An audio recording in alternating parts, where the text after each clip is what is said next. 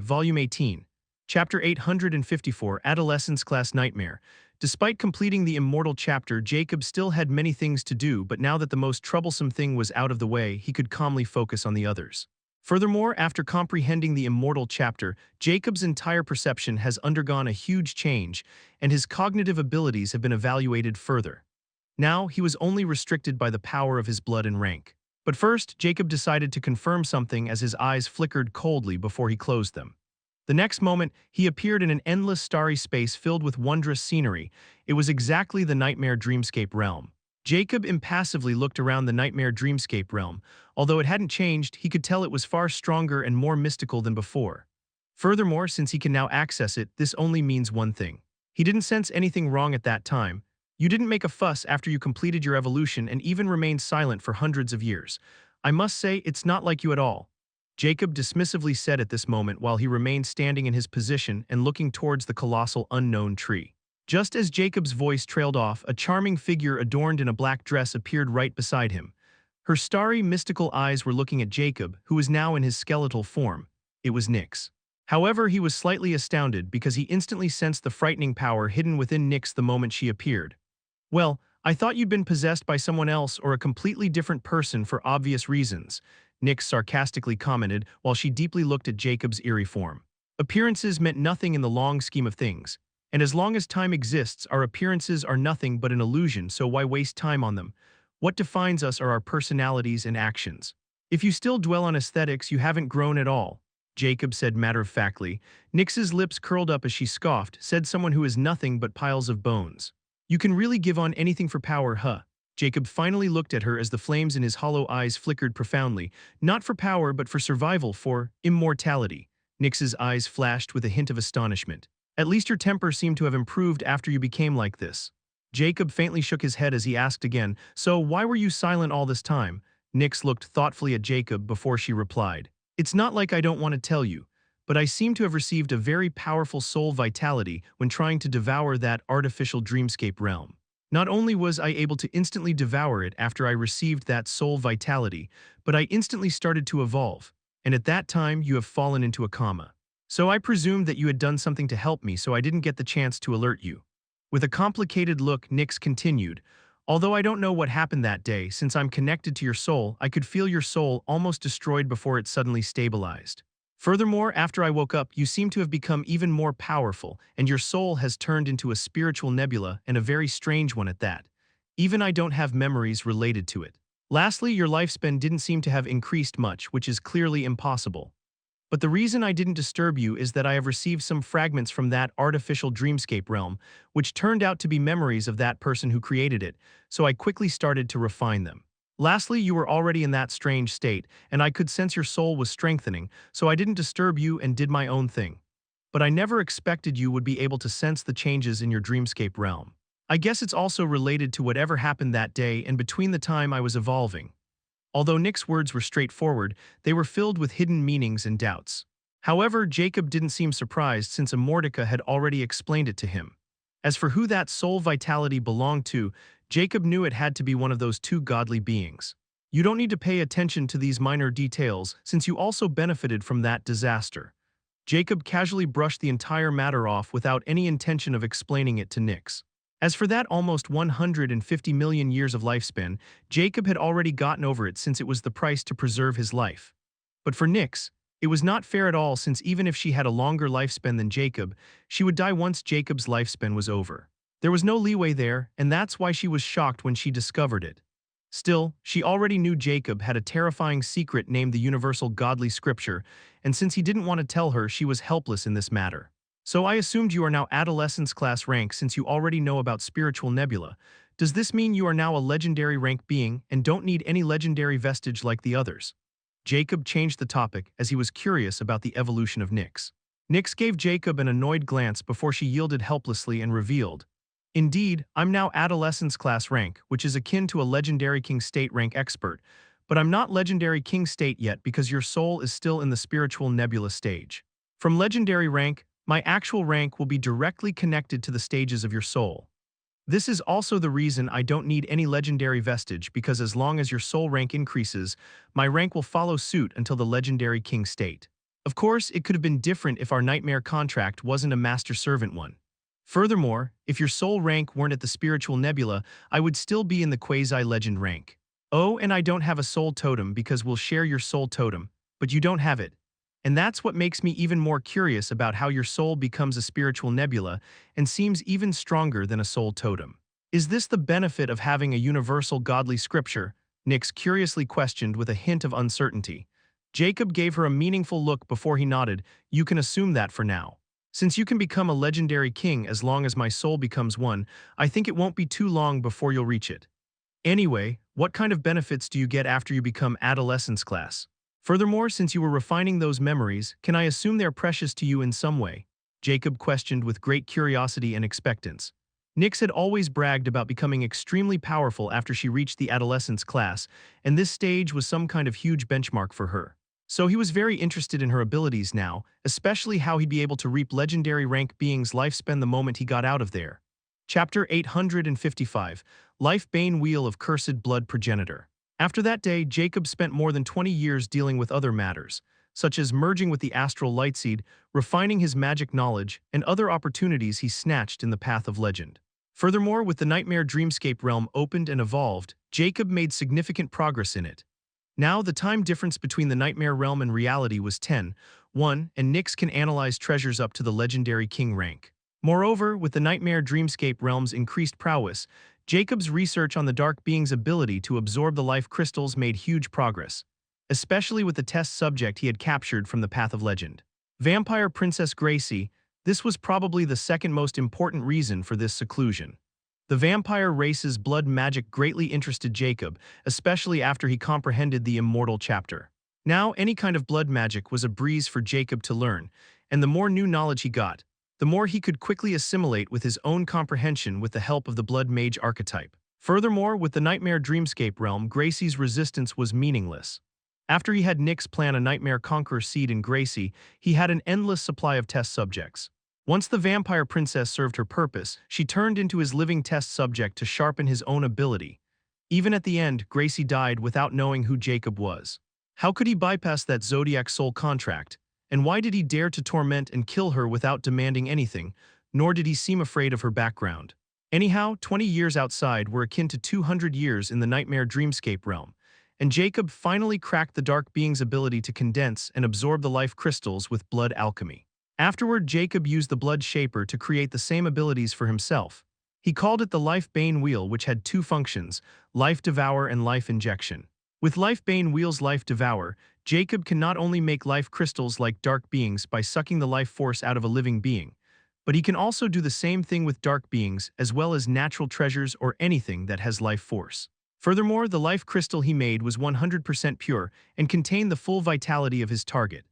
After researching for hundreds of years, Jacob discovered that the life crystal that the dark being formed was not only ranked by the life force of a target, but also by how much life force a dark being can snatch from a living being and condense the life crystal. Jacob had many life crystals he had gathered in the lesser galaxy of Taurus, so he quickly discovered that the lowest purity a life crystal possessed was around 30%, and the highest one had around 70%.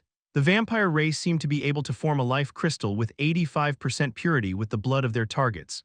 However, as a cursed blood progenitor, he seemed to have gained supreme authority over blood vitality, and with it as a stepping stone, Jacob could snatch someone's life force. However, he still can't touch the soul vitality that determines a person's lifespan. Nyx's expertise in this area is why she could increase his lifespan. Jacob also found this strange since even with the Immortal chapter, he can't touch soul vitality. Upon asking Immortica, the cursed book playfully yet ambiguously hints that blood vitality and soul vitality are completely different topics and that they hold the truth behind life. Although Jacob already knew about the connection between the two vitalities, he still didn't expect it to be so complex. Despite the Immortal chapter, he only gained control over blood vitality alone. Nonetheless, Jacob wasn't discouraged. He was sure that he'd eventually decipher the soul vitality. For now, he was content with the blood vitality since it solved his problem of running out of infinity blood. The life injection of the Life-Bane Wheel's ability was to inject vitality from a life crystal not only into himself, but also into anything he wanted. It was like a super healing skill with excellent healing properties and has no side effects like the life medicines. Still, Jacob had no intention of using it on others since it would be akin to wasting precious drops of infinity blood. Moreover, Nyx, who had assisted him, was also very interested in blood vitality, and how Jacob was able to refine the dark being's stolen vitality since she still couldn't. But like Jacob, Nyx didn't seem to control blood vitality but only master soul vitality, which gave Jacob more clues about this strange phenomenon. Anyhow, after almost 2,000 years of seclusion, Jacob had refined and revised everything he had been neglecting, and now his prowess was terrifying even without any external weapons. On this day, Jacob is finally satisfied with everything and opens the cursed immortality with determination and hidden anticipation in his eyes. Jacob said impassively, "I'm ready to start the second phase now. However, I still want to ask if any hidden surprises are waiting for me like usual." "Oh, come on, do you think I would hide anything from you?" Immortal's fake, depressing voice rang. "Knowing you, yes." Jacob didn't even think for a second before he agreed to this statement.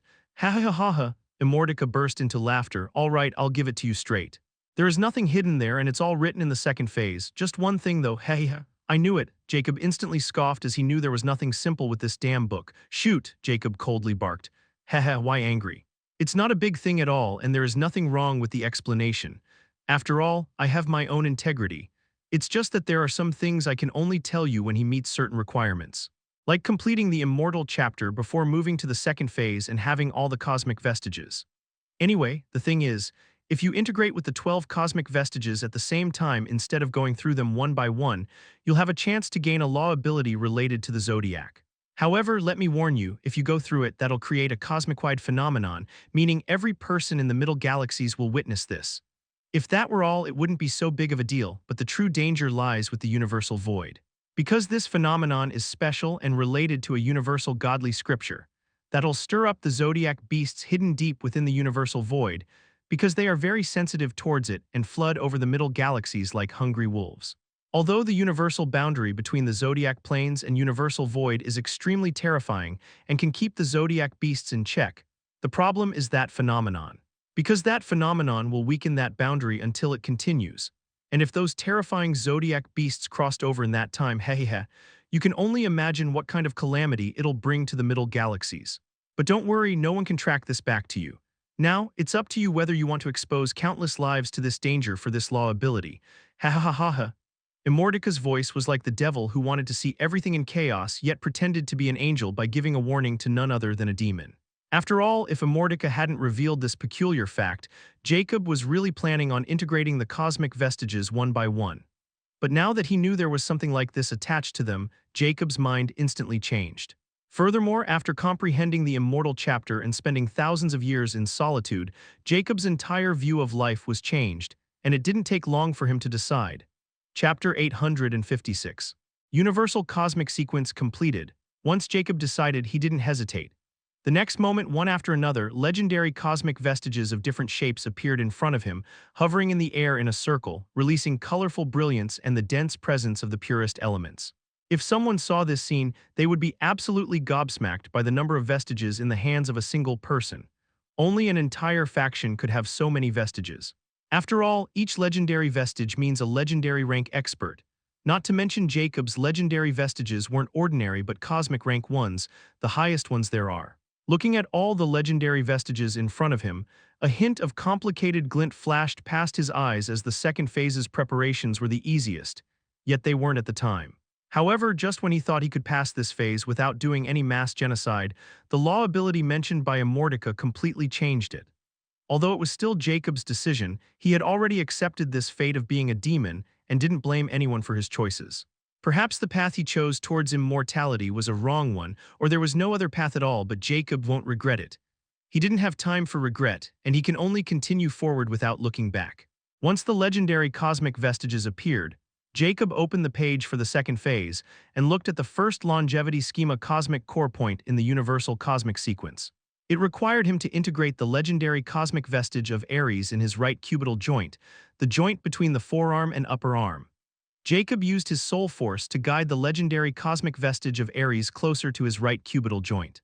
The moment it appeared closer to the cosmic core Aries point, Jacob instantly felt a rush of power. His infinity blood instantly stirred, and his cursed heart became active like never before. The next moment, the runic lines of the longevity schema appeared all over Jacob's skeleton and shone in a crimson hue. Under Jacob's scrutinous glare, the runic lines between his cubital joint came alive, and a fissure suddenly formed between the joint, creating a 12-pointer dodecagram groove surrounded by the longevity schema's glyphs like an ancient altar. Thereafter, a powerful suction force pulled the legendary cosmic vestige of Ares into the dodecagram groove. Despite the vestige's spiral ram horn shape and the groove's dodecagram shape, the cosmic vestige seemed to become like liquid and easily etched in the groove, creating a brilliant crimson dodecagram gem. However, the moment the legendary cosmic vestige of Ares fell into its place, Jacob instantly felt a terrifying heatwave spreading through his entire body, even his soul, as he was thrown into a pool of molten iron and the runic lings on his skeletal shone even more brilliantly. Jacob clenched his teeth, and despite the burning sensation, he endured and moved to the next legendary cosmic vestige since he knew he couldn't stop. If he waited for the legendary cosmic vestige of Ares to merge completely, he wouldn't get that law ability. Jacob then controlled the legendary cosmic vestige of Taurus and guided it towards the left knee joint. The next moment, the same scene appeared as another dodecagram groove formed in the cosmic core Taurus point position, and the legendary cosmic vestige of Taurus, like the legendary cosmic vestige of Ares, easily etched itself in the same shape, becoming a pristine emerald gem. But Jacob felt another different kind of energy appear in his entire body, which was suffocating and heavy. It was the element of earth. Yet Jacob still endured it. He could feel something within him begin to change, and the pain seemed to lessen a bit, which was quite surprising. He then quickly moved to the next cosmic core point, the Gemini point, located at the cervical spine at the back of his neck. He guided it there, and the legendary cosmic vestige of Gemini, which represents the wind element, instantly began to merge on top of his cervical spine, first bone of spine. Once done, Jacob guided the legendary cosmic vestige of Cancer located at the sternum, at the center front of his chest at the top of it. Then came the Leo point. Located at the sternum-inubrial junction, it was the joint between the upper two parts of the sternum. The sixth cosmic core, the Virgo point, was located at the occipital bone, a flat bone that forms the base of the skull and the back of the cranium. At this moment, Jacob had already etched 6 legendary cosmic vestiges and started the integration process, and 6 types of elements were completely active in his body. Jacob could feel his spiritual nebula changing and his power rising, while the initials seemed to have been suppressed. This could be the result of all these different elements clashing together and canceling their destructive properties, or it could be because of the uniqueness of his longevity schema. Nonetheless, since things progressed smoothly and the pain was greatly subdued, Jacob was even more glad that he decided to merge with them all together. If he had chosen to merge with them separately, he might have endured terrifying torment 12 times. Jacob then quickly moved to Libra Point, which was located at the mandible, the lower jaw of the skull. Without stopping, Jacob moved to the Scorpio Point, located in the middle section of the thoracic spine. Continuing, Jacob placed the legendary cosmic vestige of Sagittarius on the lumbar spine, the lower spine. Then he placed the legendary cosmic vestige of Capricorn on the sacrum, the base of the spine. The second last cosmic point, the Aquarius point, was located at the cranial apex, the top center of the skull and also the highest point of the skeleton. Finally, Jacob placed the last cosmic point, the Pisces point, which was located at the frontal eminence, the crown of the skull/forehead. Once all the cosmic points were filled according to the universal cosmic sequence, Jacob's entire body was enshrouded with colorful, ethereal light, and an arcane aura was merging with him. It was like a cocoon of light. But for Jacob, it was all meaningless because the moment he placed all the legendary cosmic vestiges in their positions, his consciousness started to slip away, and he fell into a strange dream in which he started witnessing the birth of something magical. Second phase of Cosmic Crucible Totem Skeleton, Cursed Totem Skeleton. Cursed Totem Skeleton, 99% description. Gather 12 legendary cosmic vestiges and integrate them in the longevity schema 12 cosmic core points in your skeleton in universal cosmic sequences. The universal cosmic sequence can't be changed, and progress will only be made by integrating with the correct sequence. Universal Cosmic Sequence, 12/12. Chapter 857, Soul Star Birth. The moment Jacob completed integrating the 12 legendary cosmic vestiges, a massive wave of unknown energy erupted from his body, transcending the physical plane and rippling through the very fabric of the cosmos. A blinding, ethereal light burst out from the 12 cosmic points on his body, forming 12 distinct beams that each bore the colors and essences of the zodiac signs. These beams ascended, piercing through space and spreading across the legendary planes, merging high above into a colossal celestial sigil that rotated with an ancient, unstoppable force. It was the symbol of infinity. The infinity symbol pulsed like a heartbeat synced with his cursed heart, each beat causing tremors that spread across the middle galaxies. In every corner of the legendary plains, experts, warriors, and seers alike lifted their gazes, awestruck as the phenomenon painted the starry space with arcs of shifting, vibrant energy that showcased the essences of each element of the zodiac signs. Not only that, but the more someone observed the colorful neon infinity symbol, the more they had an illusion of seeing the zodiac symbols in it, especially those with similar elements. Like a fiery ram's horn for Aries, an earthy bull for Taurus, twin air currents for Gemini, a mighty wave for Cancer, a radiant lion's mane for Leo, a dark maiden silhouette for Virgo. The scales of Libra tipping back and forth, Scorpio's tail poised with evil intent, a blazing arrow for Sagittarius, lightning-laden goat horns for Capricorn, a surging yet mystical waterfall for Aquarius, and finally, the mystical cloak of Pisces. As the infinity symbol reached its zenith, the universal boundary between the zodiac planes and the universal void began to waver unbeknownst to those great cosmic planes. This phenomenon tore through the void like a thunderous call, stirring ancient entities lying dormant within the depths of the universal void, the zodiac beasts. Each beast resonated with the cosmic essence representing its zodiac, and they felt a magnetic pull toward the legendary planes. Their primal instincts were stoked by the presence of a universal godly scripture, or more accurately, the zodiac planes' mysticism. In the planes below, the sudden shift in cosmic power created an atmosphere charged with a mixture of awe and fear. Elemental currents surged wildly, and storms of raw energy began to brew, scattering lightning and thunder across countless regions. Some extremely powerful and hidden beings, sensing the divine resonance, realized the boundary was weakening and hurried toward the universal void to confirm it. Inwardly, they start fearing the unspeakable calamity that might arise if the universal void was really effective with this strange phenomenon, and the zodiac beasts crossed over. In the depths of the universal void, an eerie dark grayish eye suddenly tore open the pitch-black void.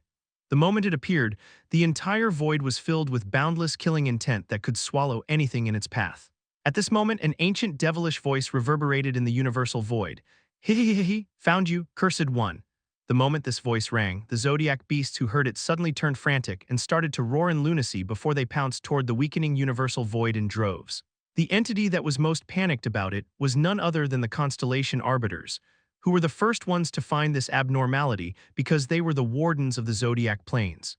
Anything related to the universal void was a huge matter, especially if those zodiac beasts somehow got into the zodiac planes. Those constellation arbiters instantly started to investigate and also sent this information to the supreme existence of the zodiac planes, the zodiac will. This matter was going to cause a huge tremor to the entire zodiac planes, and this was just the beginning. Yet, as the cosmos fell into chaos and panic, Jacob's form was wrapped within a shimmering, multi-hued light, his consciousness caught in a timeless void. An unknown energy pulsed around him, and he heard whisperings of authority. It was very strange, as he couldn't understand any of it, yet he could comprehend the intent behind it. He was oblivious to the chaos unfurling across the legendary plains. Yet, the energy that coursed through his veins hinted at the tremendous price others might soon pay for his pursuit of immortality.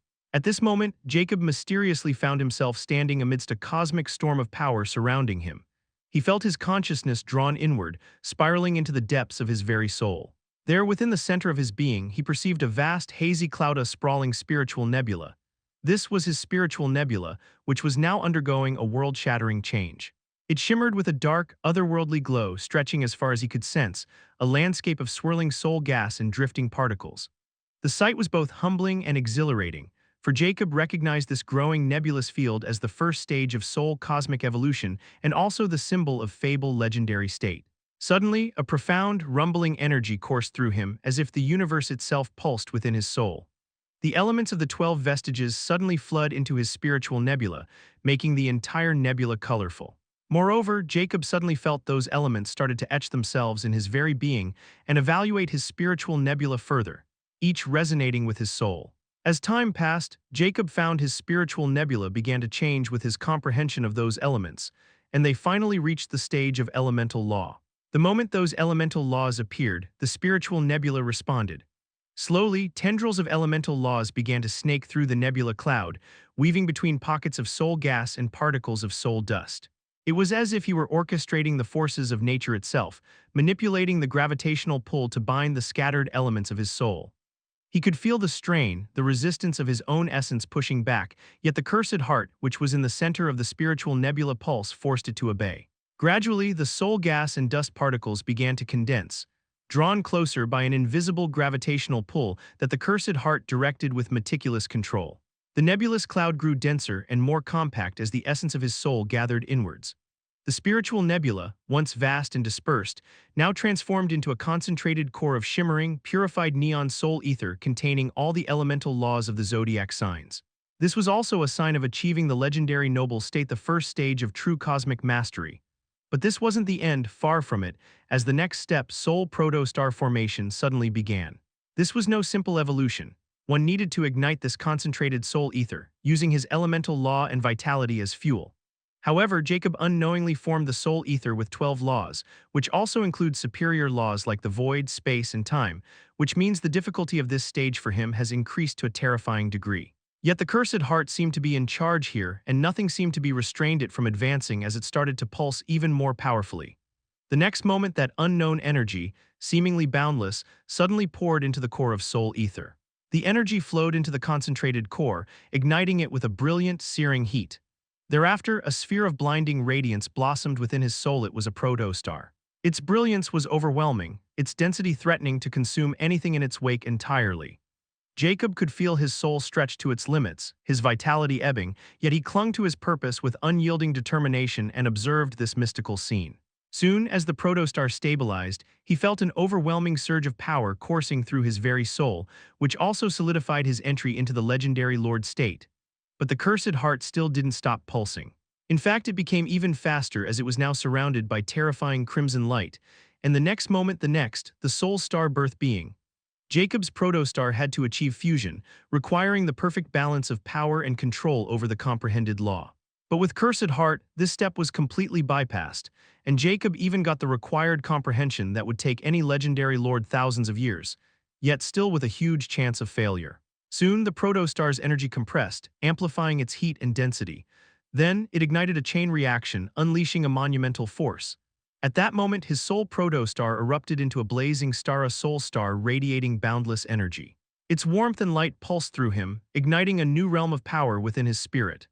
This also means that he had achieved the legendary king state, and with it, a profound connection to the cosmic laws he had just absorbed.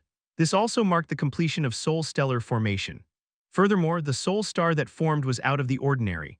It continued all the primal laws and only stopped until it expanded 100 times its initial size, which was the sign of a Terminus 3 legendary king, a peak existence in the legendary plains.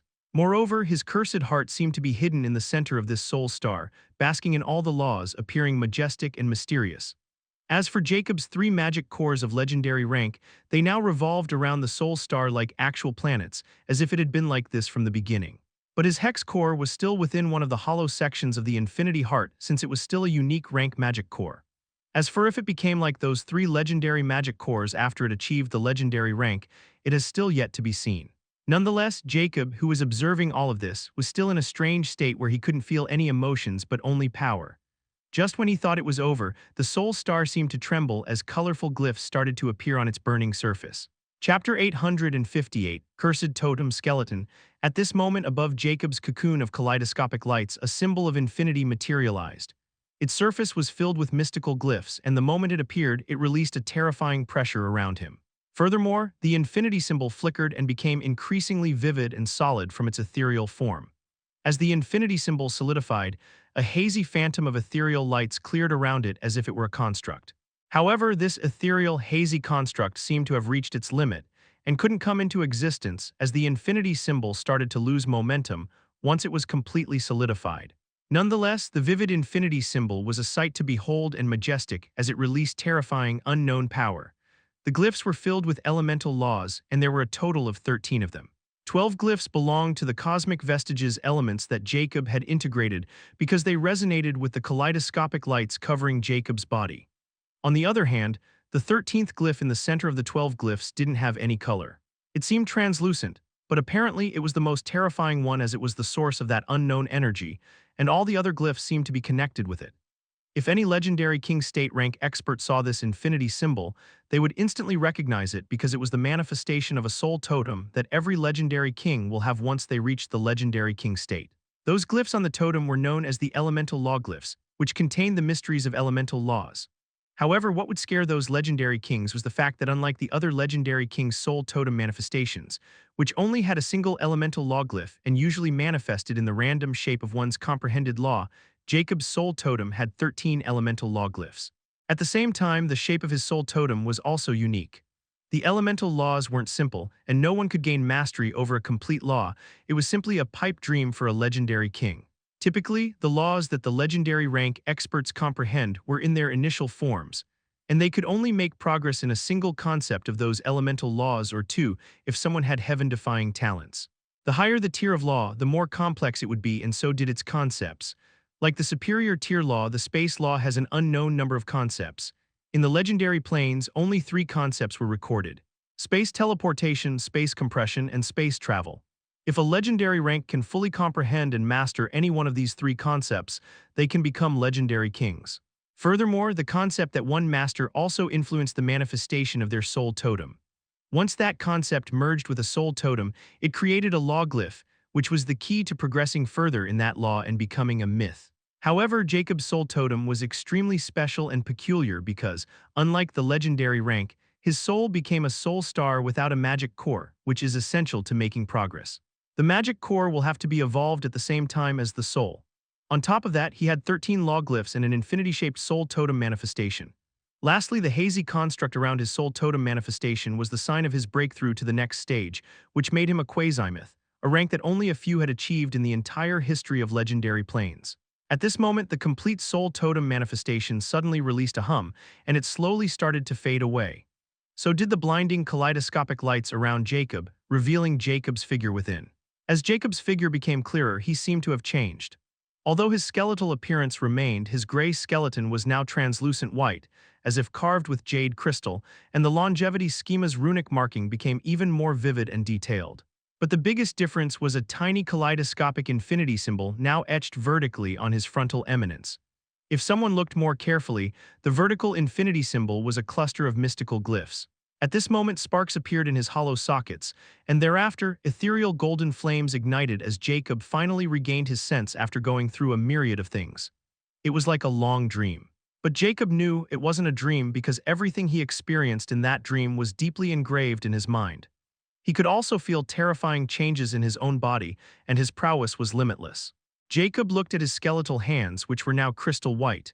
The runic lines on them were slowly fading, but the vertical infinity symbol remained. Not only that, but he could feel his eyes of judge had evolved again. For now, he could see things that previously required soul force assistance. However, what drew Jacob's attention were the memories he had received after he had completed this second phase. As he flipped his palm, a miniature version of his soul totem manifested above it. So this is the cursed immortal totem. No, this is just the manifested form of my soul. My entire skeleton is the cursed immortal totem. It's not a soul totem, and that's why it's called the cursed totem skeleton. As long as even a fragment of my being remains, whether it's soul, blood, or skeleton fragment if it existed, I can never die because my cursed heart will be transferred into that part with my true soul, and I can be revived by paying a steep price. This is also the second ability of cursed immortality, infinite remains. Jacob's eyes flickered profoundly before he clenched his hand, and the soul totem vanished. Jacob was extremely excited when he refined those memories and discovered the truth behind the cursed totem skeleton. Now, he had become almost unkillable. As long as a silver fleck of him remained, he would never die. The infinite remains ability of cursed immortality was even more practical and vital to Jacob than the infinity blood sacrifice. Chapter 859, Third Phase. It took Jacob a little while to revise everything he had learned from this phase, especially the part about the laws, but there was another thing he couldn't comprehend: the 13th law glyph. Although he knew that it was also a law, Jacob couldn't understand what law it was. But one thing Jacob was sure of was that this law was the core of his cursed totem skeleton, while the 12 laws were more like auxiliary or supportive laws. Furthermore, this 13th law was also the source of that unknown energy, which was even more terrifying and mysterious than the 12 laws combined. On top of everything, his cursed heart seemed to be the catalyst that awakened this law. But sadly, Jacob got nothing on it. He only inherited memories about the cursed totem skeleton and the infinite remains' godly ability because they were interconnected, and the immortal chapter's full mastery also played some part in it. Nonetheless, Jacob knew exactly who to ask about these things he didn't understand as he summoned the cursed book and looked at the first page where his progress was located. Cursed Immortality, Cursed Immortal Physique 9 phases. Current phase, third phase, first phase, body transformation completed second phase, cosmic crucible totem skeleton completed stages of second phase, one first stage, cursed totem skeleton completed third phase. Infinity anatomy of cursed immortal stages of third phase. 2 first stage, cursed flesh and tendons second stage, compete first stage inheritor, Jacob Steve current phase, third phase, first stage progress. 0% lifespan, 1,813,096 years, all youthful third phase of infinity anatomy of cursed immortal, cursed flesh and tendons. Cursed flesh and tendons, 0% description. Create cursed flesh and tendons according to the infinity anatomy schema, first half, within the infinity pendant's infinite space and merge the cursed totem skeleton with it. Unless the cursed flesh and tendons reach a 100% progress rate, cursed totem skeleton can neither merge nor make any progress. The cursed flesh and tendons can't be exposed or removed from the infinity pendant's infinite space without merging with the cursed totem skeleton. Infinite anatomy schema, first half, picture and instructions. Requirement and materials to create the cursed flesh and tendons, -1. Rune Artificer, mythical rank mastery over all the elemental runes of law glyphs of your cursed totem skeleton. -2. Magic Smith, able to forge mythical rank artifacts of all the elements of law glyphs of your cursed totem skeleton. -3. Vitality Architect, able to construct at least mystical, perfectly real biological bodies that mimic life down to the cellular level and can forge entire beings who possess free will. -4. Arcanist of Infinity, master the law of infinity's first concept. -5. Flesh of 10 mythical rank being of 10 different races. -6. Tendons of 10 drakes, 10 calamity rocks, and 10 death beholders. -7. Ambrosia of Life Tree, 1,000 drops. -8. 10,000 drops of law essence from 12 elemental law of your cursed totem skeleton. -9. Godly Faith Nectar, 100,000 drops. Completion of this stage will result in 10 million years of lifespan.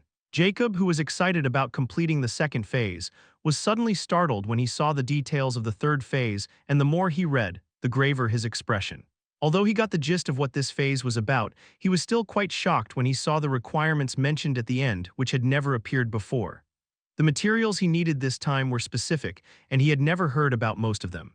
Jacob was also uncertain about the infinity pendant's infinite space, mentioned in the description, which was the only place he could create this cursed flesh and tendons, and then merge with them. With too many questions and uncertainties, he finally asked the cursed book, which had been silent all this time, start explaining.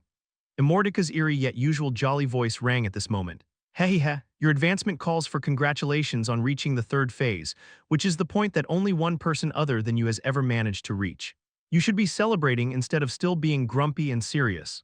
Jacob was startled, and a hint of astonishment flashed past his eyes. This revelation wasn't something he was expecting to hear. But still, he had always been curious about the other inheritors before him and how they ended up dead.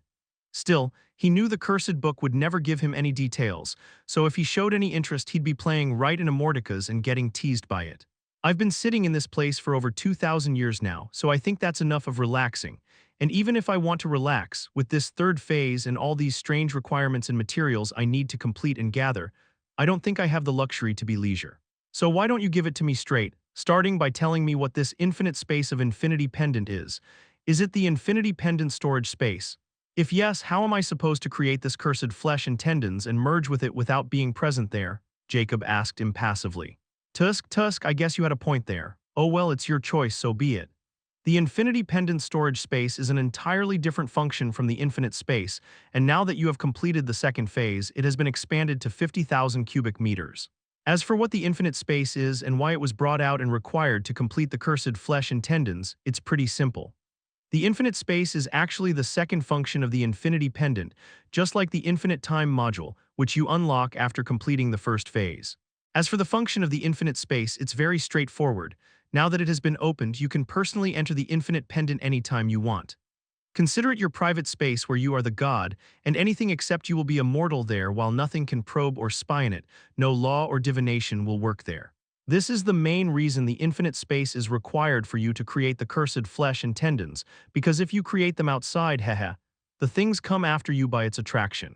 Trust me, you won't stand a chance against them even with current prowess and means. You can only escape with a wish. And lastly, the cursed flesh and tendons required you to master the law of infinity's first concept, and the law of infinity can only be comprehended in the infinite space. Chapter 860. Forbidden arcane law. Jacob was startled when he heard the explanation and the importance of this infinite space. He also got the answer to another big question that he had had for a very long time. Why can't he himself enter the infinite pendant while the other living thing can? Now he finally knows. It was simply because the infinite space wasn't open yet, and the storage function he had been using since the beginning of his journey was completely different. Moreover, he was also shocked to hear he couldn't comprehend the law of infinity outside the infinite space, and he had another realization at this moment. Could the 13th law glyph with unknown power represent the law of infinity? But can't I comprehend it outside, yet I clearly got its glyph without any understanding of it, he quickly asked Immortality. Heh, at least you can understand this much on your own now. Indeed, that law glyph represents the law of infinity. You only got it because you integrated with 12 cosmic vestiges and got all the primal elemental law glyphs. You see, it's about time you learn about the laws of universal godly scriptures. You've already known about the 3 tiers of laws. Still, you don't know that there is another type of law that no one knows because no one can comprehend or awaken them without first comprehending a set of primal laws in a unique sequence in legendary rank. Moreover, even if someone managed to comprehend any one of them by luck or fluke, the universe would destroy that person by thunderous means that you couldn't even begin to understand. These laws are called the Forbidden Arcane Laws, and there are only 9 of them in the entire Zodiac Plains, and the law of infinity that you have the privilege to comprehend is one of those forbidden arcane laws. And finally, only a godly scripture has a method to help someone comprehend these forbidden arcane laws, and each scripture has its unique method like I have the infinite space. Without these methods, you can never comprehend a forbidden arcane law because the universe will never allow it. Jacob's eyes flickered fiercely as he knew he had learned another massive secret of the universe and also the secret of universal godly scriptures. So what you're saying is without a universal godly scripture, no one can comprehend these forbidden arcane laws. And since there are 9 forbidden arcane laws, this means each forbidden arcane law represents a universal godly scripture. So that's why you said your element isn't cursed, you are the scripture of the forbidden arcane law of infinity. But then why curse in your name? What did it have to do with infinity? Jacob asked without hiding his burning curiosity. You'll understand once you comprehend the forbidden arcane law of infinity and complete the 9th phase. This question is something you must have an answer to by yourself. Anyway, now that you understand this much, there is a problem you need to resolve before you can start comprehending the law of infinity.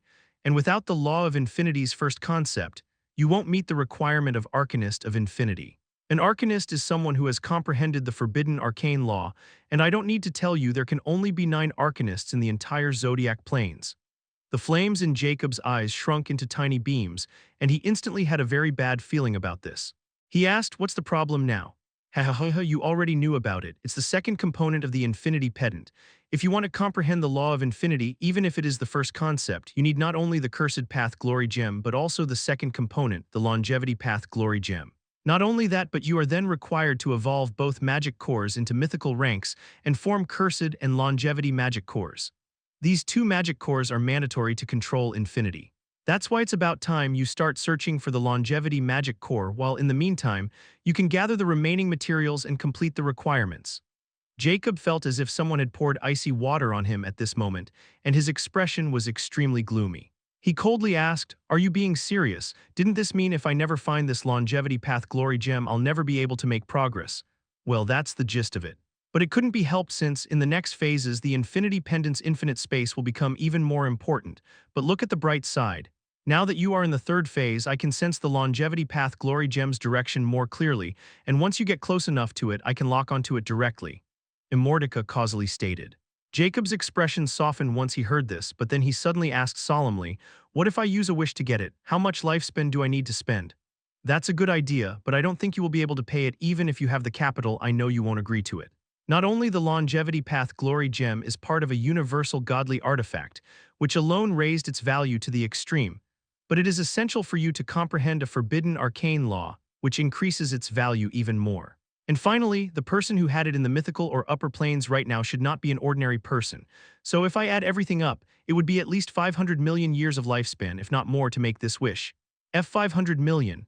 Jacob was speechless since this cost was even more terrifying than Immortaka's making its move personally last time. Furthermore, just as Immortality said, Jacob would rather spend millions of years searching or planning to get the Longevity Path Glory Gem back than wasting 500 million years of his lifespan to get it directly. Even still, he hesitates to spend even a year of his lifespan on a wish, much less 500 million years, which he hasn't even had yet. Even with Nyx's much improved and powerful abilities, he knew if he sucked the entire legendary plains lifeforms dry, he would only get this much lifespan. Jacob had never imagined that he would hit such an iron wall in the third phase. Now, it seemed that his peaceful days were over, not to mention that there were still those other requirements and materials he needed to complete. Calming the raging frustration, he changed the topic. Tell me about the mythical rank and that legendary master key. Chapter 861, God's Crown, Celestial Astrolabe. Since Jacob changed the topic, Immortality didn't dwell on the matter of how Jacob would find the longevity path glory gem. After all, no matter how Jacob tackles this problem, Immortality will have its entertainment. Since you are already only a step away from reaching the mythical rank, and the third phase also demands it, I guess this is about time you learn about the mythical rank.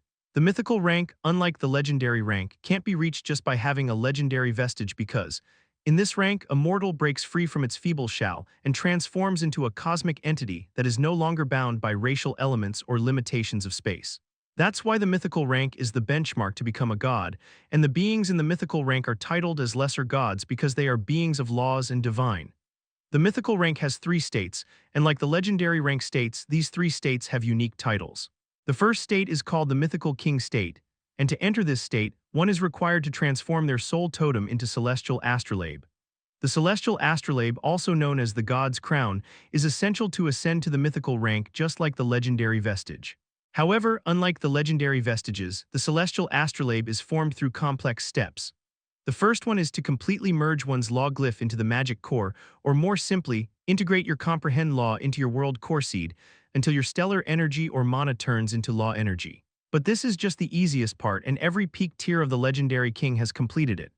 What is complex is the second step, which is the evolution of the soul totem and forming the vague construct of a celestial astrolabe, which also symbolizes the pinnacle of spiritual mastery and gets you closer to the gateway to true godhood.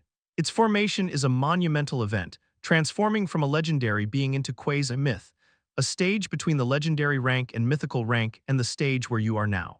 Once someone became a quasi-myth, they are already at the doorstep of becoming a mythical king or entering the realm of a lesser god. But this is also the most challenging step because to form a complete celestial astrolabe, you not only need to be in the upper galaxies because the laws of the middle galaxies can't support a celestial astrolabe birth nor the space here can handle its presence, and if someone dares to expose such power, they'll be courting death. Anyway, you not only need to be in the upper galaxies, but you also need a celestial law chart of your comprehended elemental law to arrange the construct of your celestial astrolabe. After all, this transformation is a profound process that requires not only the evolution of your soul, but also alignment with the cosmic forces that influence the path of laws. Suppose a celestial astrolabe is imperfect, or some idiot tries to overestimate itself and mess up In that case, it will turn into cosmic dust, and their soul totem will be annihilated by their own laws for going against them with their meager power. Even if someone had the celestial law chart of their law, they still required deep perception of soul force and law mastery, and once someone succeeded, it will result in a celestial astrolabe, which is a highly intricate device, appearing as a cosmic mechanism with rings that orbit around a central core, which is none other than a newly born divine soul.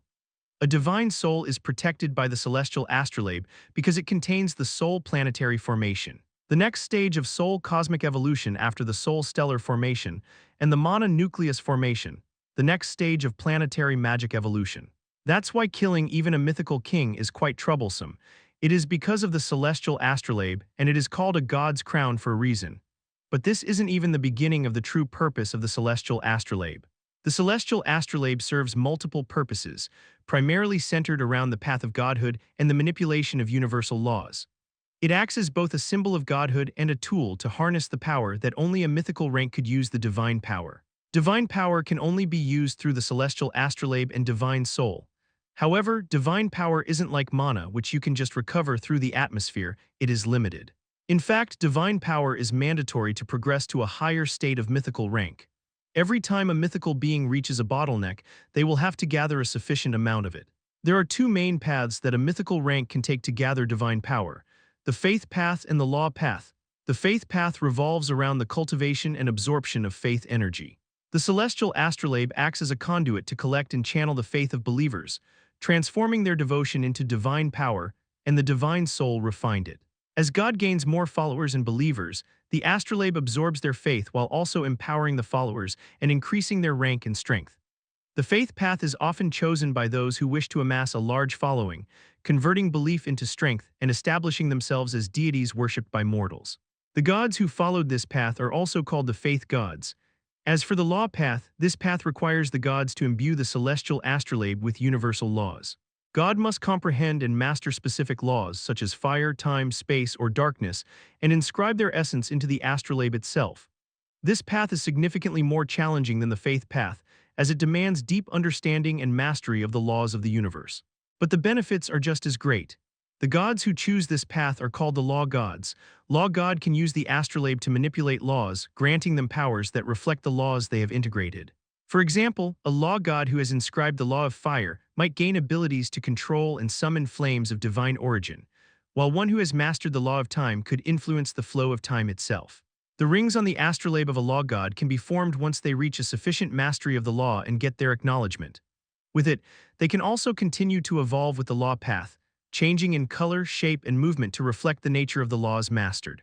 Furthermore, the rings of the astrolabe symbolize the stages of this growth and are called the crown rings. As a god gains more faith or laws, additional rings appear and orbit the divine soul, indicating their expanding influence and power. Each crown ring signifies the god's rank, with more rings denoting higher levels of godhood. A mythical king will form one crown ring on his celestial astrolabe. When it reaches the next mythical rank state, the mythical grand king state will have 2 crown rings. At the third state, the mythical emperor state, the celestial astrolabe will have 3 crown rings. 3 crown rings are also the limit of lesser god rank, and someone with 4 crown rings will be a higher god, and their rank will be above the mythical rank. The complexity and arrangement of these rings demonstrate the gods' proficiency and rank in their chosen laws. All in all, the celestial astrolabe is the foundation upon which a god builds their power and legacy. It serves as a constant reminder of their status and their chosen path, whether it be through the faith path or the law path. In the cosmic order, the astrolabe is recognized as the symbol of a true god, and it is a tool that allows them to interact with, influence, and control the forces of the universe. Chapter 862. Mandate of Zodiac. It took Jacob a while to absorb all that astounding information about the mythical rank, celestial astrolabe, lesser gods, and crown rings. Although the mythical rank had 3 states, a mythical king, the mythical grand king, and a mythical emperor, these 3 states were still only considered a lesser god in the realm of gods. Furthermore, what was truly shocking was God's crown, the celestial astrolabe, which seemed to be the true core of God's standing and prowess. Moreover, God can walk on either the faith path or law path, and by advancing through either path, God can further refine their celestial astrolabe, unlocking greater powers, abilities, and status. The progression was also visually represented by the crown rings. As a god ascends in rank, the astrolabe gains additional rings, each more complex than the last, showcasing the god's evolution. After summarizing Immortalita's explanation, ultimately, the celestial astrolabe wasn't just a tool for power. It seemed to be a gateway to the mysteries of the universe and the connection to the cosmos. At this moment, Jacob also considered the appearance of the legendary Master Key. It was also an astrolabe, but not just any ordinary astrolabe. It had 12 rings representing the laws of the 12 zodiacs. Since 3 crown rings of the celestial astrolabe symbolized a lesser god, and the 4th crown ring marked the realm of a higher god, what about a celestial astrolabe with 12 crown rings? The more Jacob thought about it, the more ecstatic he became as his imagination ran wild. He quickly asked to confirm his guess, so the legendary Master Key is a celestial astrolabe.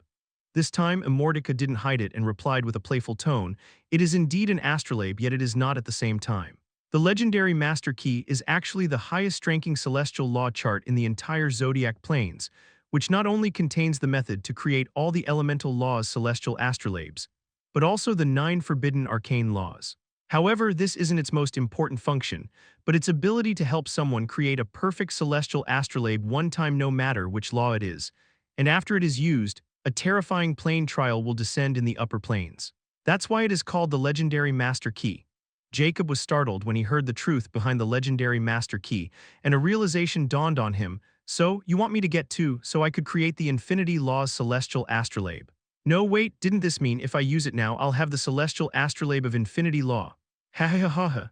Immortality burst into wanton laughter before it replied with a hint of disdain, "You really think you need help to form a celestial astrolabe?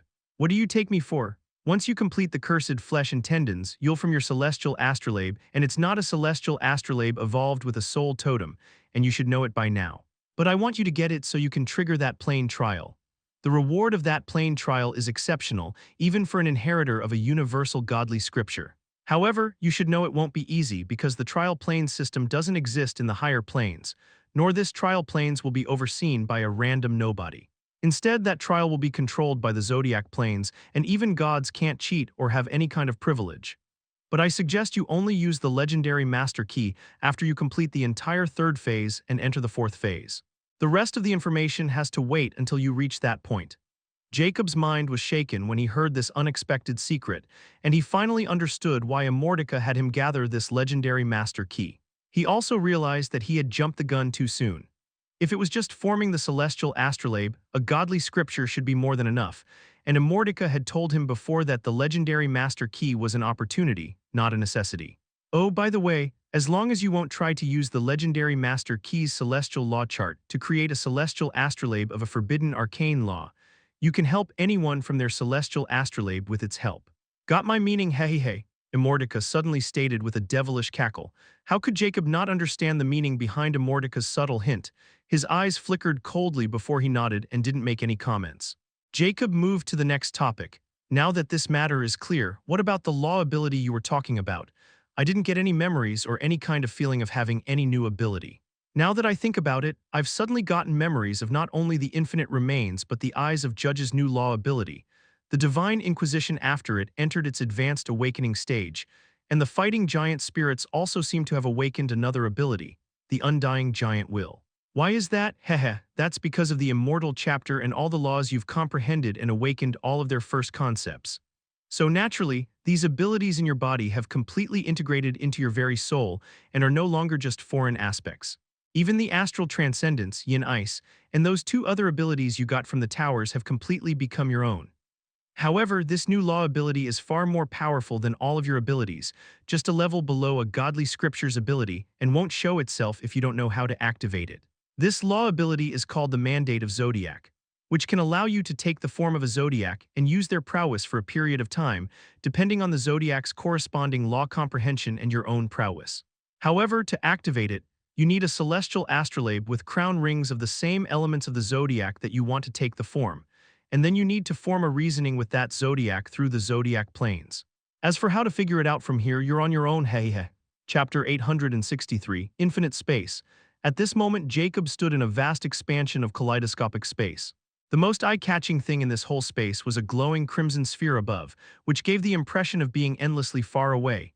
Yet, at the same time, its mystical, eerie, and desolated aura would weigh down on anyone in this place. But for Jacob, the aura of that crimson sphere was extremely familiar, kind of warm and gentle as if he had returned home. This was a very strange feeling for him. So this is the infinite space. Jacob couldn't help but muttered while he profoundly stared at the sun and commented, "Is that the cursed path glory gem?" At this moment, Immortaka's voice rang, not in Jacob's head but from all over the infinite space. You guessed correctly. That is the true form of cursed path glory gem, and I guess you had already sensed it, right? Jacob thought for a moment before nodding and saying, his tone grave, "Indeed, I can feel that something is missing, and it's very important to me. It should be the longevity path glory gem, right?" "Exactly. Now you should understand why I said you can only comprehend the law of infinity in this space. The two glory path gems are absolutely necessary because only together can they release the profundities of infinity." Jacob nodded grimly as he finally understood the gravity of this situation, but he couldn't do anything about it now and decided to change the subject.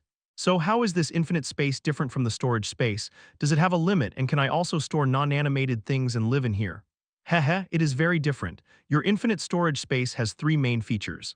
Absolute concealment, which can completely conceal any item stored in it, and no one can find it as long as it's within the space.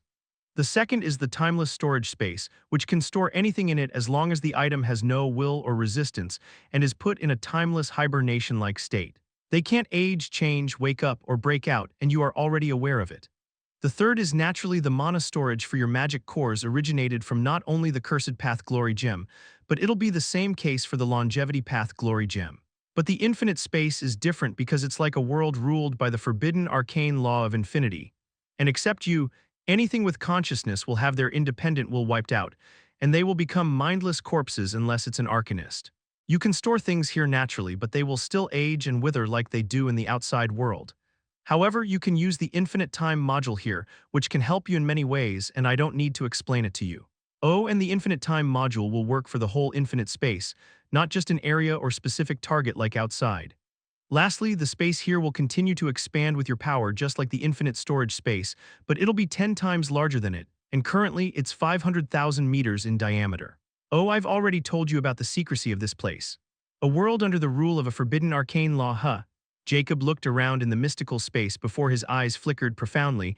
I can turn this space into a huge research facility with all kinds of equipment. Before, since I always needed to be on the move, I never thought about it, but now, with this infinite space, I can again create my personal lab. I no longer need to worry about finding some dangerous dump for privacy. Furthermore, with those requirements, I need a private research lab where I can peacefully practice, and all of my equipment needs to be upgraded as well since I'm already too powerful. Jacob has already started formulating a plan for utilizing infinite space to its full potential, and the more he thought about it, the more excited he became. After spending some more time in the infinite space, Jacob finally decided to get out, and with a thought he vanished from the infinite space. Within Jacob's stone room, just where Jacob sat before he entered the infinite space, an invisible symbol of infinity shimmered. Suddenly it vanished and Jacob appeared again. Jacob didn't summon a Mordecai anymore. He had already learned everything he needed to know, and now his focus shifted to his next course of action. I'm already a legendary king with 12 Law's soul totems. It's time to leave.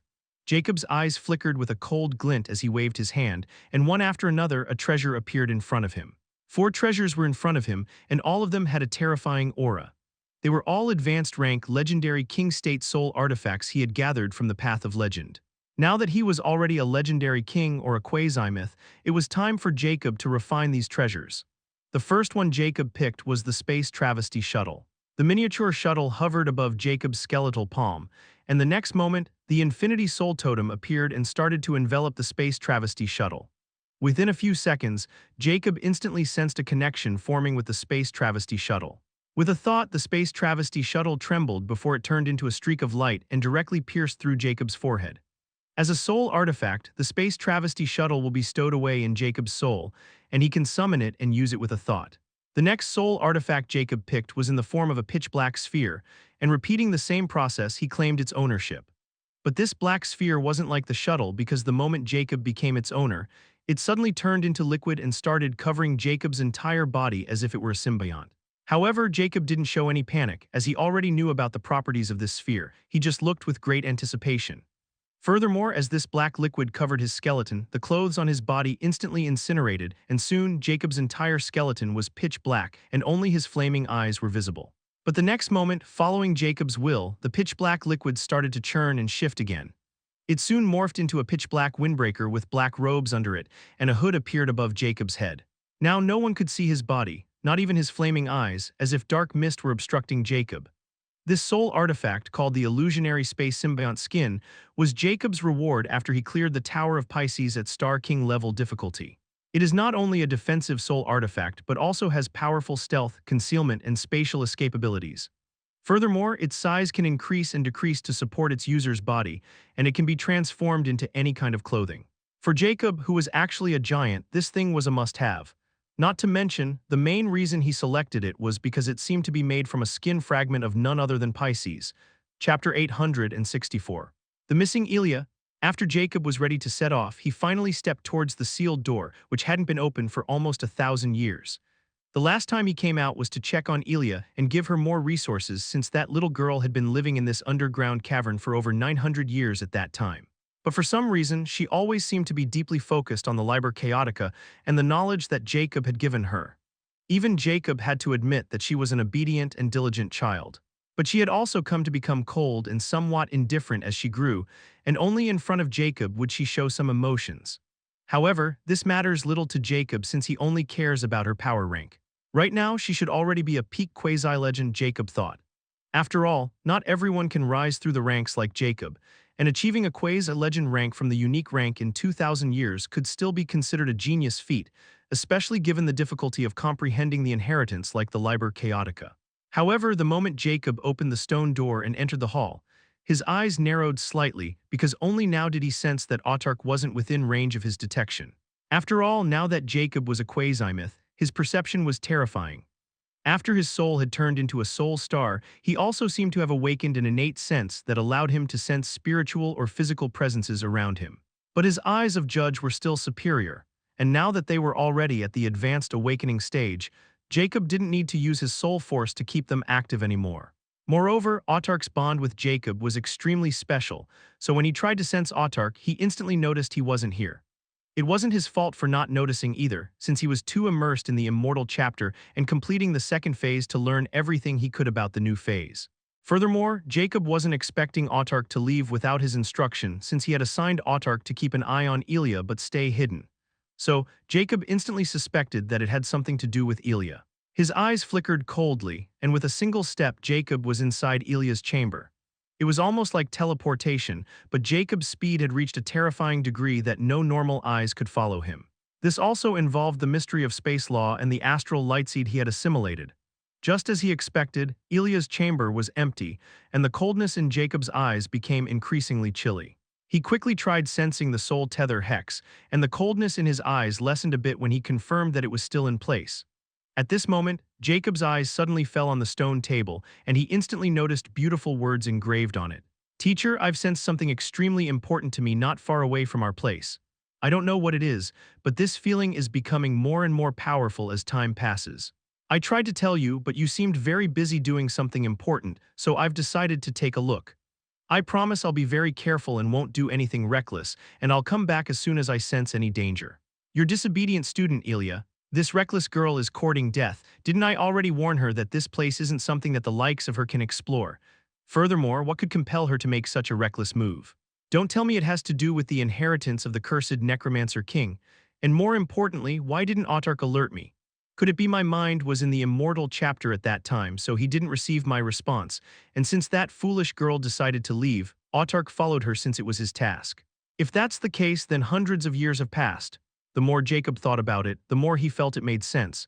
He was furious at this moment since if someone happened to Elia, all his efforts would be in vain. Not to mention, this place was the Valley of Sunless Dusk, and even a legendary king might not be able to keep his life here.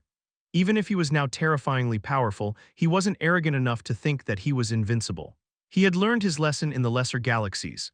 But no matter what, he needed to save Elia, and more importantly, Autark, since Autark was even more important to him than Elia. Furthermore, Jacob didn't know how long it had been precisely since they had gone out, but from the covering and Elia's words, he learned a long time had passed, which made him even more agitated. It was as if just when everything seemed to be going according to plan, something always seemed to go wrong. Without hesitation, Jacob sensed Autark's position with their connection, and soon he received a response. With the position he had and the presence of the Autark, he was sure that they went deeper in the valley towards the Wailing Peaks. The next moment, Jacob's figure again vanished. Thereafter, he appeared above the entrance to the underground cavern in the Bone Forest and directly disappeared into the direction of Wailing Peaks. Within seconds, Jacob crossed hundreds of miles and even sensed the ghostly presence. He suspected them to be the wandering necrofiends of the Bone Forest, but now that he was a legendary king, he didn't need to pay any attention to them. Even those Wraith Lords won't pose any threat to him, especially now that he was using the stealth of illusionary space symbiont skin. Only a quasi-myth or lesser god might be able to detect him if they were looking for him. As Jacob headed deeper and deeper into the Bone Forest, he started to sense the dense presence of the Law of Death, and something else only now entered his perception. Curse, there is a faint aura of curses.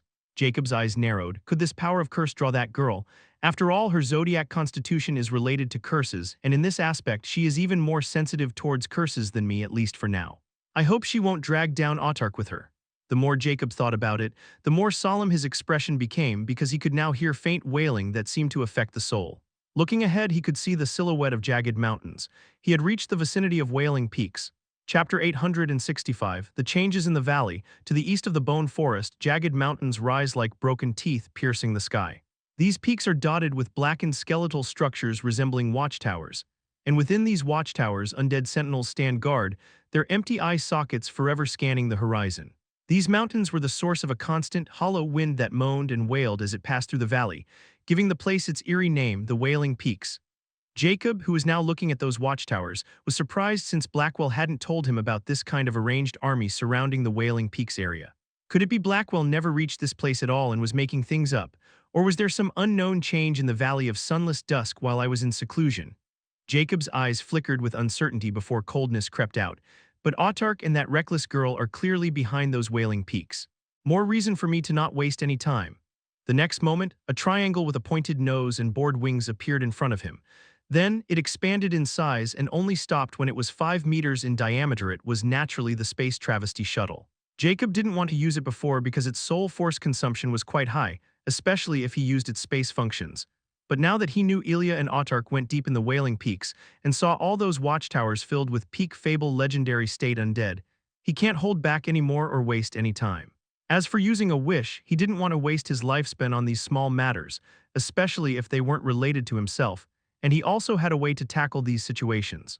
This was also why Jacob didn't want to get accustomed to using wishes or create a reliance on this ability. If he started relying on it for every problem, Jacob knew he wouldn't be able to progress any further and would squander away all of his lifespan before even realizing it. So between his limitless soul force and lifespan, he naturally chose the former without hesitation. At this moment, the dark surface of the Space Travesty Shuttle suddenly slid upward, revealing the cockpit of the Space Travesty Shuttle, which was actually quite plain considering the abilities and rank of this treasure. However, only Jacob knew that this plain appearance was nothing but a facade because its control lies with its master, and no one other than the master of the Space Travesty Shuttle could interfere with it. This was also a safety mechanism to make sure someone with high-tech knowledge wouldn't be able to hack into the Space Travesty Shuttle. At this moment, Jacob entered the Space Travesty Shuttle's warm and comfortable cockpit. An imposing chair rose in the center and a static voice rang, "Welcome, Master. Please instruct the co-pilot where you want to go. The map and coordinates can be installed in your mind. Or do you want to control the Space Travesty Shuttle manually?" Jacob wasn't surprised by this voice since he knew there was a personal assistant installed in this shuttle, which was like a treasure spirit but actually more like an AI. But this AI wasn't like SAAI or Black Rose, and it was a few levels below them. Still, it was enough to render any ordinary AI useless. The Space Travesty Shuttle was its body, and the soul totem of space was its mind, so it was unhackable. Jacob really wanted to dismantle this thing to study it since it was made with extremely high technology. Nonetheless, he knew he would come in contact with this knowledge as long as he left this place and started exploring the legendary plains. After all, despite the surge in his prowess, his knowledge of technology was greatly lacking, and he didn't dare go to the upper galaxies which were filled with gods. Jacob took a comfortable seat and ordered, "I'll use your assistance, but I'll only issue instruction through mind transmission. Travel according to it, and use the Dimensional Space King shielding and advanced soul sensors." "Affirmative," the shuttle co-pilot statically replied without any hesitation. Then the Dimensional Space King shielding activated, and the shuttle vanished into thin air. Furthermore, shortly afterward, a huge hologram screen opened in front of him. It was actually a virtual map with a detection range of 100,000 miles, and Jacob instantly spotted many red dots on it. It was the advanced soul sensors. Furthermore, this map seemed to be directly connected to his mind. And with just a thought, Jacob could focus on any specific spot or those red dots, which were actually beings with souls or life singles. Unless a mythical king rank being been hiding its tracks, this soul sensor can detect even legendary kings hidden in space. Jacob was impressed, but he could also feel that just using these functions was already consuming a massive amount of his soul force. He calculated and reckoned that he could keep this up for 48 hours, maximum, despite his shocking soul force pool. Furthermore, he knew the more functions he used, the more soul force the shuttle would consume. So he had already decided to use the other fuel, the soul totems. The moment this thought came into his mind, he looked at all those red dots which were legendary rank undead, and a hint of killing intent flashed past his eyes as he thought, "Should I try killing one and see if my hex core makes progress? After all, they're still considered dark beings. Even if nothing happened, I can gather their soul totems and vitalities. But then again, I don't know if they even have any of those since they are created mysteriously by the Valley of Sunless Dusk." After thinking about it, Jacob commanded, "Take flight." Under Jacob's absolute control, the shuttle finally took flight, and Jacob also controlled its speed as it headed toward a watchtower. Furthermore, Jacob's soul force consumption increased a little again. With the soul sensor, Jacob could clearly see the structure of that skeletal tower without any restriction. He finally saw the armed undead, donned in tattered black armor. Its body seemed to decay, while its eyes were hollow and pitch black, which could make anyone's soul tremble. The shuttle quickly reached the top of the watchtower, where the necrofiend was completely clueless about the shuttle right in front of it. It continued to stare at the horizon with a listless gaze as if it were in a state. But Jacob knew that the moment this necrofiend senses something, it would instantly retaliate and alert the others. At this moment Jacob moved, and with a thought the shuttle door instantly opened. Jacob's terrifying soul force, which now actually continued a tint of kaleidoscopic hue, locked on the necrofiend. Before the undead could react, it was dragged into the cockpit before the door closed, and the shutter vanished without a trace. Jacob remained sitting on his seat while he looked at the immobilized necrofiend suspended in the air in front of him, who finally reacted and started to struggle. Still under Jacob's soul force suppression, it was all useless no matter how it resisted. Not only was it unable to move, but even its magic and soul force were completely locked. This was the true terror of a legendary king's soul force. Jacob looked at Necrofiend as a precious test subject, and Necrofiend even started to tremble under his ghastly glare. Chapter 866. Necropolis of Shades, Part 1. At this moment the Necrofiend in front of Jacob had turned into decaying ash, including its armor. In Jacob's palms, a scarlet bead and an exquisite black translucent spherical coin were releasing a faint aura of death law. The former was a life crystal created after refining the Necrofiend's vitality with Life-Bane Wheel's life suction ability, while the latter, the coin, was actually a Fable Legendary rank soul totem. Usually a soul totem at the Fable Legendary rank has a semi-transparent, ethereal form, appearing as a faint silhouette or outline of an abstract, symbolic figure representing the character's law concept. However, after the death of a Fable Legendary rank being, the Fable Legendary Soul Totem takes on a faint, ghostly form of a coin, appearing dimmer and more translucent than it did in life. It may seem fragile and ethereal, but only a powerful being with the law can damage this Soul Totem. It wasn't just the case for a Fable Legendary rank. Every Soul Totem of a Legendary rank being would appear in such shape and form, with only different beings. They'd be more solid and have stronger laws in them. However, despite containing laws, they can't be extracted or comprehended by others because the rules of the universe won't allow this. If that were possible, then comprehending the laws wouldn't be so problematic, and legendary kings could slaughter every legendary rank for their own people, especially those legendary beings with superior laws.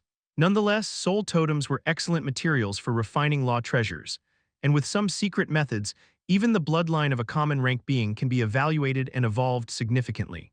But to do all this, one needed to make sure no remnant soul of the dead legendary being had been hiding in the soul totem, or there was a chance for it to make an unexpected comeback. However, the soul totem in Jacob's hand didn't have any remnant soul at all despite this necrofiend having vitality and a soul totem. It was as if the necrofiends were just puppets, and their souls had been long wiped out by something or someone. That was Jacob's conclusion. He also didn't make any progress with his hex core, which made Jacob think more deeply about how his hex core evolved. Jacob reached the conclusion that since he needed to personally kill a dark being in a certain range to let the Cursed Path Glory Gem take their dead flames, he suspected that the dead flames were the souls of dark beings. Since this necrofiend does not possess a dead flame, they are entirely useless no matter how many he killed. Still, the soul totems were helpful to Jacob. Still, after examining this Fable Legendary rank soul totem and asking the co-pilot, he found that this soul totem could only keep the shuttle active for an hour, and this was only if it was used for flight. Jacob was astounded, but when he considered the potency of soul force between the Legendary King and the Fable Legendary, it made sense because the difference was like gold and dirt. Nonetheless, Jacob knew that these soul totems were excellent materials for crafting, so he kept them. But he no longer had any intention to hunt these Fable Legendary necrofiends anymore. He decided to only move against those Wraith Lords who were at least Legendary Lord rank, since only their soul totems can last a while as fuel. Furthermore, Jacob first needs to find Autarch and Elia before he starts gathering soul totems. Without any further distractions, Jacob moves the shuttle deeper into the Wailing Peaks while he observes the ghostly terrains from the map. However, Jacob's eyes flickered with a hint of astonishment because he hadn't gone too far from the watchtowers when he saw countless necrofiends in armor standing like statues all over the Wailing Peaks. It was an army. Now Jacob was sure that something had happened to the valley to make it change so much, or that this had always been the same. It's just that since no one had ever come back from this place alive, no one knew about this terrifying, hidden army of the valley. At the same time, Jacob was confused about how Elia was able to bypass this terrifying enemy, and he increased the shuttle's speed again because he suddenly felt something was not right. As Jacob went deeper into the Wailing Peaks, he found that the fog was becoming darker and thicker, yet Autarch and Elia were still far away. After increasing the speed once again and almost exhausting his soul force, Jacob finally saw something shocking through the map. It was a massive city made with onyx stone and black bones straight from someone's darkest nightmares. Furthermore, the entire city was surrounded by the undead army, and this wasn't just an army made of those necrofiends, but the weakest among them was a Tyrmanus one legendary noble. In contrast, the closest undead to the city were peak legendary lords, and there were at least 10 of them. Could this be the Necropolis of Shades? Jacob instantly made a guess, and knew it was probably right since only this nightmarish place could be worthy of being the legendary Necropolis of Shades. Furthermore, Jacob's expression became more grave because now he could clearly sense Autarch and Ilia's aura coming from within the Necropolis of Shades, and he knew something terrible had happened to them. Jacob's soul force was almost run out, but he didn't stop as he headed towards the city since landing among that terrifying army was nothing but courting trouble. Even Jacob, as a quasi-myth, didn't dare to be so reckless. As the shuttle approached the Necropolis of Shades, its towering spires adorned with skeletal statues and its gates were sealed shut instantly drew his attention because right below those gates, Jacob instantly saw two 150 meters of skeletal wyverns with purplish flame, eyes that burned like embers. Jacob muttered with a gloomy look in his eyes with a hint of power. Legendary king rank wyverns, which means they are fully matured yet they were used as guard dogs. This cursed necromancer king is not simple. At this moment the co-pilot's static voice rang, warning, the area ahead has an advanced legendary king rank space blocking formation and is locked with a legendary king rank formation barrier. Please give instructions. Chapter 867, Necropolis of Shades, Part 2. Jacob's eyes narrowed when he heard the warning and order without hesitation, bypass it. The next moment Jacob felt the last bit of his soul force sucked away, and the hologram map in front of him also vanished as Jacob felt his connection with the shuttle's co-pilot was also gone. The next moment the brightly lit cockpit dimmed down and Jacob felt the shuttle stop moving. However, he felt nothing threatening. Are we inside the city now? Jacob thought before he stowed away the shuttle back to his soul and appeared outside the next moment. The first thing Jacob came in contact with was a thick dark mist filled with death and a curse aura that was far greater than outside. If there was someone else, they wouldn't be able to see anything here, but his eyes of judge could see through even laws now that they were at the advanced stage of awakening. Jacob found that he had landed close to the black wall. Not far away from him were ancient buildings filled with cracks, some of which had become ruins, but there wasn't a single soul present in this. The entire city seemed empty, like a ghost city. Furthermore, Jacob could clearly feel Autarch's presence coming from deep within the city, but since his soul force was now completely exhausted, he didn't move forward. After all, he feared that he might alert something here, and thereafter the army outside would barge in and attack him in full force. So, the next moment Jacob sat down, and the infinity symbol on his glabella started to shimmer before it turned black and emitted the same aura as the law of death. As if this creates strange reasoning, the mist filled with the law of death started to draw into his soul totem and begin to replenish his soul force. This was actually the correct way to replenish soul force. As long as a legendary rank comprehends a law concept, they can use it to absorb the law in the atmosphere and turn it into their soul force. Not only that, but the stronger the law is present in the environment and the deeper the comprehension of the law, the quicker the recovery of the soul force. Jacob learned all this information from a legendary king state legacy he acquired from the Tower of Cancer, and it's called the Medicinal King's Soul Advent. This legacy belonged to a legendary king who called himself the Medicinal King. He created it based on water law and used it for healing and defense. Jacob chose it because the treasures in the Tower of Cancer weren't to his liking, and he happened to want a legacy as a reference to learn the ways of the legendary kings. So the Medicinal King Soul Advent was the only legacy that caught his eye since this legacy seemed to be focused on healing and defense of the soul force, and he wasn't wrong either. There were many healing techniques, even formulas of different medicines, that used soul force and laws as the base and other materials to create terrifying soul medicines. The way to recover with laws was also mentioned in this, but for Jacob, who had 12 laws at his disposal, his option wasn't just limited to the water element. That's what he's doing right now. He was using the death law in this area to recover his soul force, and he didn't expect he would succeed so easily. This technique was just the basic information in the Medicinal King Soul Advent Legacy. Jacob wanted to start going through the entire legacy once he left this damn place, but he never thought Ilia would cause this trouble, so he didn't have time, but he had already decided to study this legacy more thoroughly. Although he wasn't interested in medicinal alchemy, it could still save his life, and he didn't mind having knowledge of a medicinal legendary king. As Jacob interacted with the Law of Death glyph within his cursed immortal totem, the Law of Death in the mist gathered around him even more, and Jacob felt as if warmth was pouring into his body as his exhausted soul force was recovering at astonishing speed. He didn't know if it was because of the cursed immortal totem or because he was a legendary king, but the recovery speed seemed extremely normal. and he wanted to find a legendary king to interrogate about it. Nonetheless, Jacob focused on his recovery since, before anything else, he needed to get those two back. And he had a feeling that he might encounter the legendary cursed necromancer king's legacy and the trouble attached to it. After all, he was already sure that Elia was drawn here by that legacy or something in it. But he still couldn't figure out how she managed to come here with that army outside, or if there was something he was overlooking. It took Jacob around 6 hours to fully recover his soul force with the help of the dense law of death. However, this time, Jacob didn't take out the shuttle and just used the stealth of the illusionary space symbiont skin and headed deeper into the necropolis of shades. Although this place seemed empty, Jacob knew something was wrong with it, and the army outside seemed to be protecting whatever was hidden in the undead city. At this moment, Jacob reached a clearing, but he was shocked to discover that the law of death and curse was extremely dense here, almost in liquid form, which was unexpected. With his eyes of judge, Jacob instantly discovered the source. It was a pitch-black well, also known as the Font of Eternal Night, and even Jacob felt the law of death glyph in his totem suddenly agitate as if it wanted to devour something in that well. Also, at this moment, Jacob heard an emotionless voice, "Sir, you're here." Jacob's eyes flickered with a hint of relief as he instantly recognized Autark's voice.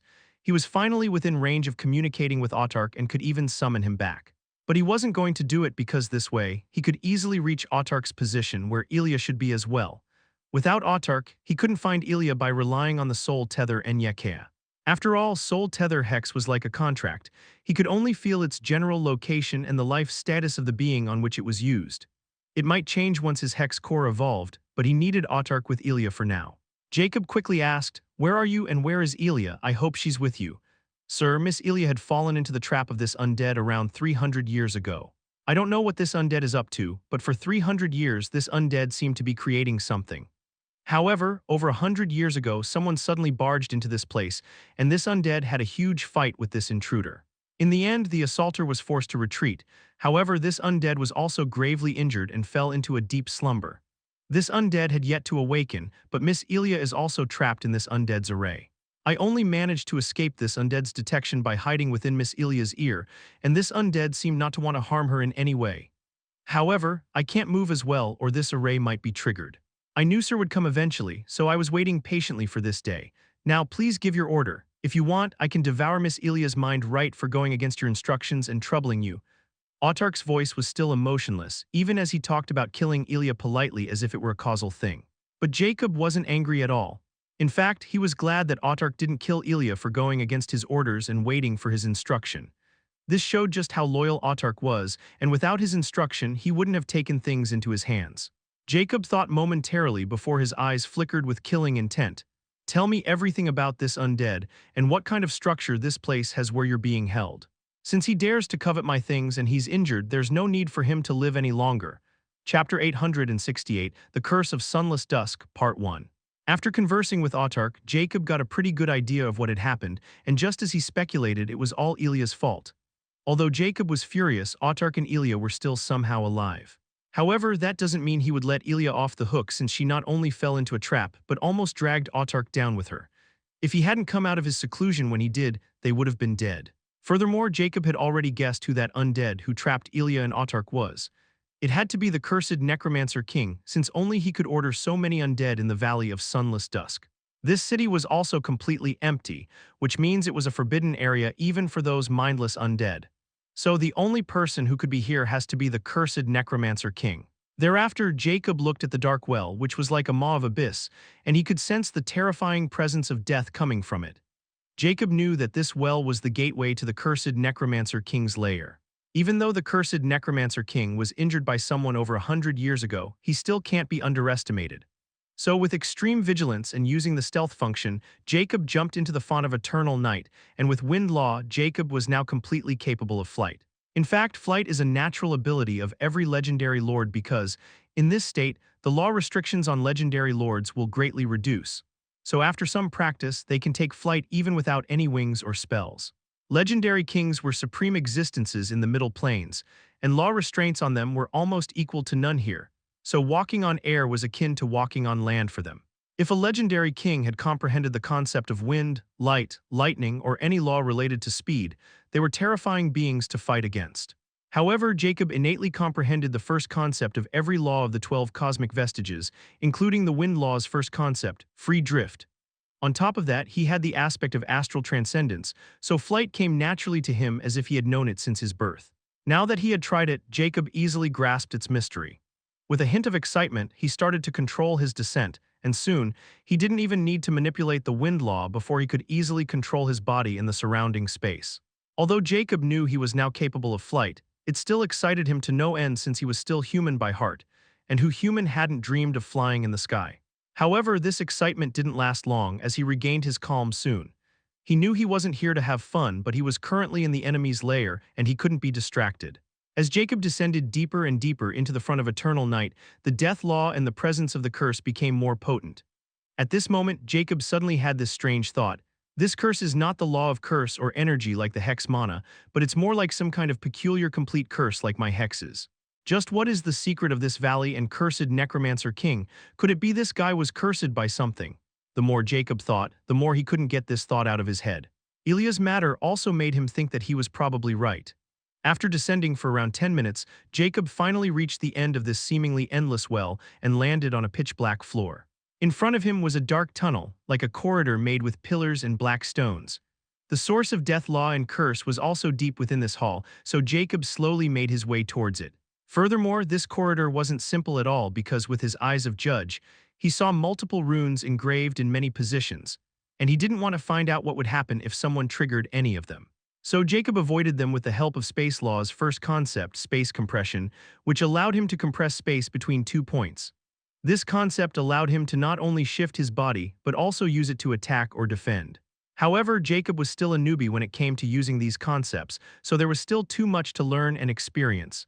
Just like right now, as he uses the laws, he becomes more and more proficient in them. After all, he didn't comprehend them on his own but got them through cursed immortality. As Jacob used space compression, his movements were like teleportation as his body continued to shift between one spot and another. However, using laws was not without any cost. He needed to convert his soul force into law power, and the higher the law tier, the more soul force he used. Normally, legendary kings use soul force and magic energy together to do the same thing, but Jacob can do the same thing with both separately. This is because he was not only quasi-myth, but also because his totems were completely different. Even if he were a fable legendary, he could still do the same thing. At this moment, Jacob reached the end of this corridor and entered a vast space, but his steps halted because in front of him was a pulsating pool of darkness, and the curse coming from it was terrifying. This is the source of the curse, Jacob instantly guessed as he looked at that pool. He felt an eerie yet familiar power emitting from it, and he even felt his hex core stir with his cursed heart.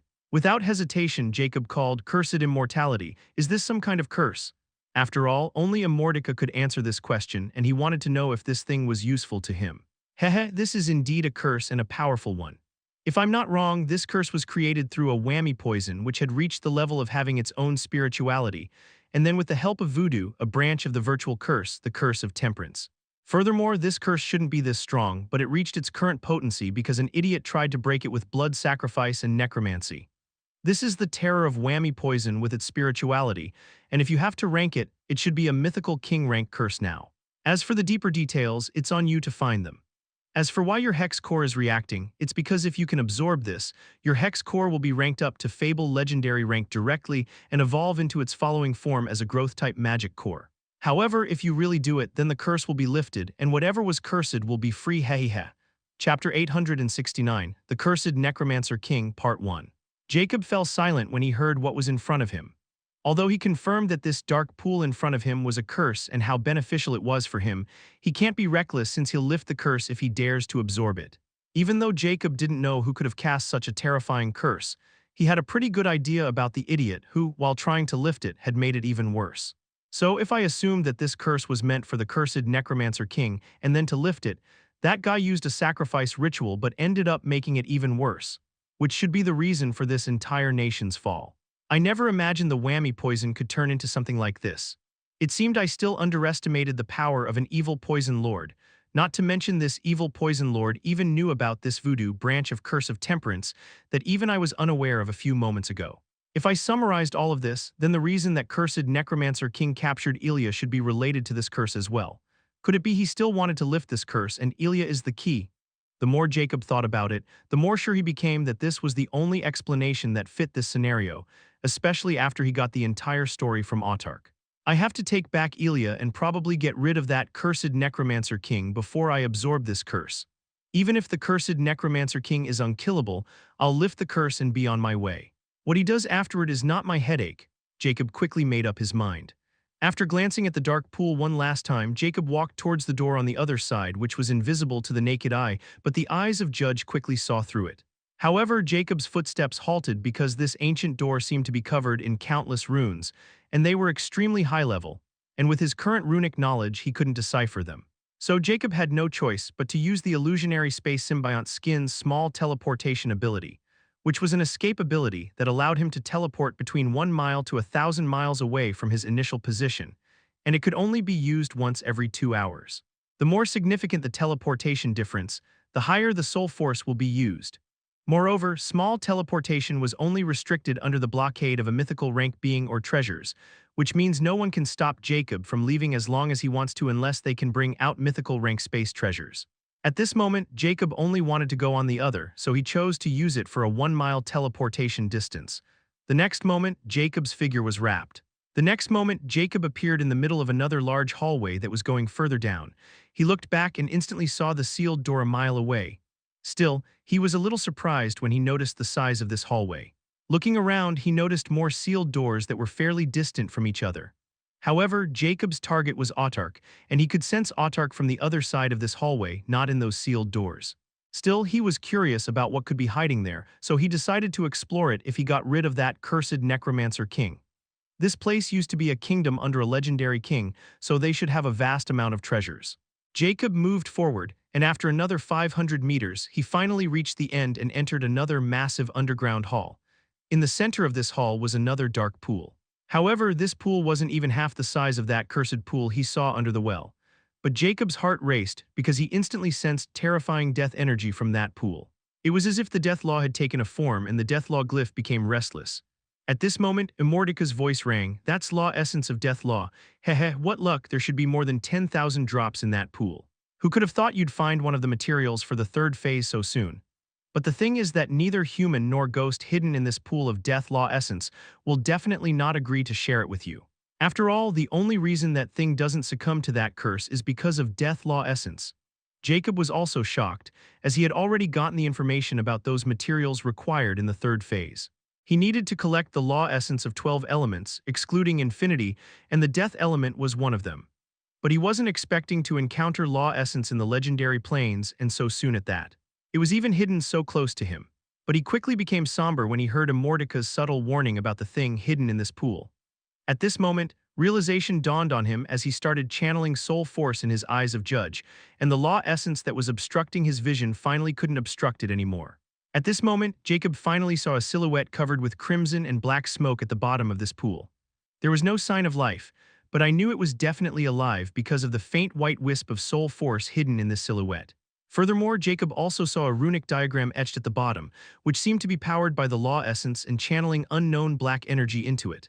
Not only that, but Jacob noticed that dark crimson energy seemed to try eating away this runic diagram. This black energy was constantly fighting it, and they seemed to be in some stalemate. "Let's secure those two first before I stir this hornet nest. This cursed Necromancer King is simply hoarding too many good things alone." Jacob's eyes flickered with a hint of greed before he averted his eyes.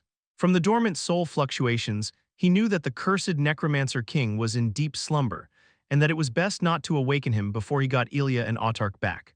Jacob then sensed Autarch's presence again, which was now extremely close.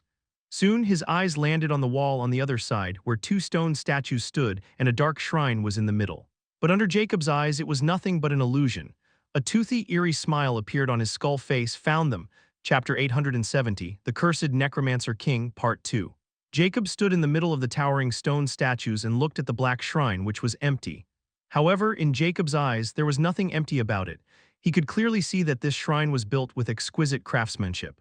Many mysterious runes were hidden in its structure, making it a formation, but some part of it remained unfinished in the center. However, Jacob's eyes were locked at the core of this formation right below that shrine because Elia's listless figure lay there covered in runic chains. She was unconscious and Jacob's eyes were cold. "All right, come back. Jacob then directly summoned Autark back, and this time, Autark appeared in the middle of his soul star in an isolated dark space filled with law powers. This was another change that occurred after creating a soul totem. The solar plexus space merged with the soul totem and became an independent part of the soul. This space became an exclusive space to keep tamed entities that were connected to the soul totem owner by life and death, and was called the Nexus Point. Since Autark considered Jacob's tamed beast directly connected with the life and death bond, Autark was qualified to enter here and nurtured by Jacob's innate laws. Nyx would have also been here if she wasn't a special case. Autark successfully retreated without any interference and only Ilya left. Since she wasn't bonded to Jacob like Autark, he had to take her back the old-fashioned way. Nonetheless, Jacob had already discovered that this shrine was incomplete. According to Autark, this shrine was exactly the formation the cursed Necromancer King was creating around Ilya when he was suddenly attacked by that unknown attacker. He was wounded while chasing the enemy away and thereafter forced into slumber. Jacob could easily destroy this shrine. However, it wasn't so simple because the formation that sealed Ilya was fairly completed, and more importantly, this formation was connected to the formation below the Law Essence Pool. That's why if he forcibly destroyed it, the cursed Necromancer King in the Law Essence Pool will definitely know it. Nonetheless, Jacob had already planned to snatch away the law essence of Death Law from the cursed Necromancer King, so they were going to confront each other eventually, so Jacob had no reason to hold back. At this moment, an extremely vivid purple lightning blade formed in Jacob's hand.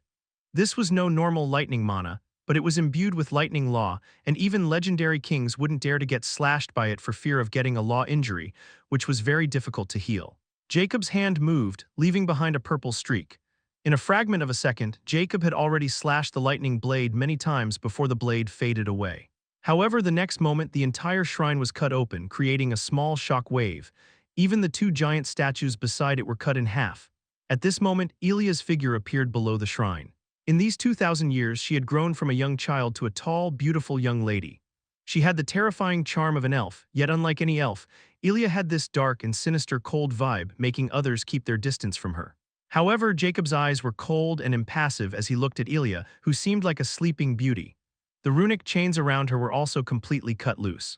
The moment the runic chains were cut apart, the suppression that was keeping Ilya in slumber also vanished, and the next moment, her closed eyes suddenly trembled before they sprang open. A pair of bewitching dark eyes with a tint of crimson revealed themselves, and they were icy. The devilish mark on her glabella seemed to flicker in crimson sheen the moment she regained her consciousness. After a moment of confusion, Ilya quickly regained her senses, and a hint of fear flashed in her eyes when she remembered how she had ended up there. With a hint of panic, her eyes finally locked on Jacob's hooded figure. The ghostly golden flames of his eyes illuminated his skeletal face, making anything scream with fright. However, Ilya's eyes suddenly showed a hint of confusion because she instantly felt a familiar closeness to Jacob.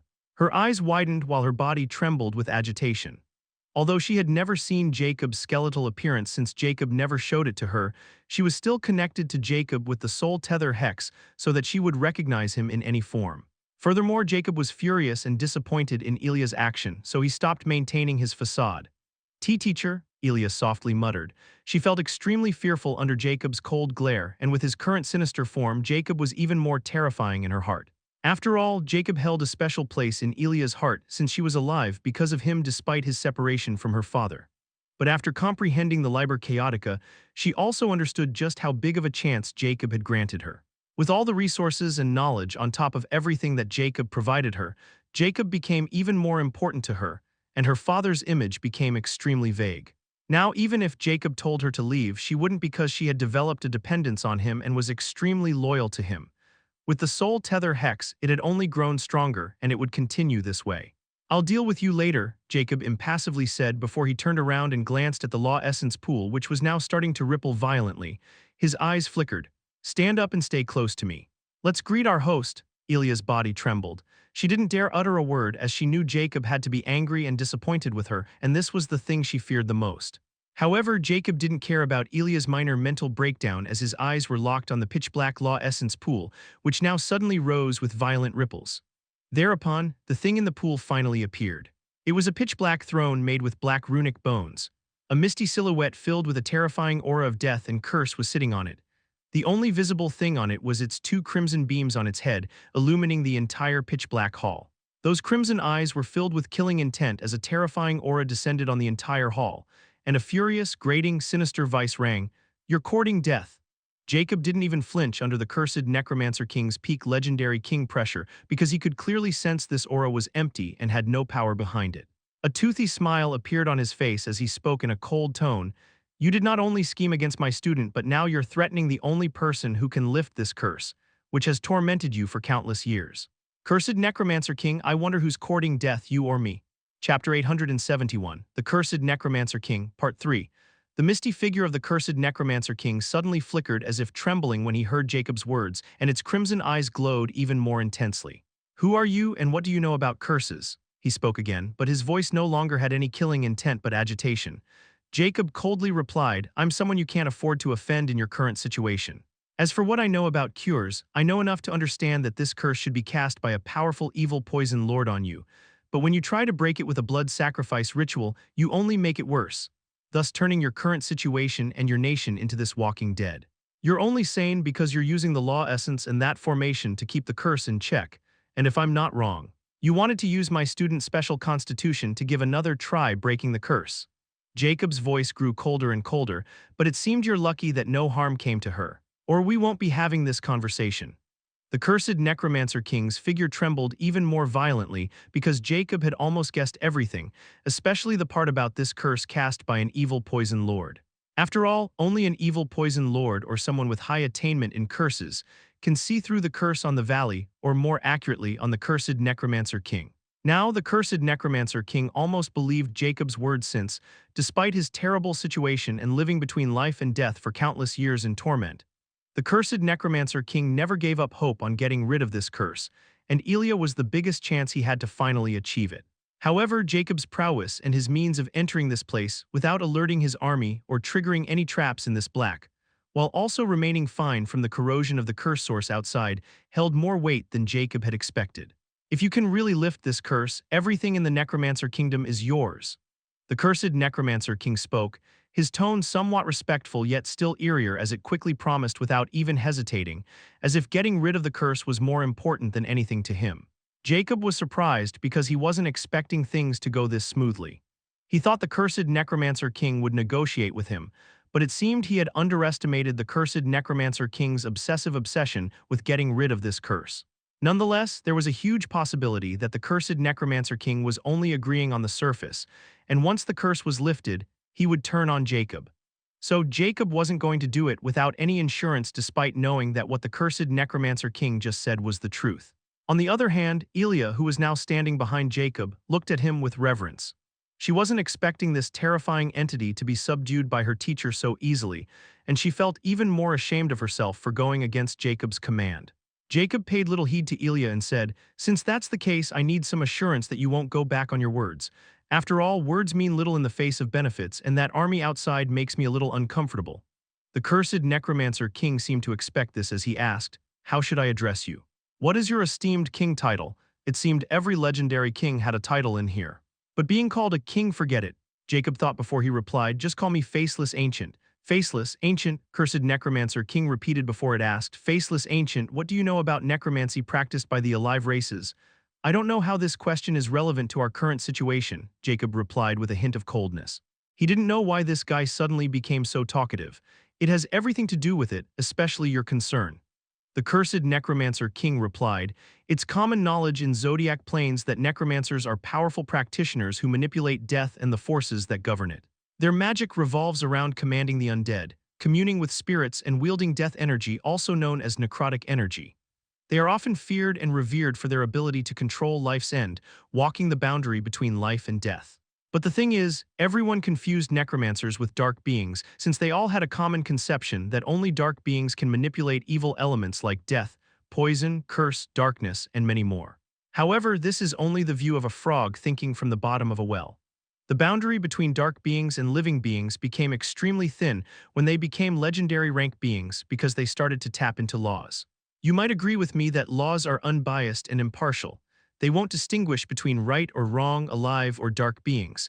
They can be comprehended by anyone who is worthy of comprehending them. Necromancy is also the same since at the legendary rank, it won't be exclusive to the Lich race of the dark beings. And even living beings can also practice it as long as they can grasp the law of death's first concept, necrosis.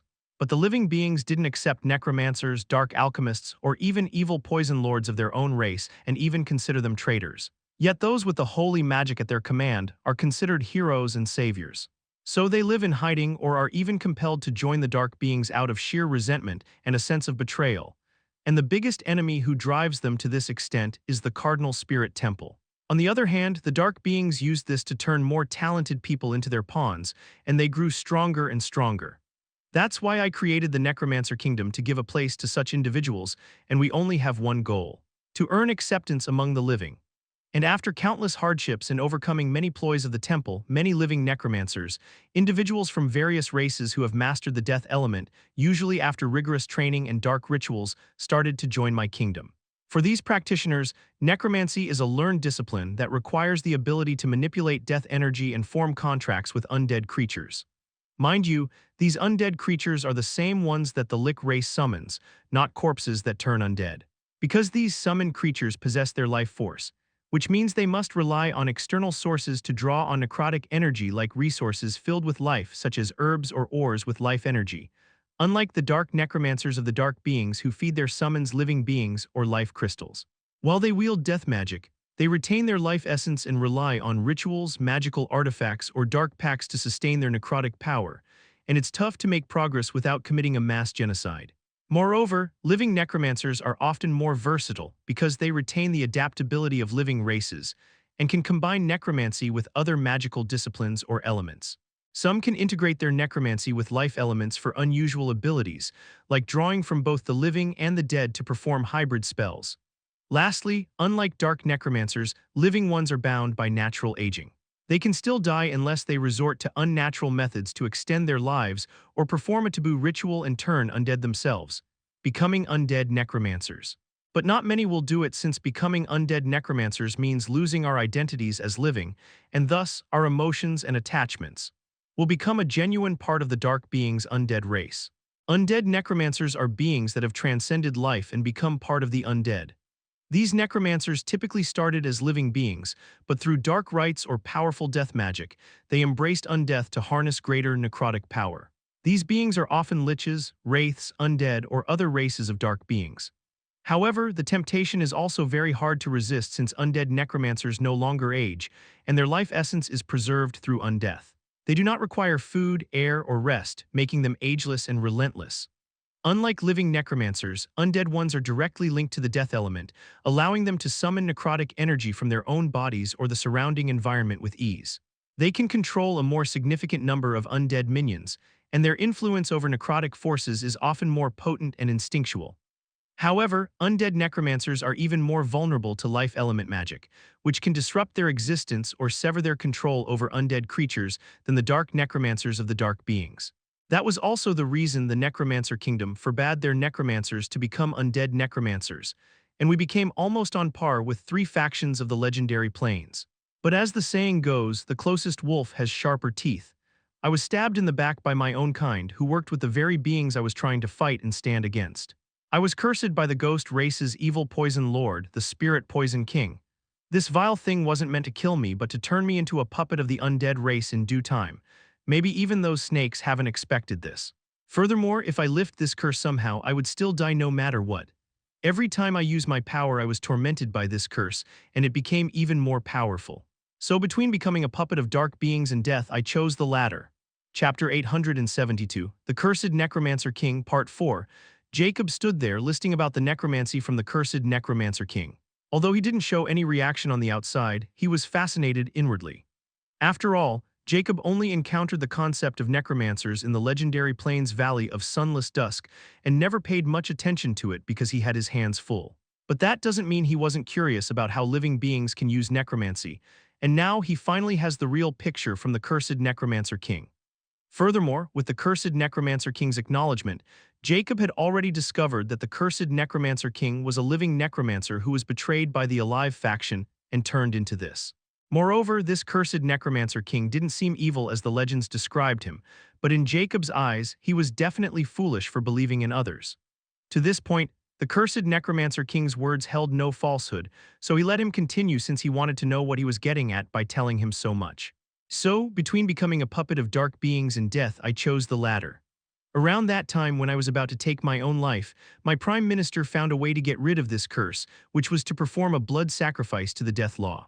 A taboo spell of the necromancy, but it required the sacrifice of millions of living beings, which I disagreed with, but my people were adamant since without me, those dogs would devour the necromancer kingdom.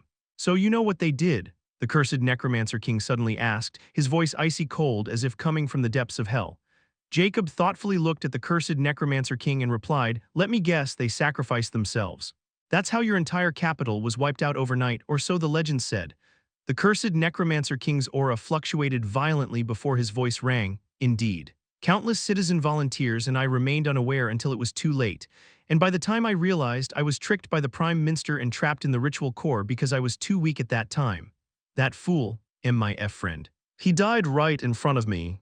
But you know what? Just when the sacrifice ritual was about to be complete, the Spirit Poison King showed up with 3 more legendary kings of the dead factions and the pontiff of the Cardinal Spirit Temple.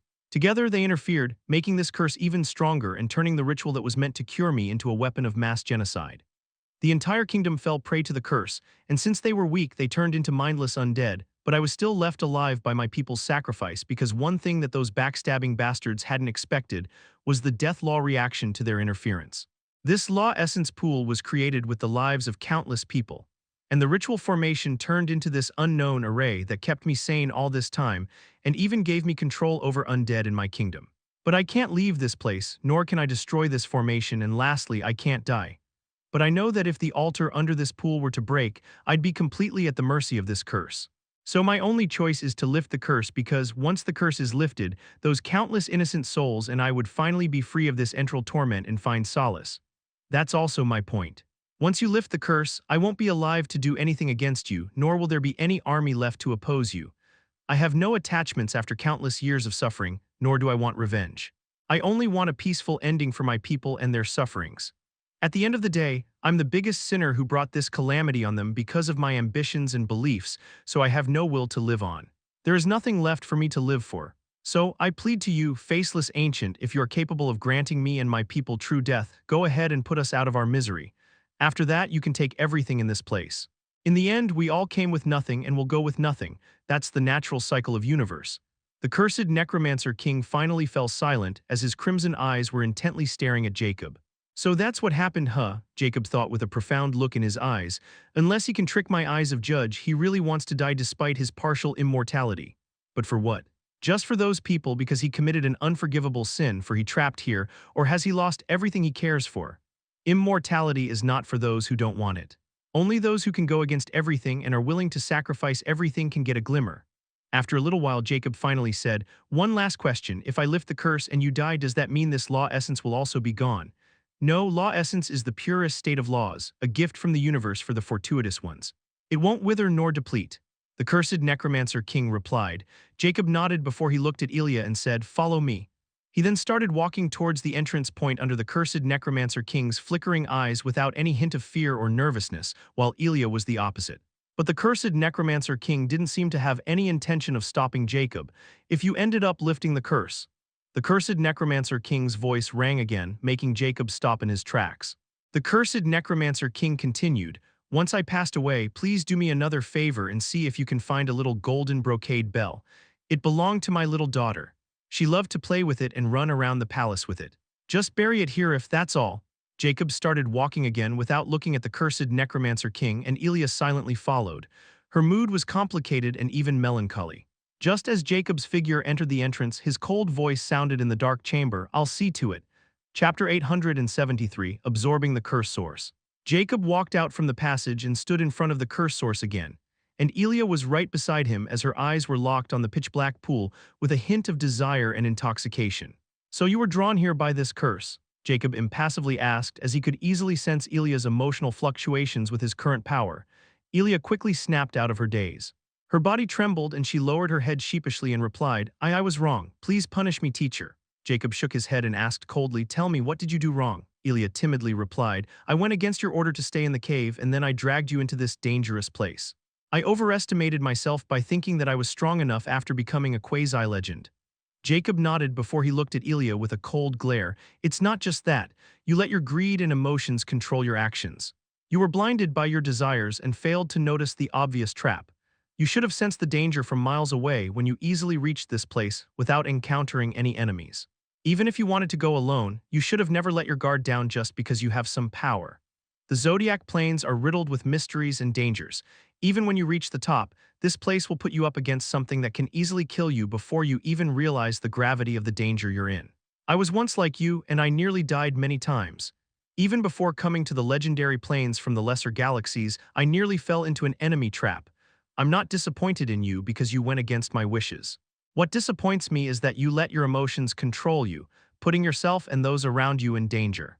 If I hadn't had legendary king rank level power myself, and the cursed necromancer king wasn't injured and not confident of keeping me here, and if I hadn't convinced him of my abilities, do you think we would have been having that conversation?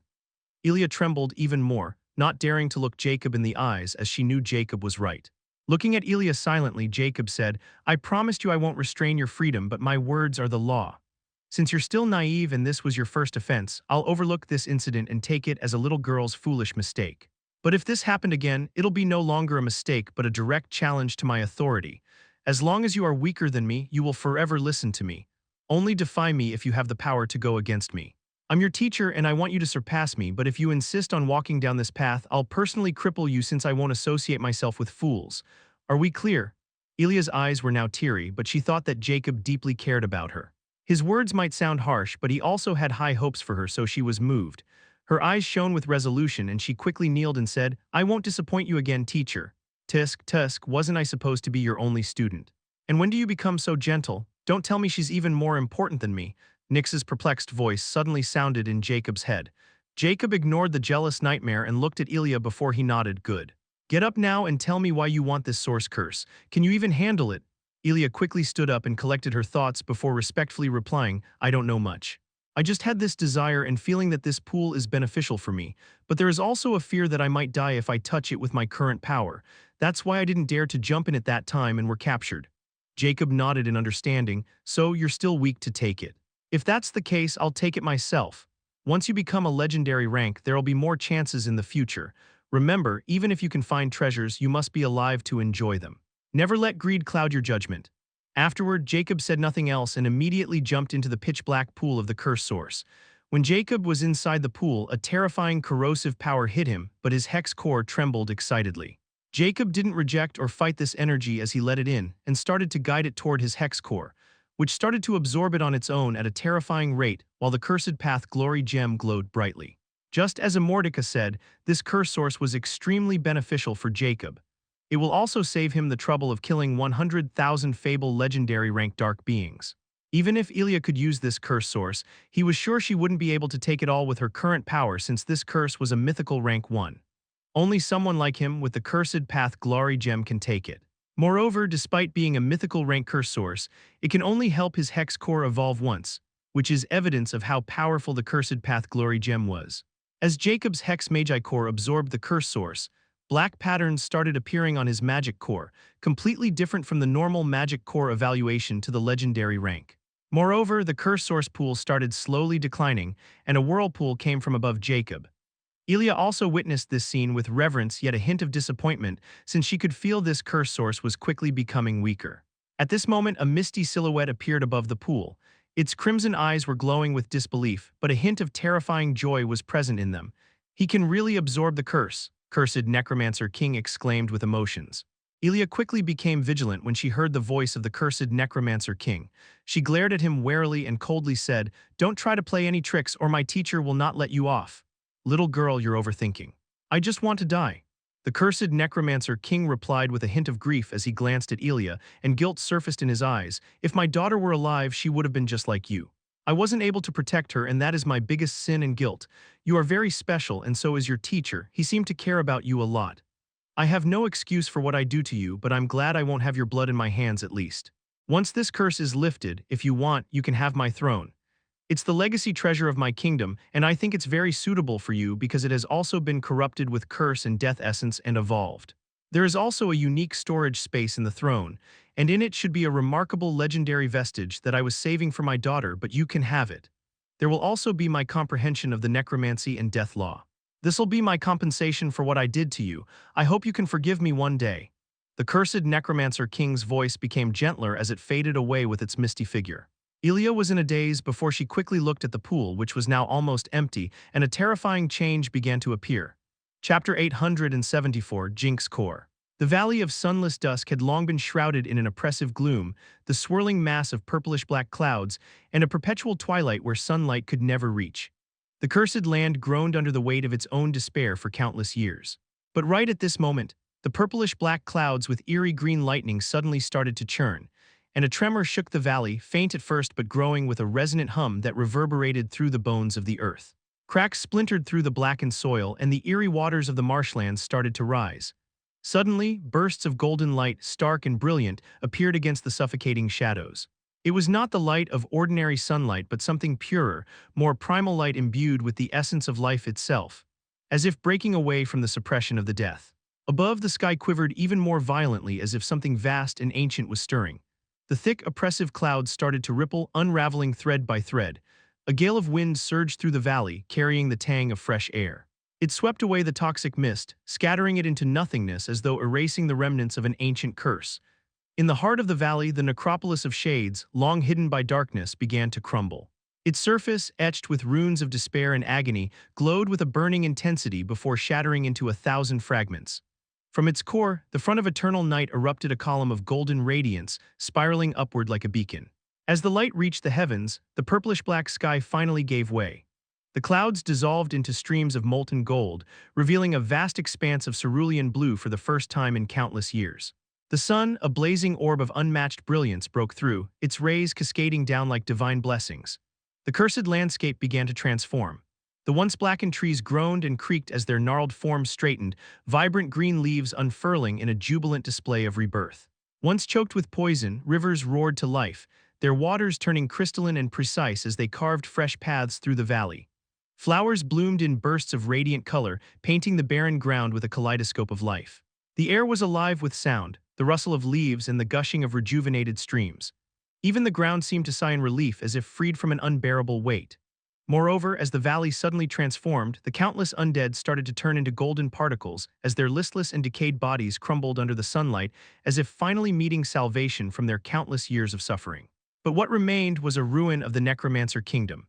The once vibrant kingdom capital was now completely crumbled, but there was a hint of serenity in this scene, yet it was filled with the sorrows of the past. The once pitch-black and eerie hallways within the underground palace were no longer riddled with cracks and decay.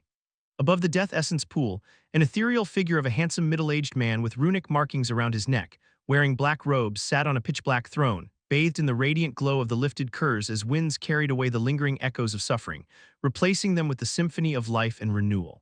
This was the cursed Necromancer King, who had finally been liberated from the curse and regained his appearance, but his figure was slowly fading away with the golden radiance. Yet there was no panic or fear, but only relief and sorrow as he looked at the ruins of his once grand and majestic palace. His eyes suddenly locked on the hallway as if he could see the figure sitting in the center of a deep trench surrounded by black mist, and countless emotions flashed past his eyes. As his figure slowly faded away, he suddenly stood up from his throne after countless years and bowed in that direction as his emotional voice rang, "On behalf of my entire kingdom, you have my eternal gratitude, faceless Ankh." The hall remained silent as only the hovering throne above the Death Law essence remained. Ilya also witnessed this entire scene of the curse being lifted, but she didn't know the situation outside the valley. Her entire attention was on Jacob as the dark mist around him slowly absorbed into his body and his figure became visible. At this moment, Jacob was unaware of what had happened and didn't care even if he knew, since his entire focus was on the Hex magic core, which was now pitch black like a black hole and releasing a mysterious power in his entire soul. This evaluation was completely different from the magic cores, and when it was done evolving, he got new information in his mind. At this moment, the mist vanished, and Jacob's eyes opened with a hint of astonishment when he comprehended the information he had just received. The Hex magic core has evolved into its following growth form, and now it has become a Jinx magic core. Not only that, but the ability I received after its evolution is not a Hex but a Jinx, which unlike the Hexes has an everlasting effect unless I remove it or someone more powerful than me, and has high attainment in curses and holy magic removes it. So this is what Immortica was talking about when it said the evolution of the growth-type magic core could change the element into a higher form. Although I still don't know if the jinxes are more powerful than hexes, they are in no way taken lightly. Lastly, my previous hexes can also be used on the legendary noble rank. At the same time, the jinx can be used on anyone as long as the other person won't detect it, but its effect will depend on my power. It can be potent or weak depending on the person I used it. However, the most terrifying thing about jinx is if it wasn't removed or someone fiddled with it, or it was left as it can grow on its own and become extremely powerful just like the curse on this valley. The more Jacob understood the terror of the jinxes, the happier he became. He could use them in many different ways, and if his enemies were ignorant, they wouldn't even know how they met their end. At this moment, Jacob suddenly snapped out of his thought process because he sensed something, and his eyes flashed with killing intent. That ghost is still here. Chapter 875, Playing the Pig to Eat the Tiger. Part 1, Jacob stood up from the giant black pit, and the next moment he appeared beside Ilya, startling her for a moment before she quickly said with reverence, "Congratulations, teacher." Jacob glanced at her and nodded before he looked at the hallway leading towards the law essence. His head suddenly turned upward to where the entrance was located, and now he could see the light coming from a pitch-black hole. Jacob coldly uttered, "You're still as sneaky as ever, huh, Blackwell?" Ilya was instantly alarmed and quickly looked in Jacob's direction. She saw nothing, and she did not sense any kind of presence, but she knew Jacob was far stronger than she could imagine, so she fully trusted his words, especially after personally witnessing what had happened earlier. Just as Jacob's cold voice trailed off, the empty space suddenly trembled, and the next moment, a ghostly shadowy ship with glowing runes materialized out of thin air. Its blackened, spectral sails rippled without any wind, and the enormous figurehead, a skeletal creature with wings and bony arms outstretched, was exceptionally eerie and eye-catching. Jacob instantly recognized this ghost ship, since he had encountered the drunkard Ghost Blackwell of Soulless Ghost Clan when he had just arrived in the legendary plains, and ended up trapped in the Valley of Sunless Dusk over 2,000 years ago. Blackwell also helped him cross the marshlands and gave him information about the Valley of Sunless Dusk. Although 2,000 years had passed, Blackwell was still here, and the ghost ship was also the same. But Jacob wasn't expecting to encounter this drunkard ghost who made wine out of living souls the moment he lifted the curse of this valley. However, it wasn't as if he hadn't thought about it, since he knew many people would notice the sudden changes in the valley, and those greedy fellows who were eyeing the treasures of the valley would come in droves, even legendary kings. However, Jacob was confident of leaving here while taking everything. By the time others react, he'll be gone, and Blackwell, whom he once was wary of, is no longer a threat to Jacob. Since Blackwell helped him 2,000 years ago, Jacob didn't attack Blackwell the moment he sensed the ghost ship's familiar presence, or it was anyone else. He wouldn't even bother with them and attack them while collecting their soul totems for fuel. However, if Blackwell showed any greed and coveted his things, Jacob wouldn't mind sending the drunkard ghost on its way, and taking his ghost ship as well since he was very interested in it. After all, he couldn't waste his time with Blackwell since there might be others on their way, so he had to clear this place and leave since he didn't want any unwanted attention from him. Blackwell on the ghost ship looked at Jacob with its ghostly eyes silently, but the more he looked, the more shocked he became because he couldn't see through Jacob's power at all. In fact, when he met Jacob, he still wasn't clear where Jacob stood in legendary rank, but he never sensed any danger from him. However, now that he saw Jacob after 2,000 years, not only had Jacob survived, but he seemed to become truly unfathomable, and a faint sense of danger originated in Blackwell's soul. When the curse on the valley suddenly lifted, Blackwell was naturally the first one who noticed it. In fact, he was very close to the necropolises of Shades, and that's how he quickly got here, as he thought the cursed Necromancer King was finally dead. But he hadn't expected to see Jacob here, and it also seemed that Jacob had something to do with the curse being lifted in this place. Blackwell wasn't just a drunkard. He was shrewd and concealed himself very well, so he guessed many things in this short time. However, despite sensing danger from Jacob, he didn't want to give in and suddenly pulled an eerie smile. "Brave brother, first of all, I must congratulate you for killing that pesky cursed Necromancer King and getting rid of the curse. But you can't take all the credit since I helped you in this as well, in a sense. After all, you might have noticed that the cursed Necromancer King was wounded, and the person who did that was none other than me. So how about you share half of the spoils with your brother here, and then we can both celebrate with my most precious wine. It'll be my treat." As Blackwell revealed his aura, it started to climb, breaking from legendary noble to legendary lord. Blackwell suddenly stepped into the air and walked out of the ship. His aura finally reached its peak, becoming majestic and terrifyingly heavy. It was the aura of a Terminus III legendary king. Jacob was truly surprised when Blackwell revealed his true rank.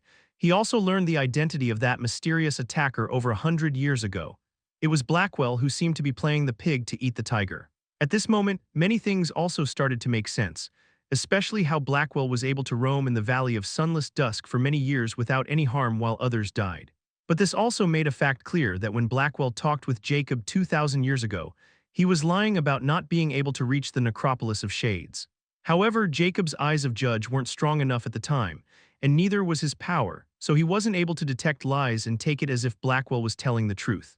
This was the first time the eyes of judge made him judge wrong, and now this variable named Blackwell has appeared. Furthermore, since Blackwell could wound the cursed Necromancer King, this also means that he was terrifyingly powerful. But what Jacob couldn't understand was why Blackwell attacked the cursed Necromancer King at that particular time. Still, Jacob wasn't afraid since no matter how powerful Blackwell was, he was still forced to flee from the cursed Necromancer King and was only able to wound him. In comparison, Jacob didn't fear the cursed Necromancer King. Jacob's eyes flickered coldly as he finally replied, "One last time, leave before I make you stay here forever." The next moment, a terrifying force burst from Jacob's body, and the oppressive aura of the peak legendary king was suddenly suppressed, making Blackwell, who was confidently standing in the air, tremble as his expression changed significantly. Chapter 876, Playing the Pig to Eat the Tiger, Part 2. When Jacob released his full power, the infinity symbol on his skull crown shimmered, adding a mystical and terrifying power to his pressure, making it even more overbearing and majestic. This power also suppressed Blackwell's law entirely, or Blackwell mightn't have been at such a disadvantage. After all, Blackwell has yet to summon the manifestation of his soul totem, but so does Jacob. Blackwell, under Jacob's suppression, was finally convinced of Jacob's prowess. He also started to understand how Jacob could get rid of the cursed Necromancer King, which he or anyone from the Dark Beings couldn't for thousands of years. But Blackwell still doesn't understand why Jacob was so clueless when he first met him. There was only one explanation that Blackwell could think of: Jacob was just like him, pretending to be weak. This also explained Jacob's confidence in going deeper into the Valley of Sunless Dusk at that time. No matter how badly Blackwell wanted to get that treasure that the Dark Beings had been coveting for countless years, Blackwell still cherished his life.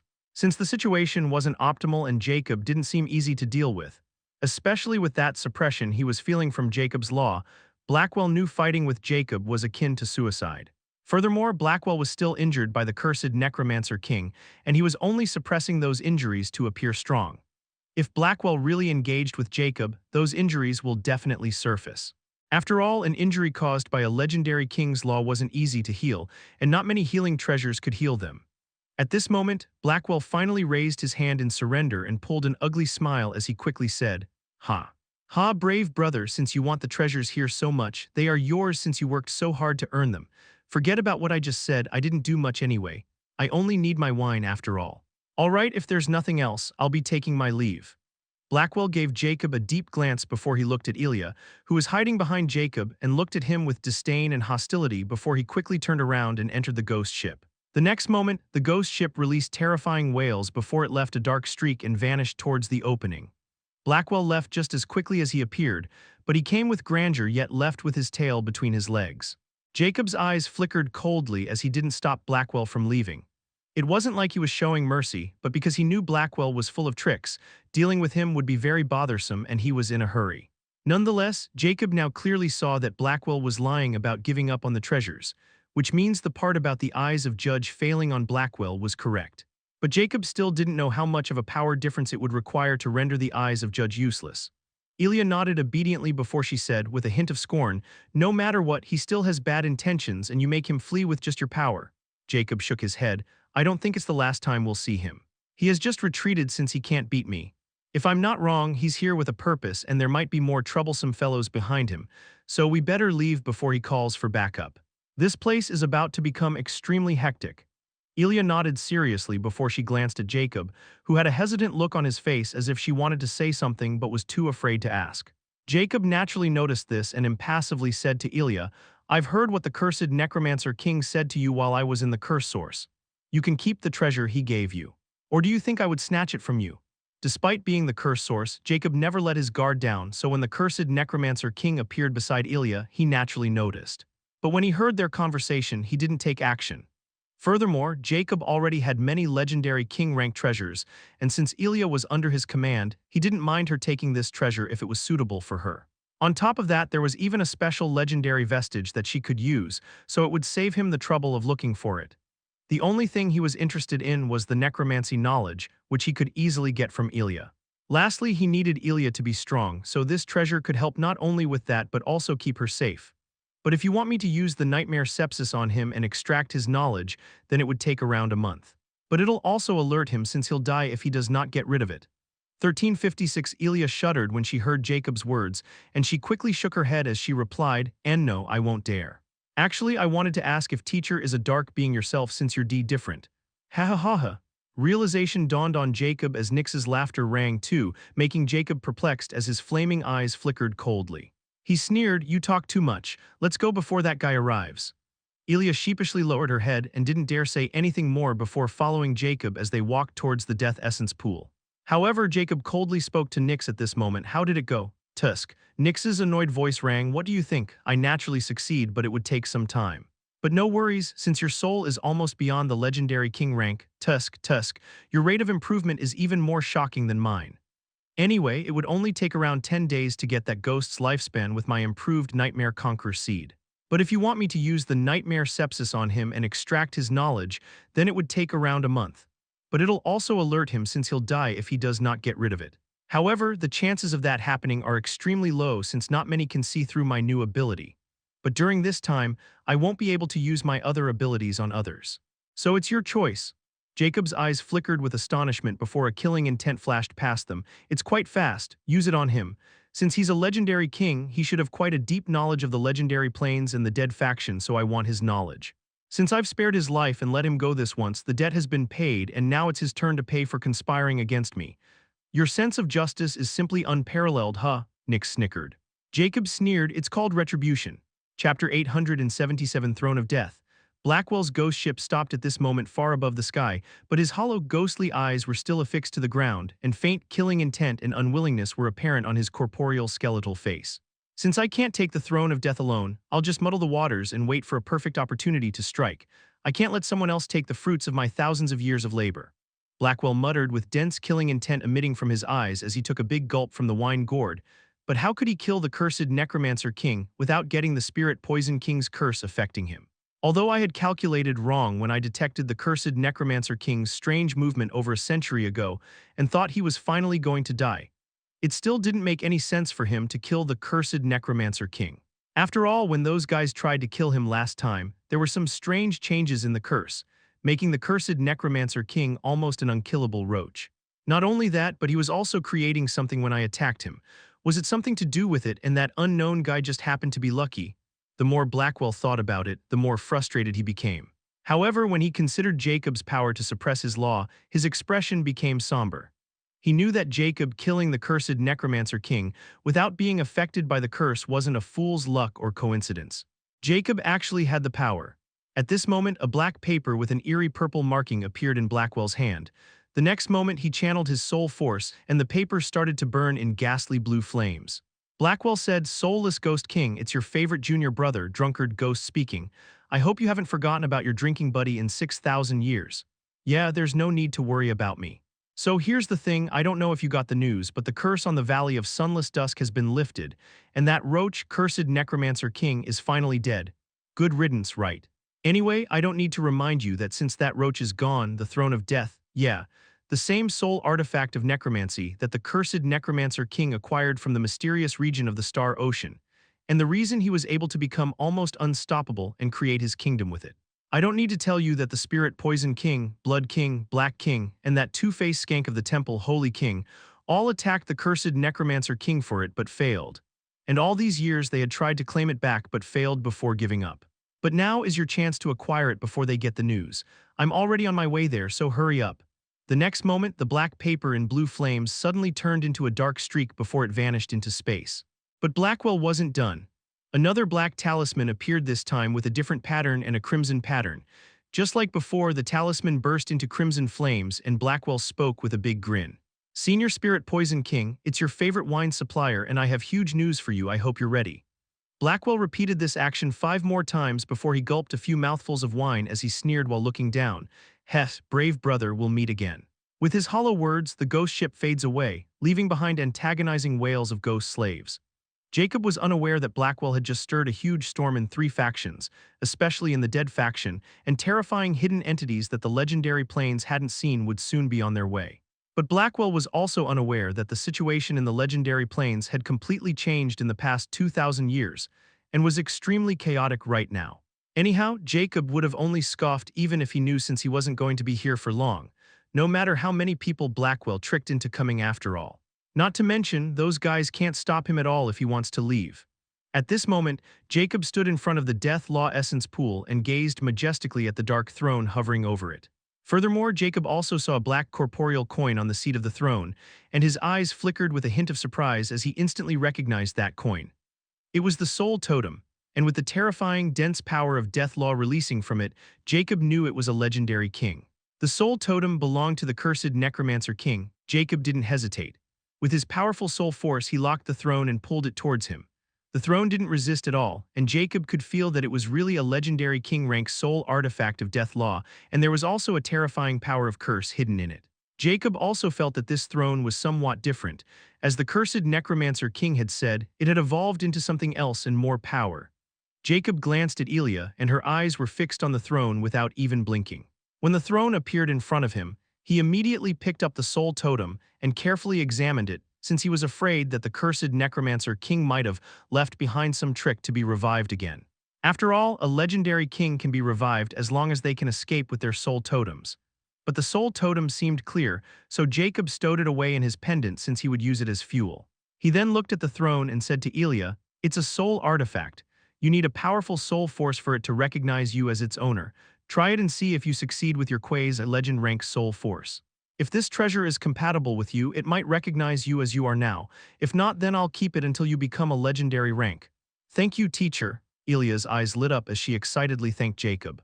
Her voice was filled with gratitude as she knew how precious this treasure was, yet Jacob was giving it to her. She felt very moved. Jacob then ignored Elia. While she was trying to tame the throne of death, his focus shifted to the death essence pool and his eyes flickered. After all, what Jacob actually wanted was this death essence more than anything, since it was one of the materials he needed for the third phase's first stage. Should I try to put the entire pool into the infinite space? Jacob thought before he released his soul force, which started to wrap around the entire death essence pool. Now that the curse was gone, the altar under the pool was also gone, so there wasn't any kind of restraint here. So, when Jacob completely envelops the death essence pool, Jacob tries to shit it into the infinite space. The next moment, the pitch-black pool instantly vanished, leaving behind a black pit with a trace of dense Death Law. "I succeeded." Jacob's eyes shimmered with delight as he saw the Death Essence pool appearing in the infinite space. However, at this moment, Jacob suddenly turned around when he felt powerful energy undulation. He was astounded when he saw the Throne of Death had transformed into a miniature version and was hovering above Elia's head as her eyes were closed. "She can really tame it," Jacob was again surprised. His expression turned solemn when he looked at Elia, and a hint of coldness crept out. Chapter 878 Wisdom Tomes.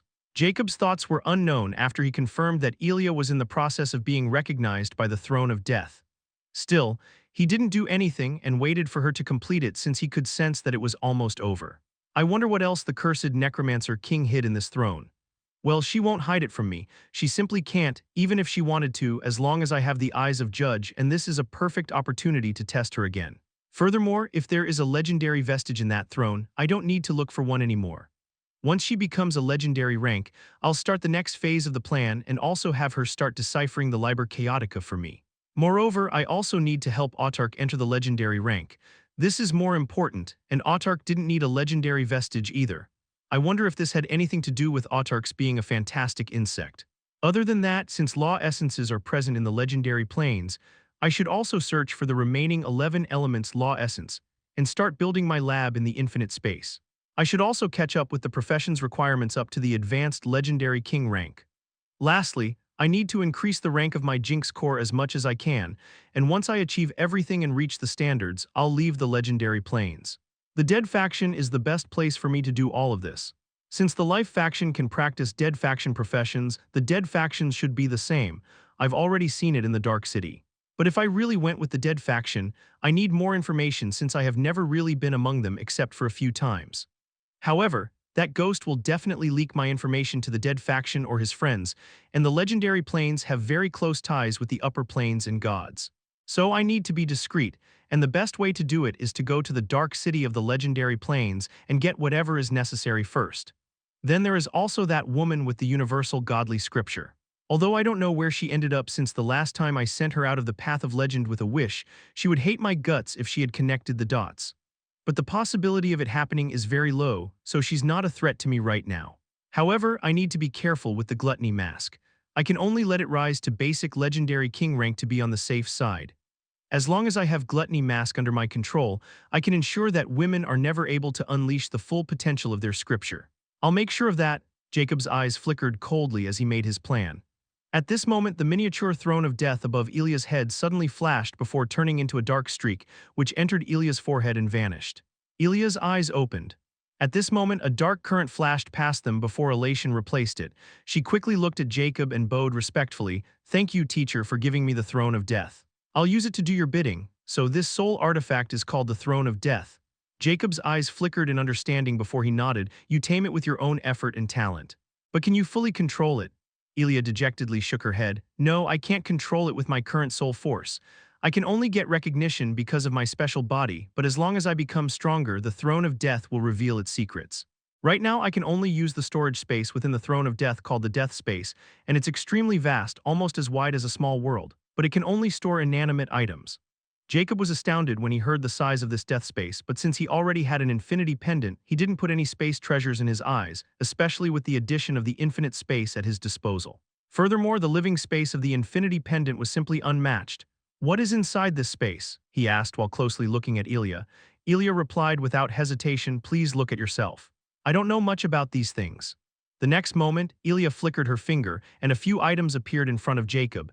There were 10 palm-sized tomes seemingly made with exquisite translucent crystals carrying mystical energy. Then, a pitch-black object shaped like a 16-pointer star gave off a terrifying aura of death law. The last object was a palm-sized white stela engraved with mysterious runes, but it didn't have any aura and appeared like an ordinary decorative object. "Is that all?" Jacob asked, not expecting to find only these items in that vast storage space. "Yes, they are the only things remaining in the space." Ilya nodded. Jacob knew Ilya wasn't lying, so he turned his attention to those 12 items again. He could already confirm that the 16-pointer star was a legendary vestige of death law, and it seemed very powerful and unique, just slightly inferior to the cosmic legendary vestiges. He summoned cursed Immortality and asked, "What rank is this legendary vestige?" "Can't you tell by now? It's a peak galaxy rank legendary vestige of an ancient elemental galaxy of death element. And before you ask, those 10 tomes are wisdom tomes, which can store vast amounts of knowledge, normally used to store inheritances and knowledge because they can't decay. Furthermore, the more powerful knowledge, the higher rank wisdom tome needed to store it like a law spell can't be inscribed on regular paper, so wisdom tomes are used to store this type of knowledge. As for that stela, hehehe, now this is quite an interesting thing, and I wasn't expected to see it in this place. You should keep it for now since you might be able to use it one day if you can reach there. The information about it will also be given to you once you're there, so don't nag me over it." Immortality replied dismissively with a hint of usual teasing. Jacob was surprised when he heard the information about the last item, but since Immortality had already given him a curt yet firm answer, he didn't waste his time. The wisdom tomes should be the inheritance of the cursed necromancer king, and since they were 10, there should be quite a lot of information.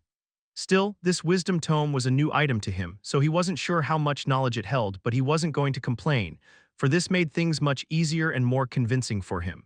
Without hesitation, Jacob waved his sleeve, and the wisdom tomes and mysterious stela vanished, and only the galaxy legendary vestige remained.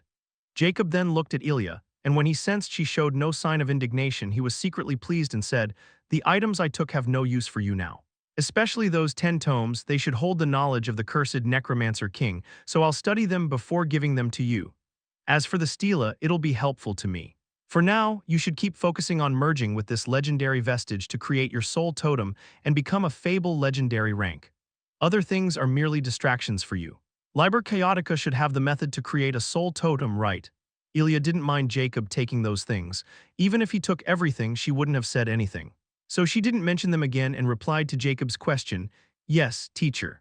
The Liber Chaotica has a method for creating a dual-law soul totem called the Chaotica Soul Totem of Pride and Wrath Laws. Only after creating this soul totem can I start comprehending the curse of pride and curse of wrath." Jacob was astounded since this was his first hearing about this matter. He wasn't expecting the Liber Chaotic to help someone create a dual-law soul totem, which was extremely rare. Still, he himself had a 13-law soul totem, with the 13th law being a forbidden arcane law, so he wasn't envious at all. Jacob nodded. All right, you can start once we leave this place. Let's search this place and leave before others arrive. Chapter 879 Chaos in Legendary Plains. A towering obsidian fortress stood in the heart of the Black Domain, shrouded by dark clouds and crackling lightning. It was the Black King's citadel. The throne room, dimly lit by eerie purple flames, resonated with the tense murmurs of high-ranking dark beings. On an eerie throne, the Black King, an imposing figure clad in pitch-black armor with a skeletal crown, sat, his fingers tapping rhythmically on the armrest. His crimson eyes flared as one of his commanders rushed in, bowing deeply. "Speak," the Black King's voice echoed like a death knell. "My king, news has arrived from the Valley of Sunless Dusk. The curse, it's been lifted. The cursed Necromancer King is dead." The throne room fell into stunned silence, broken only by the flickering of the ghostly flames. The Black King's fingers stilled. He rose to his feet, his aura of death law thickening. "Dead? Impossible. That roach survived our combined assault centuries ago. How could he fall now?" "We're uncertain, my king, but reports indicate the throne of death remains in the valley," the commander stammered, beads of sweat forming despite the cold air. The Black King's eyes narrowed. So that fool Blackwell's message wasn't a stunt, huh? It seemed someone had stirred the pot, but knowing that scheming ghost, he seeks the throne for himself. This means he encountered something he couldn't handle, so he wanted to muddle the waters. Since he dares to reveal this to me, the other would also know.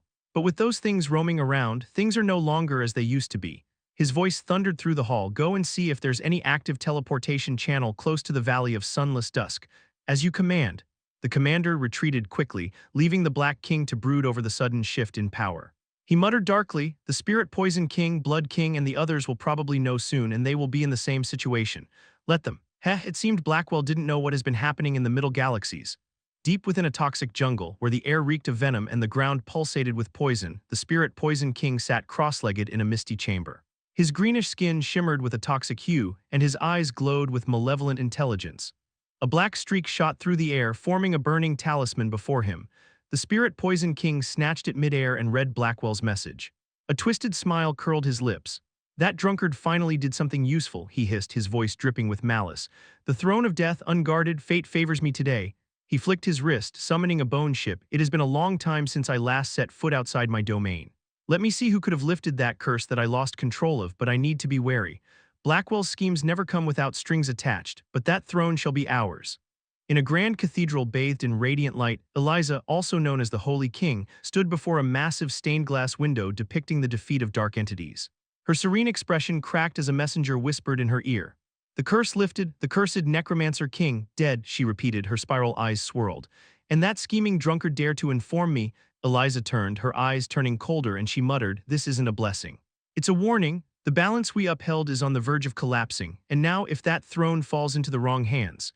The golden radiance gushed out of her body, and her voice became ethereal and majestic as it rang throughout the temple. "Assemble the Templars. We must act swiftly, or darkness will engulf the legendary plains." While news of the curse's lifting spread across the factions, an even more terrifying phenomenon ensued in the legendary plains over a century ago and continues to plunge it. Across every territory, zodiac beasts, elusive creatures associated with the universal void that few people knew about before, began relentless assaults on all factions, sowing panic and destruction. In the great continent of Libra, scorpion-like beasts with shadowy tails dripping decaying venom rampaged through places with life. Their stingers obliterated any trace of life, leaving behind despair and destruction. In the great continent of Ares, a towering beast radiating fierce black flames clashed with entire armies. Its roars shook the earth and sky, sniffing any trace of light and life alike. On the other hand, in the great continent of Scorpio, a colossal ghost-like beast cloaked in dark energy unleashed devastating waves of void power, erasing everything in its path.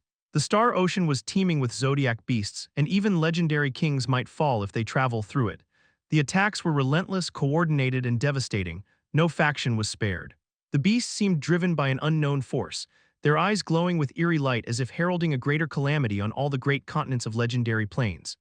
After realizing the gravity of this situation, for the first time in thousands of years, representatives of the major factions gathered in a neutral zone, a vast, ancient hall beneath a sacred plateau. The tension was palpable as sworn enemies sat across from one another. The representative of Dark Kingdom spoke at this moment, her voice calm yet commanding. "We can no longer ignore the signs. The Zodiac beasts are not mere coincidences. Someone is harming the entire legendary plains, which has something to do with that phenomenon over 100 years ago. Our Dark King has confirmed it. He was a dark being with an extremely handsome face, yet his eyes were crimson and contained a bloody charm. He was a vampire baron as he sneered. You suggest we unite.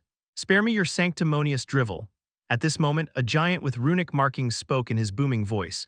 We have no choice, even your blood legions fall before them. If we continue to fight each other, we'll be destroyed. A tense silence followed until a gentle voice rang. Then we fight together until this threat is gone. After that, this alliance is over. All eyes turned to this voice's direction and looked at a figure with long white hair wearing a priest robe radiating holy presence. The factions murmured in surprise, but no one objected. Since the situation was dire, a temporary alliance was quickly forming, yet everyone knew betrayal lingered just beneath the surface. As the factions agreed to unite, the legendary plains braced for war, not just against the Zodiac beasts but also against the inevitable struggle for the throne of death. Chaos reigned, and the harbingers of calamity continued their relentless advance.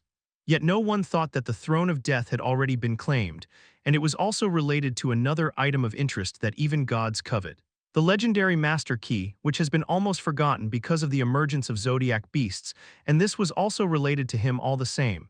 Chapter 880 Man of His Words. Jacob moved towards the sealed doors in the corridors of the underground palace. Elia followed him closely and looked around carefully at her surroundings. But after the curse on the valley was lifted, the previously sealed doors were razed to dust, and when Jacob scanned inside, there was nothing but decaying ash or broken and corroded items. Jacob knew that this was the aftermath of the curse. Even if there were some valuables hidden in this place, they were deeply contaminated with the curse and death energy, so once the curse was gone, they were destroyed. The only things that could have remained intact were those on the level of the legendary king rank, but since Jacob discovered that the throne of death had storage space, he guessed that the cursed necromancer king would have been keeping such items with him.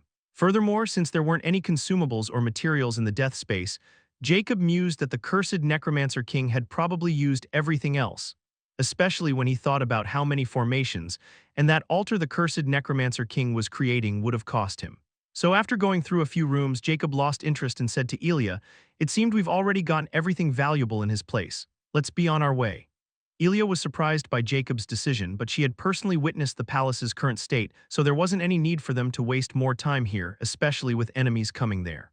But Elia showed a hint of hesitation and said, "Teacher, what about the brocade bell?" Jacob halted his action to summon the shuttle and looked at Elia impassively. He knew what brocade bell she was talking about. Before he went to absorb the cursed necromancer king had told him about his daughter's favorite toy and told him to bury it if he found it.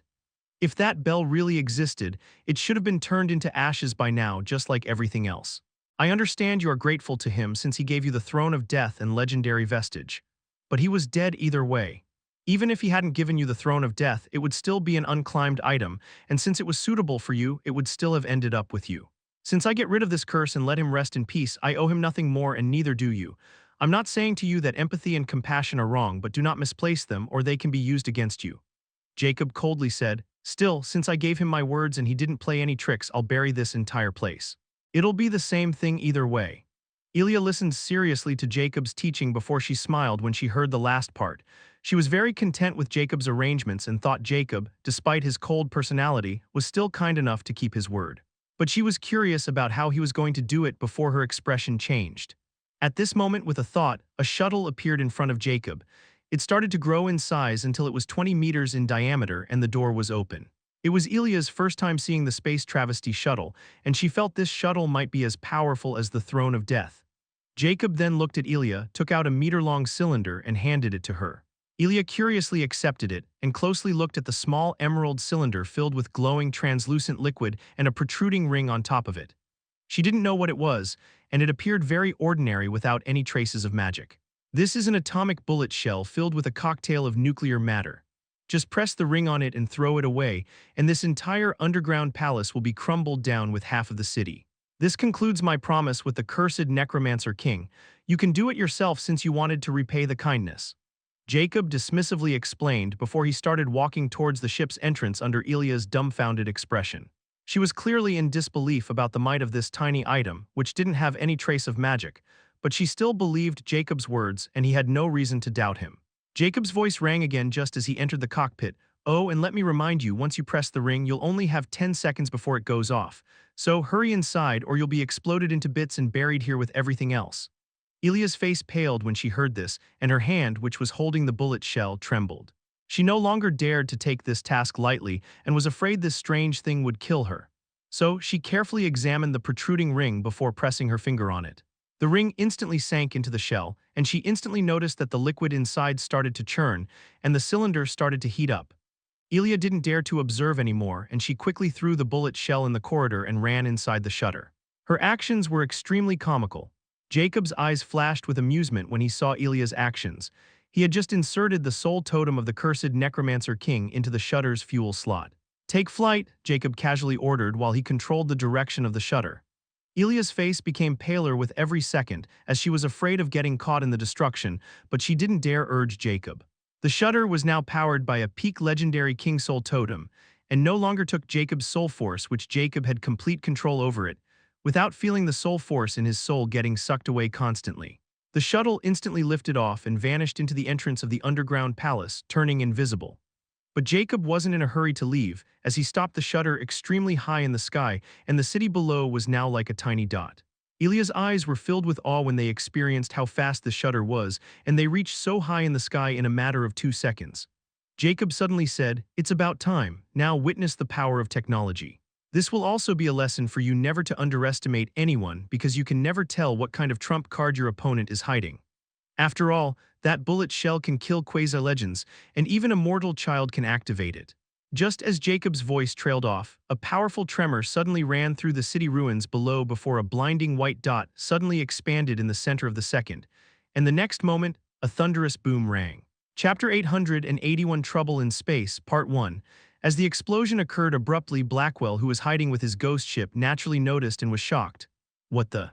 Blackwell was startled when he noticed the blinding white light covering the entire ruined city below, and a terrifying cloud rose like a volcano. Still, Blackwell didn't sense any danger to himself from that explosion, and he knew that if he used his full power, he was capable of far more. Nonetheless, he was furious because he knew what kind of condition the city was in, and this explosion would destroy whatever was left. Did that guy trigger some trap? Blackwell naturally thought Jacob was behind it, and his expression became grave. Because he still thought that it would take Jacob at least a month to fully subdue the throne of death, even if he was more powerful than him. By that time, the news he had sent would naturally bring wolves, and they could fight Jacob to death while he sneakily took the throne. Yet this sudden turn of events threw his entire plan into disarray, and without hesitation he steered his ship down to check it closely. But at this moment, a painful look appeared on Blackwell's face as he quickly pressed his finger on his temple. This again. "What is happening with my soul totem? But there is nothing wrong with it, yet why do I feel restless whenever this pain appears?" Blackwell didn't have time to dwell on this strange matter, which started to occur when he confronted Jacob, at least not now, while the throne of death was on the line. But Blackwell didn't know that this was just the start of his suffering and nightmare. "Teacher, that little thing really caused that huge destruction," Ilya exclaimed after she snapped out of her stupor from experiencing the atomic explosion. If she hadn't seen everything herself, she wouldn't dare to believe that something so small and without any magic could cause such mass destruction. This made her revere Jacob even more, and she wanted to learn about it. "Flight ahead at full speed." Jacob gave the co-pilot a command since there was nothing here for him anymore, and it was time for him to enter the waters of the legendary plains. He then looked at Ilya and casually said, "You would naturally be surprised after seeing this. This is nothing. Wait until you start learning about runes properly. All those books and knowledge I gave you to study have set a solid foundation for you, but you still lack practical experience. Learning, cultivation of power, and crafting are two different things, but in my opinion, they go hand in hand with each other. The former is about gaining power and evaluating your body and mind, while the latter will teach you discipline to control that power and mind. So you can walk on any path, either an alchemist, rune artificer, or even magic smith. These three are complex professions with countless branches and even related to each other in many ways. Each will teach you a different discipline, but their effect on your mind and body would be the same. They will teach you control and perception." When Ilya heard this, her eyes glowed with deep curiosity. She asked, "Then, teacher, have you mastered everything?" Jacob shook his head. "No one can say they have mastered everything. There are always new things to learn and room for improvement. Those who think they have learned everything just stop making progress and reach their limit. But this is also because they grow old and run out of time. It's a natural phenomenon that no one can escape. But I will escape this cycle." Jacob's eyes flashed with nostalgia as he thought about his old self, who stopped making progress and let go of his obsession when he realized those things would be useless to him once he was dead. Ilya nodded seriously as she said, "Don't worry, teacher, I'll never be arrogant and always make progress." Easier said than done. To make progress you need to reach the pinnacle first, and from what I can tell, the Zodiac Plains pinnacle is almost impossible to reach, Jacob stated. He knew far more about the Zodiac Plains, especially when the universal godly scriptures came into play. Jacob knew that if there was a pinnacle of the Zodiac Plains, it could only be achieved through these scriptures, since the rules of this place wouldn't allow anyone else to touch it, or they would be destroyed if they came too close. But Ilya didn't know that, so she thought Jacob was being humble. In her heart, Jacob was like an undefeatable existence without any match. She might be over 2,000 years old, but she was still a naive little girl without any worldly experience. "Where are we going now?" Ilya asked curiously. The shuttle was moving at lightning speed and everything was blurry. She didn't know where they were heading, but she was excited nonetheless. Jacob also had no idea where he was. All he knew was that he was in the Valley of Sunless Dusk, and as for which great cosmic continent he was in, he still had no clue. But since he had already put Nyx on this task, he'll soon know everything he needed about the legendary plains once drunkard Ghost meets his miserable end. "You'll know soon enough," Jacob dismissively replied, telling Ilya that all this was meaningless. But at this moment, co-pilot's static voice rang, "Warning, multiple unknown entities are closing in, suspected power-level legendary lords. Permission to use the Dimensional Space King shielding." Jacob was surprised, and a projection appeared in front of him.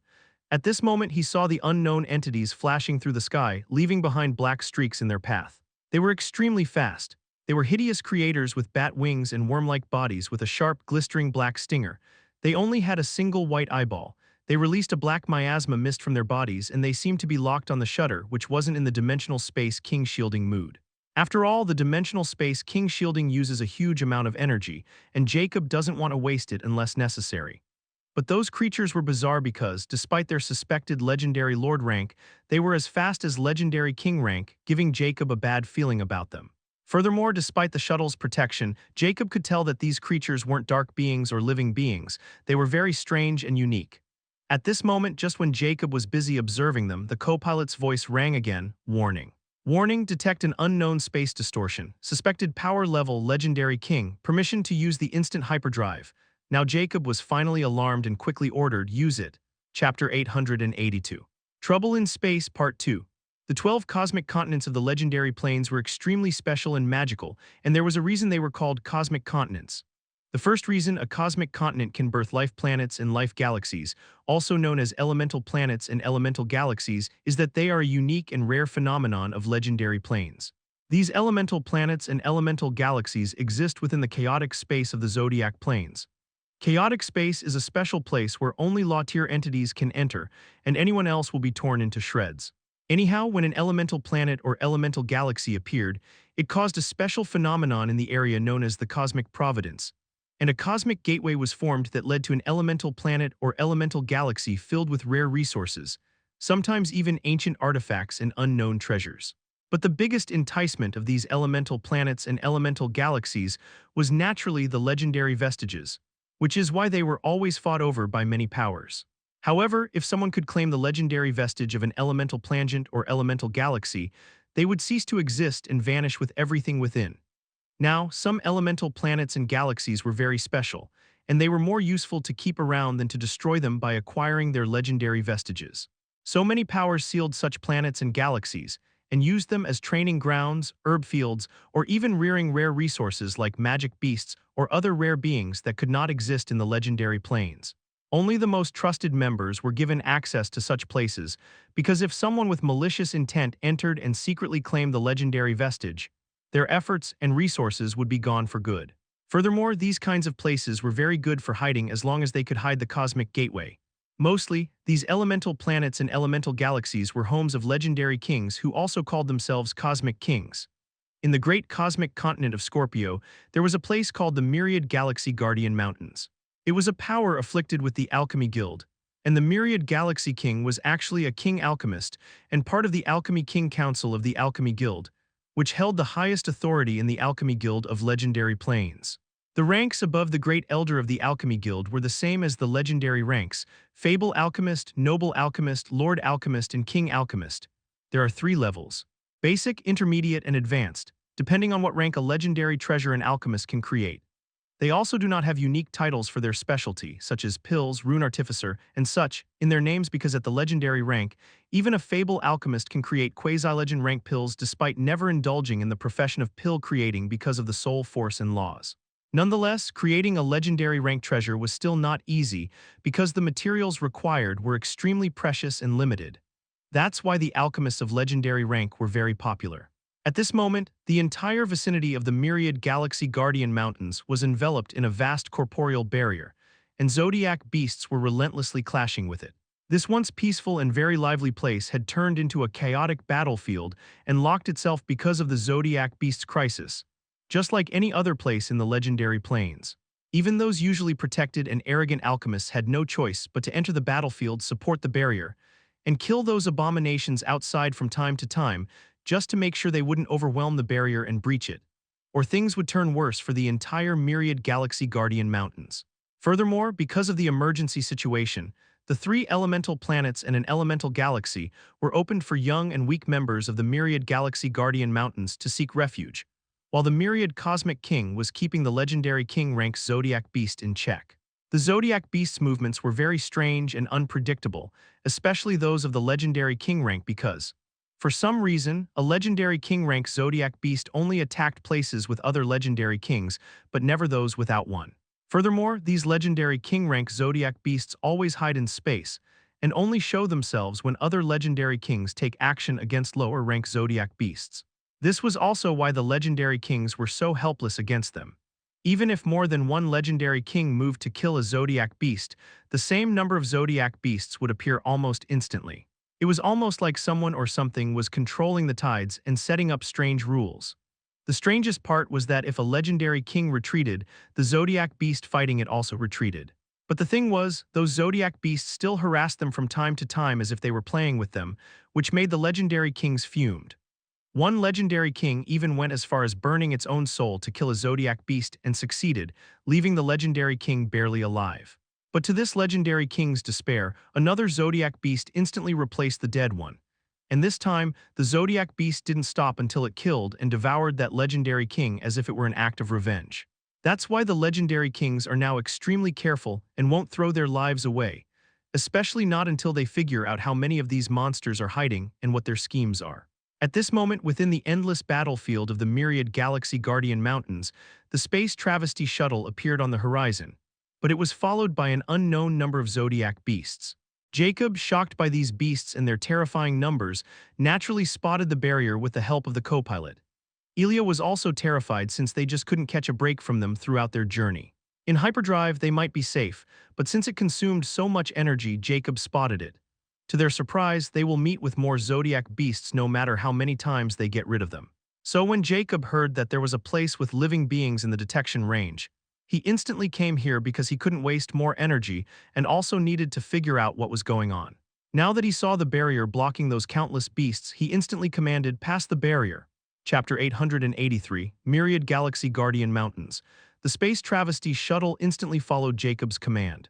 It bypassed the protective barrier of the myriad Galaxy Guardian Mountains, without alerting anyone, while all those Zodiac Beasts chasing after him directly clashed with the barrier. The next moment, some of the Zodiac Beasts in the Horde of Zodiac were directly incinerated. At the same time, those who were legendary nobles started to scream before quickly retreating, and only the legendary lords could retreat with minor damage. Nonetheless, Jacob, who was observing this scene, had a grave expression. After all, with Immortalita's help, he already knew who these ghastly creatures were and had a pretty good idea about the reason for their presence. But even he didn't expect it to be so bad. Now he finally understood what kind of calamity he had provoked, and even those high and mighty experts of the Zodiac Plains couldn't get rid of them in over 100 years. If anything, the current state of the myriad Galaxy Guardian Mountains gave Jacob a pretty good idea about the terror of Zodiac Beasts. But what he couldn't understand was why the legendary kings allowed them to harass them so much. However, when he thought about those unknown legendary king-rank Zodiac Beasts hidden in space, it started to make sense a little. Still, Jacob needed more information about the current state of the legendary plains, and only then would he decide his next course of action. Nonetheless, now that Jacob was inside the barrier and this place was clearly a region controlled by a powerful entity, it was only a matter of time before he got what he wanted, and the quickest way was through the virtual star world, the evolved version of Star Network. Jacob quickly found a massive city built in the middle of the mountains. The towering mountains completely surrounded the city like a ring, providing it with natural defense. The city was also enveloped in a translucent barrier, and many powerful guards stood guard on the towering walls of the city. However, for the Space Travesty shuttle, no defense can stop it unless it is a mythical rank, so the shuttle easily bypassed it, and then Jacob landed the Space Travesty shuttle in a remote area of the city. Ilya, on the other hand, was both terrified and excited about exploring this new place. Jacob also secretly noticed the Soul Totem's energy level, and he was startled to see that 23% of the Soul Totem's legendary rank energy had already been used on this trip. Furthermore, Jacob knew that if his soul force had not been used, he would have never made it this far, so this also made him realize how much he needed Soul Totems, especially legendary King rank ones, for the Space Travesty shuttle. At this moment, Jacob and Ilya disembarked the shuttle before Jacob stowed it away to his soul. Ilya looked around the tall structures of the lively city and felt rejuvenated by the fresh air. After all, the Valley of Sunless Dusk was filled with death and desolation, but Ilya also felt comfortable there because of her special physique. She was still a living being and preferred this environment more. Furthermore, after Jacob took her, she came in contact with so many people for the first time. Teacher. Ilya was about to say something to Jacob when she suddenly stopped, and her eyes widened because she saw Jacob's skeletal figure suddenly morphing. Thereupon, Jacob completely transformed from a ghastly skeleton with flaming eyes into a handsome young man with long white hair and amber eyes. Even his dark clothes changed into white scholarly robes, giving him the appearance of a harmless scholar. But Ilya noticed the most significant change in Jacob's aura, which was now far weaker than hers and completely contrasted with his unfathomable demeanor. However, Ilya's eyes lit up when she remembered Jacob's appearance. Truthfully, she liked this one more because his skeletal form was simply too terrifying and ugly. What is it? Jacob, who now wore Rudolph's appearance, which was the same as his actual appearance, noticed Ilya's expression and questioned. He had no intention of explaining anything to Ilya since the gluttony mask was the universal godly artifact visor of chaos, and it was too sensitive to reveal its presence to anyone. After all, Jacob knew that the woman was still in the legendary plains and that she might be looking for him. Ilya quickly snapped out of her stupor and shook her head, and nothing. I want to ask, what should we do now? Jacob dismissively answered. We'll keep our heads low for the time being. From what I can tell, this population is far less than its size. So either the city's residents are dead or fled somewhere.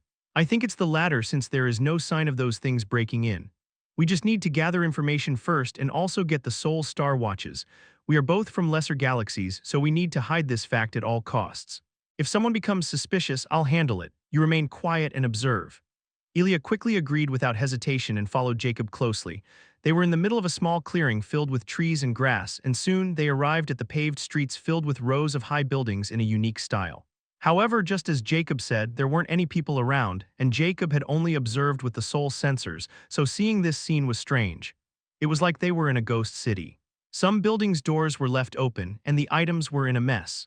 It was clear that the residents left in quite a hurry, which made Jacob sure that all the residences were evacuated. Furthermore, this area seemed quite luxurious, so those residents here should have some status in this city. At this moment, hurried footsteps were heard from a crossroads. Jacob remained expressionless, while Ilya was fully alert and coldly looked in that direction. Thereupon, three tall men in silver full-body armor appeared. Their skin was covered in gray scales, and they had horns on their heads with slit pupils like reptiles, and their demeanor was solemn and fierce. They seemed to be patrolling the city, and just when they turned around, they instantly noticed Jacob and Ilya and were astounded. One of them quickly asked coldly, "Who are you and what are you doing here?" Chapter 884. Ruthless and overbearing. Who are you and what are you doing here? Jacob looked at the three scaled men impassively.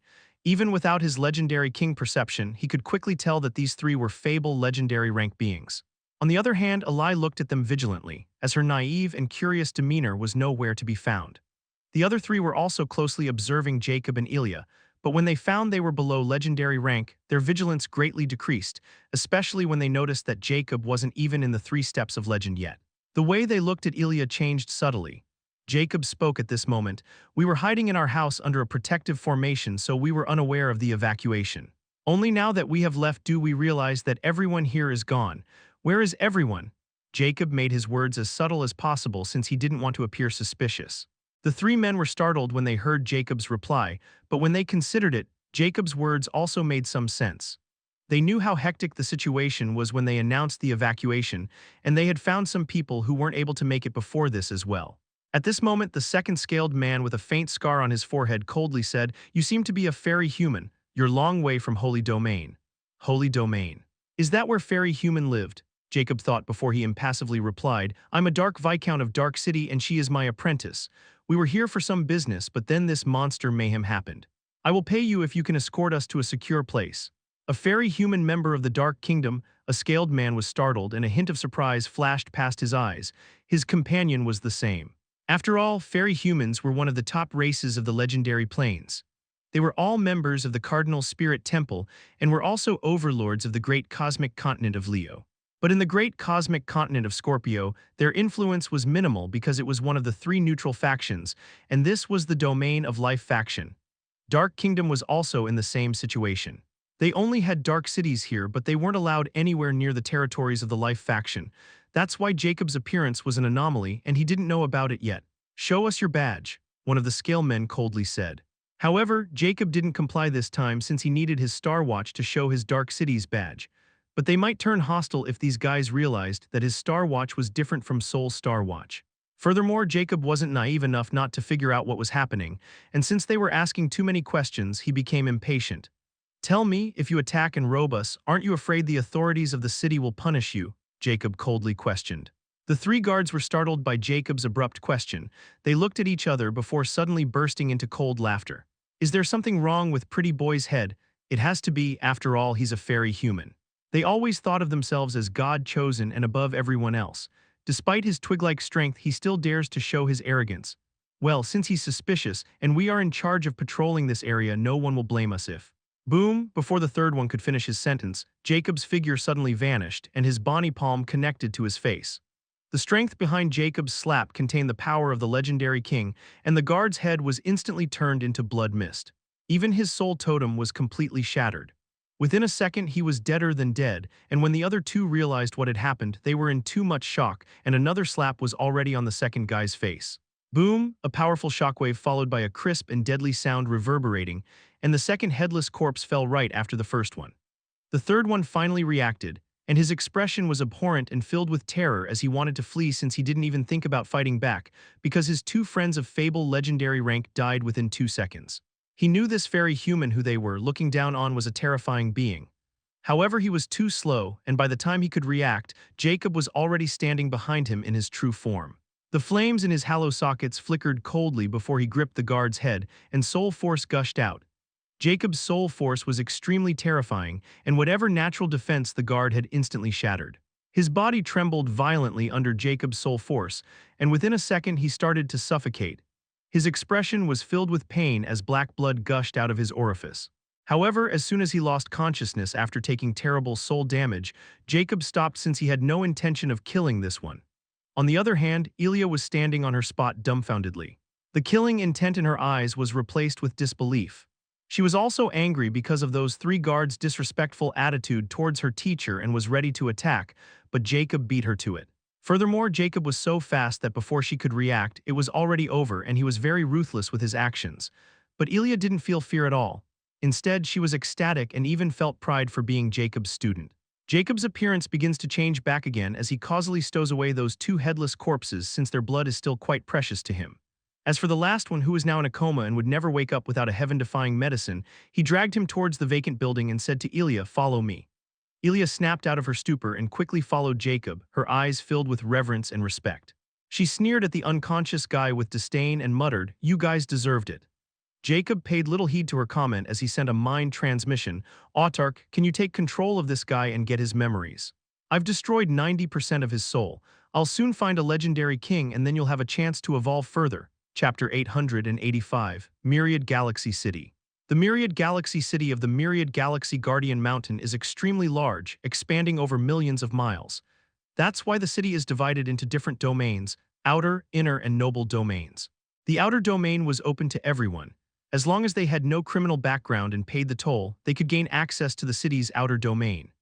As for the inner domains, this area was only open to 3 steps of legend rank or above rank experts and influential and high-ranking members of the factions. The noble domain was the area only for legendary nobles and above-rank experts, and the myriad Galaxy Guardian Mountains higher-ups lived here. Jacob was in deep thought as he contemplated the information that Autark had just given him. Autark had successfully turned a fable legendary rank scaled man, who, by the way, was a magic beast called a xperrif viper after he underwent its metamorphosis phase like a wyvern. But magic beasts with ordinary bloodlines can only gain hominoid form after they evolve, their bloodlines further and turn into legendary rank beings, especially those who have no relationship with mystical creatures like dragons. Moreover, once a magic beast hit the full potential of its bloodline, it was common knowledge that it would never evolve. The only solution was to search for an even more powerful bloodline and hope for bloodline mutation. But this also had its own risks and limitations. Anyhow, it took Autark half a month to fully consume a xperrif viper, and that's because Jacob had almost destroyed its soul, and Autark didn't meet with any resistance. Because if the xperrif viper were still in its heyday, then Autark would have to be extremely careful. It would have taken almost 50 years before he could turn this fable legendary into its puppet. As for the legendary king, which was the requirement for Autark's evolution, it was impossible to succeed because eating a legendary king's brain without him first realizing it was simply impossible. A legendary king was in full control of his body, and they could instantly sense the differences in their body, no matter how small or insignificant it was, because of the soul totem. So the moment Autark sneaks into it, Autark will die within a second. That was one of the reasons why the Zodiac Plains had never seen a brain hunter of legendary rank. It was a gulf that couldn't be crossed, and no one in their sane mind would be willing to help this terrifying insect while knowing just what they were capable of, especially with their mastery over puppetry magic and uncanny abilities to control others without them even realizing it. But for Jacob, it was very different. He knew Autark was completely loyal to him, and that's why Jacob was determined to let Autark evolve into legendary rank. This way, Autark would be even more helpful to him. Furthermore, Jacob hadn't forgotten the fantastic insect's corpse he acquired from the dark ruins of Rare Plains, but he didn't dare to take the chance because Autark might go out of his control. Jacob finally said, "So we are currently in the inner domain of this myriad galaxy city, but where did the people go?" "In the noble domain," a xperrif viper, who is now Autark, expressionlessly replied, "Yes." Over 2 decades ago, the myriad galaxy king evacuated all the higher-ups and families of his loyal subordinates, including the army, into the elemental galaxy, Eamon, under the myriad galaxy king's control. But according to the memories of this body, this situation is more like hostage and captive. When those monsters attacked, everyone was caught off guard and many people died. As time passed, it became quite clear that the myriad galaxy city was their prime target, and their attacks were relentless. That's why some of those high-ranking officers of the city who were enjoying the lives of luxury started to flee the city while taking away their wealth and also private forces, and some even took away city guards by beguiling them. When Myriad Galaxy King found out, he was furious, and he quickly captured those deserters before skinning them alive in front of everyone with their entire families. Furthermore, to make sure this never happened again and the city wouldn't fall because of those spineless cowards, the Myriad Galaxy King opened Eamon's cosmic gateway and took everyone below Fable legendary rank inside or anyone related to them under the pretext of sheltering them. Not only that, but those who had no living leverage, the Myriad Galaxy King took away their wealth and treasures, and no one could resist, even the 8 legendary lords of the city who are Myriad Galaxy King's blood relatives. But no matter how tyrannical the Myriad Galaxy King has been, this move also worked because Eamon's cosmic gateway can only be opened by the Myriad Galaxy King. Those Fable legendary and above-rank experts now have something they cherished held hostage by the Myriad Galaxy King, so they had no choice but to play their roles and guard the city faithfully. These 3 were in the same situation, and their families were inside Eamon. As for those who could pass through the net, they were all worthless and deliberately left alone by the Myriad Galaxy King, and they couldn't get out of the encirclement of those monsters. That's why they become the target of some of these people's resentment, lust, and even torture. These 3 were planning to rob you and rape Miss Ilya to death like everyone else they had found, Autark concluded emotionlessly. Jacob didn't seem surprised or angry. Instead, he asked, "Where is this Myriad Galaxy King now, hiding in this Eamon?" Autark replied uncertainly, "No, the Myriad Galaxy is in the noble domain within his palace, and he's been guarding the city like everyone else from the legendary king rank monster." Actually, the Myriad Galaxy King has found the Myriad Galaxy Guardian Mountain in Eamon and established the Myriad Galaxy City with the help of Alchemy Guild. But he holds the true authority here. For him, this city is his life's work, and he would rather die protecting it than abandoning it. Apparently, he wanted the others to do the same, so he won't allow anyone to leave. He even enslaved powerful members of the other factions and powers after the monsters appeared. It's like he had completely gone mad, and anyone who tried even to mention abandoning the city would be skin alive and made an example of. Jacob couldn't help but scoff when he heard this, and a hint of amusement flashed past his eyes. Well, Autarch, I guess we have a winner for your next evolution's victim. Chapter 886. Entry in Noble Domain. After getting the information he required from Autarch, Jacob also inquired about the Soul Star Watches since he didn't find any on these guards. He was hoping to gain access to the virtual star world so he could get a better understanding of the current situation. But to his dismay, he learned that the Myriad Galaxy King had already taken away everyone's Soul Star Watches to ensure they wouldn't spread this news outside. He even used a unique formation to cut the connection with the Star Network. After all, if the others learn about the Myriad Galaxy King's actions, the other factions and even the Alchemy Guild will not let him off easily. Nonetheless, Jacob had already decided to get rid of the Myriad Galaxy King and use him as a catalyst to help Autarch evolve. Furthermore, he learns that the Myriad Galaxy King wasn't a peak legendary king. Instead, he seemed to be a Tier 2 legendary king who was a step away from reaching Tier 3, which meant he was far weaker than Jacob. But still, Jacob knew that he needed to be careful since he didn't want others to notice his actions because he was planning to replace the Myriad Galaxy King and his entire wealth and city until it suited his needs. Afterward, Jacob notified Ilya, who was staying in a separate room without any knowledge of what Jacob was up to. When she saw the guard beside Jacob, she was shocked, but the guard seemed extremely obedient, and Jacob only told her that he was now under his control, so Ilya didn't ask any questions. But the respect she had for Jacob increased to a new level. Thereby, Autarch took the lead and escorted Jacob and Ilya towards the noble domain as he masterfully assumed his identity as a member of the city guard force. Jacob strode with calculated purpose along the paved road leading to the noble domain of the Myriad Galaxy King. The landscape ahead had changed dramatically compared to the chaotic outskirts of the legendary plains.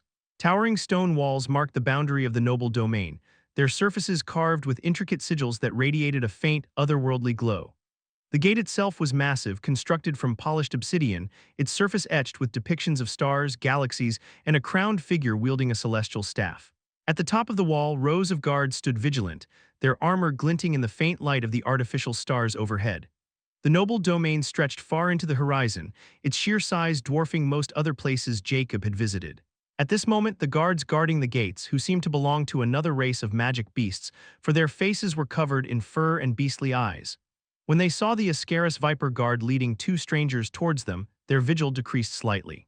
With a burly build and fierce expression on his face, one of the guards coldly uttered, "Stop! What are you doing here and why are you leading them here?" His aura was deeper and more profound than the xperrif Viper. He was probably a Tier 1 legendary noble. Autarch recognized this guard from the xperrif Viper's memories and respectfully reported, "Noble Captain, they are the members of the Alchemy Guild who were left behind, and I've confirmed their identities. They are the guest of Potion Sky Lord's clan." The guard captain was startled when he heard the Potion Sky Lord, because it was one of the legendary lords of the Myriad Guardian City, and his position was among the top 3 legendary lords.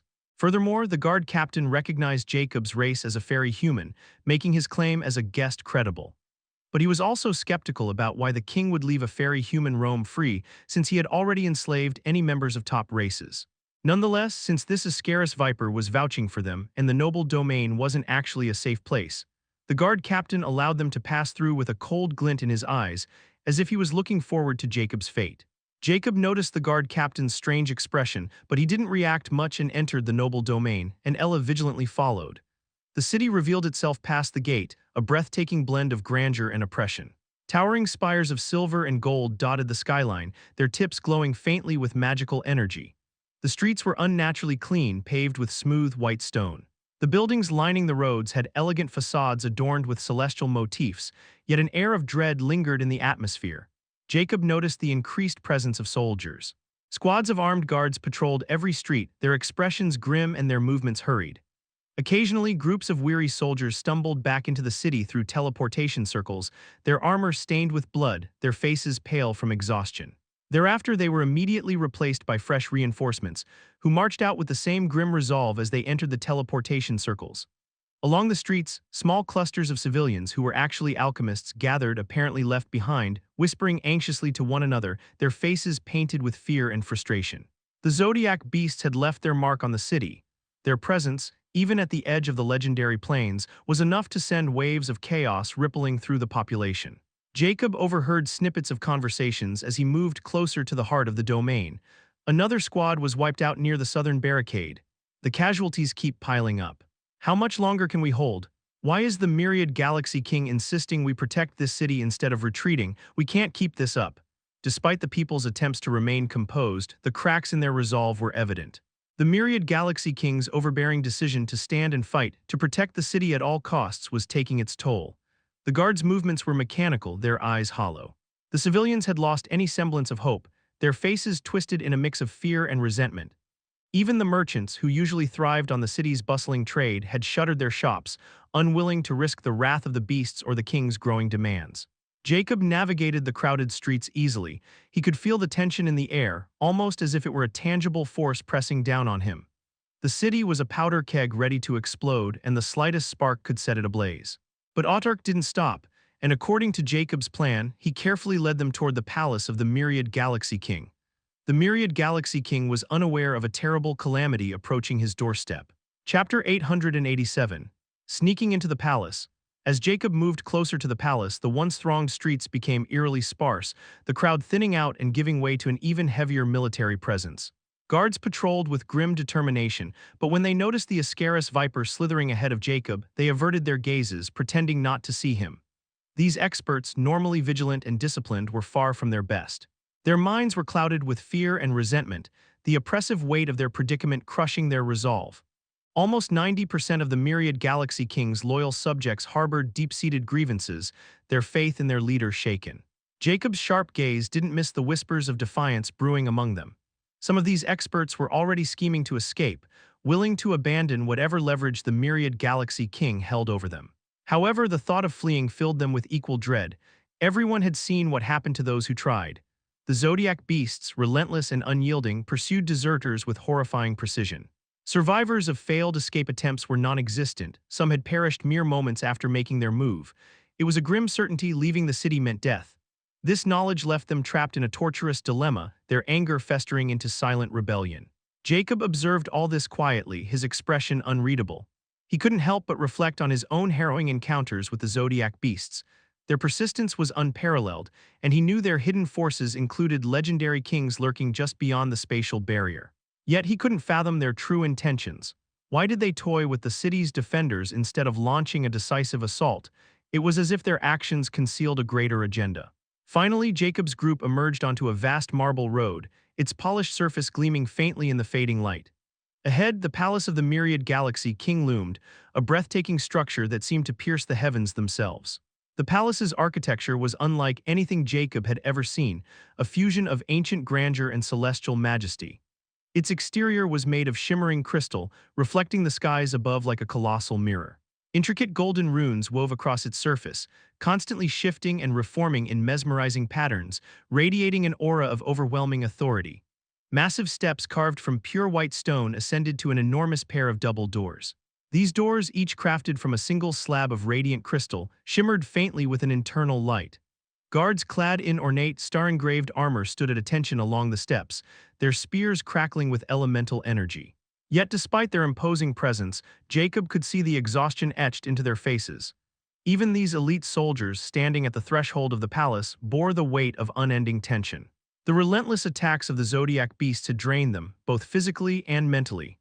Jacob paused at the edge of the grand plaza before the palace, taking in the bustling activity around him. Supply carts were being unloaded near the steps, brimming with weapons, armor, and provisions for the troops. Messengers darted back and forth, their expressions harried as they carried orders to and from the king's inner circle. In one corner, injured soldiers were being hastily treated by nervous healers, their movements hurried and uncertain. Even the once pristine plaza bore the scars of the ongoing chaos, cracks ran through the marble, and faint traces of dried blood hinted at earlier clashes. It was clear to Jacob that the Myriad Galaxy King's overbearing decisions were tearing apart the morale of his subjects. The soldiers' loyalty was fraying under the strain, and their king's oppressive rule, meant to secure the city, was instead sowing seeds of despair. With a faint smile tugging at the corner of his lips, Jacob took a step forward, his eyes fixed on the magnificent palace. The turmoil, the fear, and the chaos, it was all a testament to the precarious balance of power. He wondered with grim amusement just how long this fragile order would hold. As Jacob approached the grand steps leading to the palace, the energy crackling from the elite guard's spears created an invisible wall of menace. These soldiers, though fatigued, were well-trained and alert. Breaching their formation without causing an alarm would have been a near-impossible task for anyone else. Autark didn't respond verbally. Instead, a subtle wave of power emanated from him, weaving itself into the air like an unseen melody. The next moment, gray miasma suddenly burst out from a xperrif viper's body. 11:51, but Jacob wasn't alone. Autark, Jacob sent a mental message. Distract them, Jacob commanded, his tone calm and resolute. Autark didn't respond verbally. Instead, a subtle wave of power emanated from him, weaving itself into the air like an unseen melody. The next moment, gray miasma suddenly burst out from a xperrif viper's body. It was the xperrif viper's innate poison, and at this moment, Autark used all the soul force in the xperrif viper's body to fuel it, instantly covering the entire area. The elite guards nearest the base of the steps suddenly froze, their eyes widening as they weren't expecting someone to dare to cause such a scene right in front of the palace. But when they thought about how the myriad Galaxy King had almost driven everyone to the brink of despair, they knew something like this was bound to happen. Someone finally couldn't take it and attempted to retaliate, and they were even lamentable for this guard. However, they can do nothing but perform their duties, and instantly, legendary noble rank soul forces gushed out from the guards as they quickly covered the poison. Although this poison could even harm fable legendary rank beings, it was easy to suppress for them. However, the reason behind this mist wasn't to harm them but to distract them, which Autark succeeded in doing splendidly. The next moment, the air around Jacob seemed to ripple. A faint, formless presence materialized beside him, like a shadow blending into the ambient light while covering Ilya as they both seemed to vanish into thin air. He also summoned Autark back, and the xperrif viper's lifeless corpse fell. Taking full advantage of the distraction, Jacob stepped into the palace's shadowed corners, his movements silent and precise. At the same time, Ilya was completely under his soul force's control, incapable of resisting, but she had no intention of resisting at all. In fact, she was witnessing everything with ecstasy and shock. Jacob blended seamlessly with the surroundings and easily bypassed those distracted guards. The shimmering double doors, despite their grandeur, were no obstacle. Jacob placed his bony hand on the surface, and the next moment under his power, a small opening in the massive doors eased open just enough for him to slip inside, any sound swallowed by the commotion. Inside, the palace was even more overwhelming than its exterior. The walls were adorned with moving murals depicting celestial scenes of battles and conquests.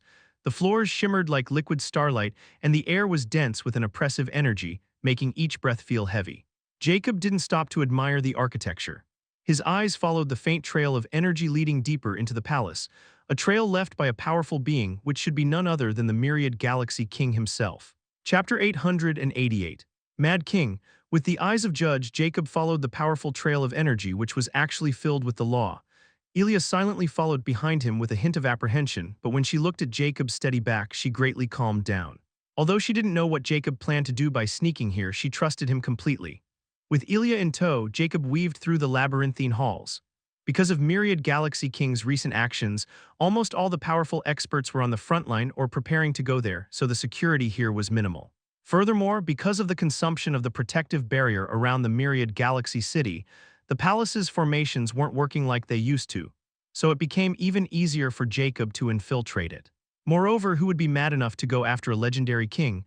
Finally, they reached a massive chamber at the heart of the palace. The air here was suffused with a potent, almost suffocating aura of authority. The throne room was a vast expanse of dark crystal, its walls lined with towering statues of past kings. At the center of the room, a massive throne carved from starry black obsidian loomed, its surface inlaid with pulsating veins of gold and silver. But this throne wasn't vacant. Sitting atop it was an imposing being. His appearance was both regal and unsettling. His skin was ashen gray, etched with glowing red runes that seemed to pulse in time with his heartbeat. His long, wild hair spilled over his shoulders, a mixture of jet black and streaks of silver that gave him an almost feral look. His eyes were perhaps the most unnerving feature, two orbs of molten silver swirling with madness and unrelenting fury. In contrast, a third vertical violet eye on his glabella was icy cold and filled with mystical charm. His two eyes darted around the room, never settling on one spot for long, as if they were searching for threats where none existed. He was dressed in flowing robes of deep crimson, trimmed with dark gold, but the fabric was frayed and torn in places, a testament to his increasingly unhinged state. His fingers, tipped with claw-like nails, drummed incessantly on the armrest of his throne, each tap echoing ominously through the chamber. This was the Myriad Galaxy King that belonged to violent witch race. The Myriad Galaxy King exuded an aura of overbearing confidence, yet his entire demeanor betrayed a man on the edge, paranoid, restless, and utterly defiant in the face of the chaos outside his palace walls. At this moment Jacob, followed closely behind by Elia, stepped into the room. The king's silver eyes snapped to him instantly while his violet eye seemed to flash in a strange. The Myriad Galaxy King was shocked when this unknown intruder suddenly stepped in this place without any fear or apprehension. Furthermore, seeing Jacob's ghastly skeletal face with his flaming pale golden eyes, his violet eye, which was his spiritual eye, sent him alarming signals.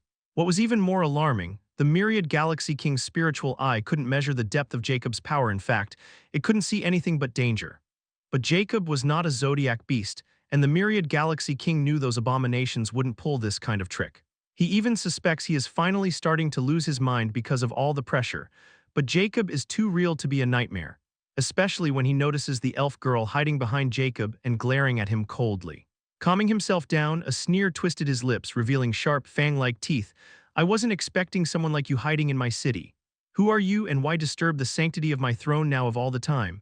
The king growled, his voice booming with raw power. Despite his disheveled appearance, the force of his presence was undeniable. Jacob remained silent, his eyes meeting the king's without flinching, and he also confirmed the Myriad Galaxy King wasn't as strong as Blackwell. In fact, he even detects a trace unknown law within the Myriad Galaxy King, which seemed to be chaotic and corrosive. The Myriad Galaxy King was injured. "I wasn't hiding here. In fact, I've been here for just 3 weeks. So I thought, why not pay my respect to the enigmatic Myriad Galaxy King, and here I am," Jacob impassively stated while his soul force flickered without Myriad Galaxy King's notice. The Myriad Galaxy King didn't believe a single word of Jacob as he leaned forward, his eyes narrowing. "Paying your respect, I know every one of legendary kings of dark beings and you don't match any of them. But it doesn't matter, I'm willing to look past our faction's enmity, and you waltz in here as long as you can work together with me. I'm sure we can get rid of those vile things. After all, since you showed your face here, it's probably because you are trapped here and there is no way to escape. If it's an alliance you seek, I'm willing to consider it."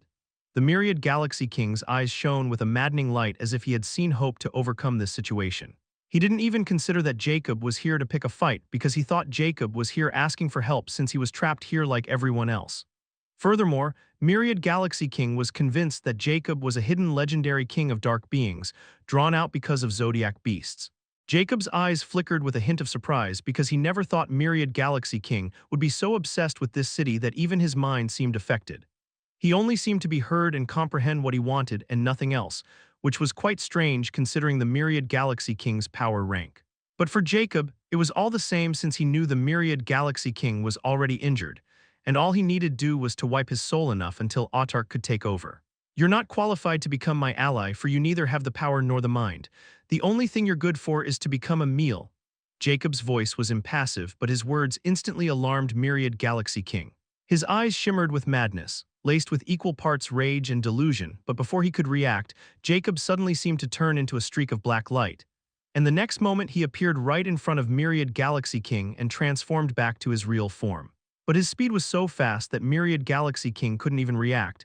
It was almost like Jacob has just traveled with speed of light.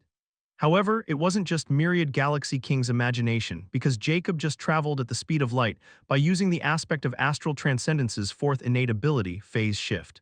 This ability can not only allow him to step between light and space, enabling instantaneous movement through spatial rifts, but also shift between lights, and he can teleport to any visible location at the speed of light. Chapter 889, Kingslayer. The sudden teleportation, which was even faster than normal teleportation, sent a chill running down Myriad Galaxy King's spine. He would have never anticipated that Jacob would be so brazen as to attack him right in his throne room directly. Furthermore, he was a legendary king, and a fight between legendary kings could shake heaven and earth, raise cities to the ground, cause storms, and even change the weather, turning lands into forbidden zones. That's why legendary kings never fight in public places or even lands. As a matter of fact, they always move high in space because a simple shockwave from their full-power attacks can raise a city to the ground. But Jacob clearly had no such qualms. In fact, after observing the Myriad Galaxy City and meeting Myriad Galaxy King, Jacob was completely sure that Myriad Galaxy King wouldn't dare to release his full power in his beloved city and cause harm to him. He was too obsessed with it, Furthermore, Myriad Galaxy King was injured on top of that and far weaker than Jacob, so Jacob won't miss such an advantage and directly mount a surprise attack without holding back. He was betting on the Myriad Galaxy King's obsession and taking full advantage of it. Just as Jacob expected, the Myriad Galaxy King tried to block Jacob's incoming claw towards his forehead as he instantly poured soul force into his spiritual eye. His reaction was also extremely fast, but not fast enough as just his violet eye began to ripple with light. Jacob's hand, like a bone claw, was already on his head. The next moment, Jacob also released his full soul force back by the full power of his totem, as the symbol of infinity on his skull crown started to shimmer with terrifying kaleidoscopic light, and a phantom of infinity bloomed behind him in its full glory. Their exchange was so fast that just a measly second had passed, yet Myriad Galaxy King was already at a disadvantage. When Jacob's soul force backed by his laws came in contact with Myriad Galaxy King's soul force, it was instantly destroyed. Myriad Galaxy King's body shook violently as he felt like the death knell rang. Only now did he understand how terrifyingly powerful Jacob was, especially with all those laws. Ah! Sensing the deadly crisis, Myriad Galaxy King roared, trying to summon his soul totem manifestation to push Jacob away without caring about the aftermath anymore since he cherished his life more, and a moment of clarity returned. But Jacob was like an unmovable mountain, and from the moment he gripped Myriad Galaxy King's head, he had no intention of letting him go since he knew it would be very troublesome once Myriad Galaxy King was freed. However, Jacob didn't know a powerful law's soul totem had the ability to suppress an inferior law's soul totem to some degree, and his soul totem was anything but weak. So the moment he released his full power, and because of Myriad Galaxy King's initial hesitation with Jacob's surprise attack and superior power, the Myriad Galaxy King was doomed never to overcome this crisis. Jacob's soul was forced directly through Myriad Galaxy King's soul defenses and a foreign barrier before it engulfed his soul totem, which was radiating the maddening power of law.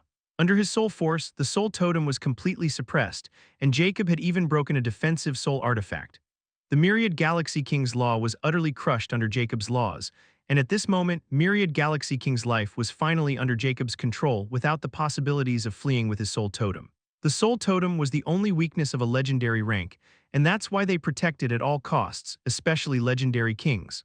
All kinds of soul artifacts with soul defenses were used to ensure their soul never perished, and that's why legendary king rarely died.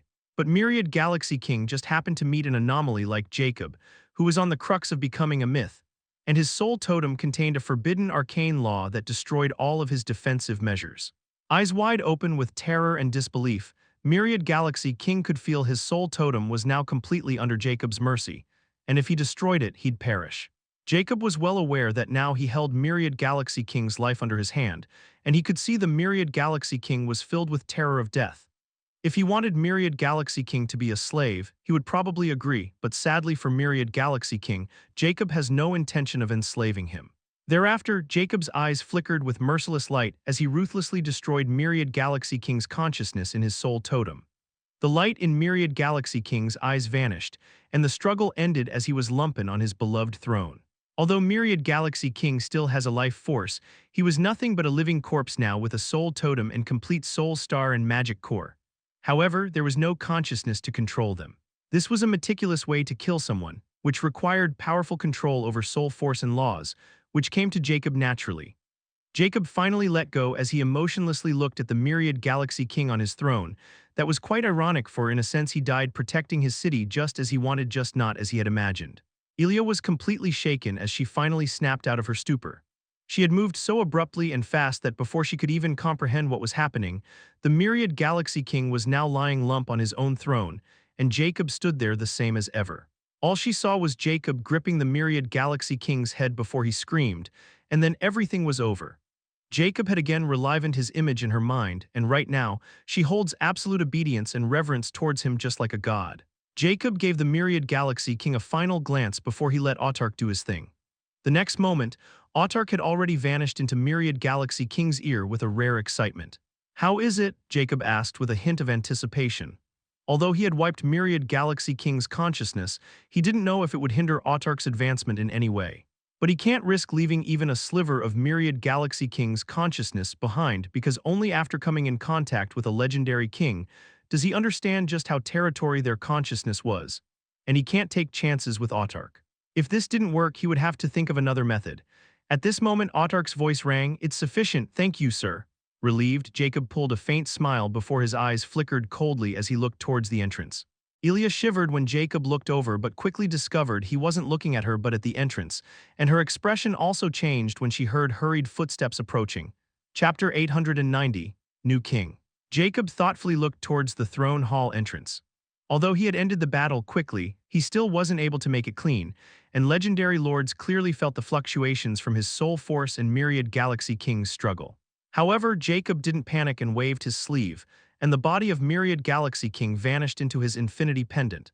Since Autark needed time to absorb the Myriad Galaxy King before starting the evolution, he needed to ensure no one disturbed him. He then looked at Ilya and impassively said, "What are you doing there?" And he casually sat down on the empty throne of Myriad Galaxy King. Ilya reacted quickly as she instantly got what Jacob was saying, and her eyes shimmered with excitement the next moment. She was already standing beside the throne, wearing a cold expression just like Jacob as she waited for those people.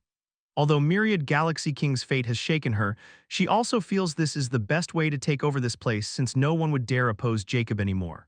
In fact, she has already started to notice that power can make anything happen. At this moment, three tall men donned in armor entered the throne hall.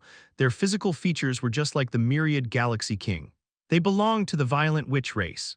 Furthermore, these three were all Terminus 6 legendary lords of the Myriad Galaxy City and were members of the royal bloodline. There were others as well, but they were all on the front lines, commanding the army and overseeing the war. But they were all indignant towards the Myriad Galaxy King because he used force and threats to make them fight. However, because of a powerful formation, they weren't a match for him, especially within the palace. But they didn't know that Myriad Galaxy King had deactivated it long ago to sustain consumption and support the city's barrier. They were all busy with their task, while also planning to try to persuade the king to stop this madness, when they suddenly heard the king scream before they felt terrifying soul fluctuations of the Myriad Galaxy King and another foreign one, which was even more unfathomable. The first thing they thought was the Zodiac beasts were finally taking things seriously and had attacked the king. But the fluctuation only lasted a few moments before everything returned to normal, so they hesitated before coming here. Furthermore, they wanted to confirm if the Zodiac beasts had really started to take action, since this could mean the city's destruction. But they were flabbergasted when the three peak-level lords saw an unfamiliar figure sitting on the galaxy throne and an elf beside him. But their expression grew grim when they noticed the figure was actually a dark being, and the Myriad Galaxy King was nowhere to be seen despite his lingering aura. However, they all knew that the king would never allow anyone else to sit on his beloved throne, yet this unknown lick was sitting there without any care in the world, and their king had mysteriously vanished. At this moment, their expression went pale when they thought about the screams and those soul fluctuations, and their eyes widened with horror. At this moment, a terrifying pressure descended upon them as Jacob's eyes were flickering with killing intent, making the three lords' hearts tremble with anxiety, and his pressure was far more terrifying and profound than the Myriad Galaxy King. "I dealt with your mad king. Now you can either join him and prove your loyalty to him in the afterlife or earn your lives back by working for me. I know you all were forced to fight without any purpose and wanted to flee this place. But let me tell you this, there is no place out there that isn't teeming with those things. In fact, this city is the only safe place I've seen. Those monsters haven't overturned that. Work for me and convince the others to do the same for your own survival.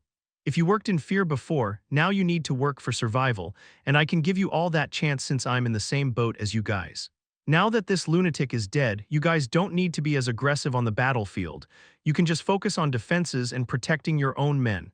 I even give you some weapons of mass destruction. In return, all I need is your and your men's full cooperation and secrecy until this calamity is over. After that, I'll return to my home, and you can have your little city back for all I care and divide among yourselves," Jacob declared without beating around the bush. Jacob's entire purpose in taking over this city was to get himself more familiarized with the legendary plains, increase his crafting techniques, and get a deeper understanding of his prowess, especially the laws.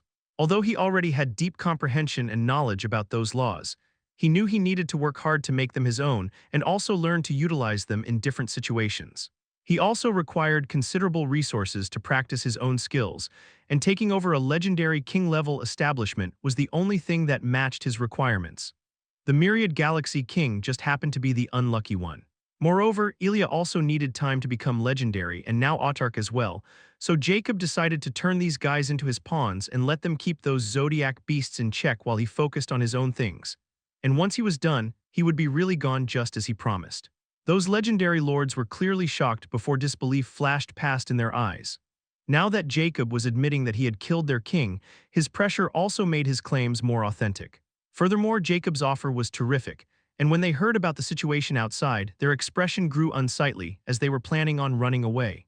Moreover, even someone like Jacob was telling them he was here to seek shelter, which made his claim about the danger outside even more realistic. After all, they all could tell he can kill them with a snap of his fingers. There's no need to lie to them. Jacob was also far stronger, not to mention reasonable, so those three lords really started to consider his offer, especially once Jacob left. The city would be theirs. The three looked at each other as their eyes shone with profound lights before looking at Jacob and quickly bowled down to their waists. We greet the new king. Chapter 891, Star Crystals. Elia's eyes shone with delight when she saw those lords lowering their heads in respect before she glanced at Jacob and saw he wasn't reacting in any way. Jacob was neither pleased nor disappointed since he was expecting this outcome. After all, those lords weren't muddle-headed like the myriad Galaxy King, and they all wanted to survive rather than this city. "Why, your majesty, is the old king really dead?" one of the lords, a wizened-faced man with long hair, hesitantly asked. He was known as the Runic Lord, a lord-rank alchemist specializing in rune crafting. He was the oldest among all the lords of Violent Witch Clan and was also the myriad Galaxy King's younger brother. Although Runic Lord might have accepted Jacob as their new king, he was still the myriad Galaxy King's brother, and their entire clan was imprisoned in Eamon. Apparently, only the myriad Galaxy King knew where the cosmic gateway Eamon was and how to open it. Jacob also guessed what Runic Lord wanted to ask but didn't dare to, so he casually replied, "He's gone." A chill ran down Runic Lord and his two companions' spins when Jacob acknowledged it, and with his casual tone, he made it as if it wasn't a big deal at all. But they knew that killing a legendary king wasn't an easy feat. It was so tricky that it rarely happened, yet Jacob had pulled it off in such a short time they still couldn't quite believe it. "Can you open Eamon's cosmic gateway?" the second legendary lord known as the Potion Sky Lord, another lord-rank alchemist, questioned. His eyes were slightly bloodshot as he looked at Jacob with hope. It was quite clear whatever the myriad Galaxy King had on Potion Sky Lord was quite important to him, and now that the Mad King was gone, he probably wanted it back. Truthfully, Jacob had no idea how to open this cosmic gateway. He didn't even know where it was, for he only recently learns about them from Autarch. But he wasn't too worried about it since he knew he would learn his every secret once Autarch devoured the myriad Galaxy King. "I don't know where it is since that guy wasn't really cooperative, and I don't really have time to ask him about it since I was busy killing him before he blew the entire city in his madness," Jacob impassively stated, making the three lords' expressions sink with despair. But Jacob wasn't done as he continued. "However, don't worry, it would take some time, but I will find it since I also want something from that elemental galaxy. Now I want to ask you guys some questions before you can start with the plan of defensive strategy." The three lords were startled when they heard his next words and finally sighed in relief, since this meant they could still have their families and wealth back. After all, a legendary king didn't have to trick them with something like this, and they all knew every legendary king was capable of analyzing space. Although there was still a huge difference between the king with the space-lost soul totem and the one without it, legendary kings can detect change in space because of laws, and some can even compress it to some extent, creating an ability of minor teleportation unique to legendary kings. After getting Jacob's assurance, the three lords finally decided to cooperate. They had no choice but to be surrounded by a vast sea of zodiac beasts, so there was no escape in this situation. "How long is that barrier sustainable?" Jacob asked. Since they were now on the same page, he needed to know how long this city can last. The third lord, Pill Lord, replied to this question since he was the military general of resources of the city. "With all the star crystals in reserve for the Myriad Guardian formation, it would probably last for other decades before we'll run out of star crystals and have to use legendary nobles to fuel it. After all, the Myriad Guardian formation is a basic legendary rank formation, and to fuel it, we need 100 king-tier star crystals daily or the support of at least 100 legendary nobles or 10 legendary lords to maintain it, unless we have a legendary king to maintain it." At this point, Pill Lord quickly glanced at Jacob before quickly looking down. Jacob's eyes flickered as he knew the star crystals were actually a higher version of magic gems, but unlike the magic gems, star crystals were naturally formed in the depth of elemental planets. They had 4 tiers: Fable, Noble, Lord, and King, like the legendary rank states. Not only were these star crystals used in various aspects of alchemy, like the magic crystal, but they also contained soul force and stellar energy. This means star crystals can not only help to quickly recover the soul force and magic of legendary state experts, they were also used to make quick progress through the ranks. And the king-tier star crystals even contained a wisp of elemental laws in them, which were extremely beneficial for any legendary lord. Although the king-tier star crystals have a minimal effect on a legendary king, they were still quite useful as an excellent recovery medicine. However, king-tier star crystals can only be found in an elemental galaxy, and that was another big reason for keeping an elemental galaxy instead of destroying it by taking away its legendary vestige. Lastly, the star crystals were also used as currency. Their value was higher than ZC, such as one Fable tier star crystal, equal to 10,000 ZC, one Noble tier star crystal, equal to 100,000 ZC, and one Lord tier star crystal, equal to 10 million ZC. As a king tier star crystal, there were demands but no seller since all of them were in the hands of legendary kings, and if by chance some did appear, there would be huge bidding wars among lords to get them. That's why Jacob was quite surprised when he heard this protection formation was using 100 king-tier star crystals daily, and they still have enough to keep this up for another decade. He already knew how precious these crystals were, but it seemed he had underestimated the wealth of an alchemy king associated with the Alchemy Guild. Still, he had no intention of touching those reserves since it meant he wouldn't have to worry about the city being breached anytime soon. At this moment, he suddenly thought of something and asked, I saw that this barrier is currently surrounding a vast area outside the city. Why not just focus it on the city? It'll save us a massive amount of star crystals. It was the runic lord who replied with a bitter look, it's not like we haven't thought about it.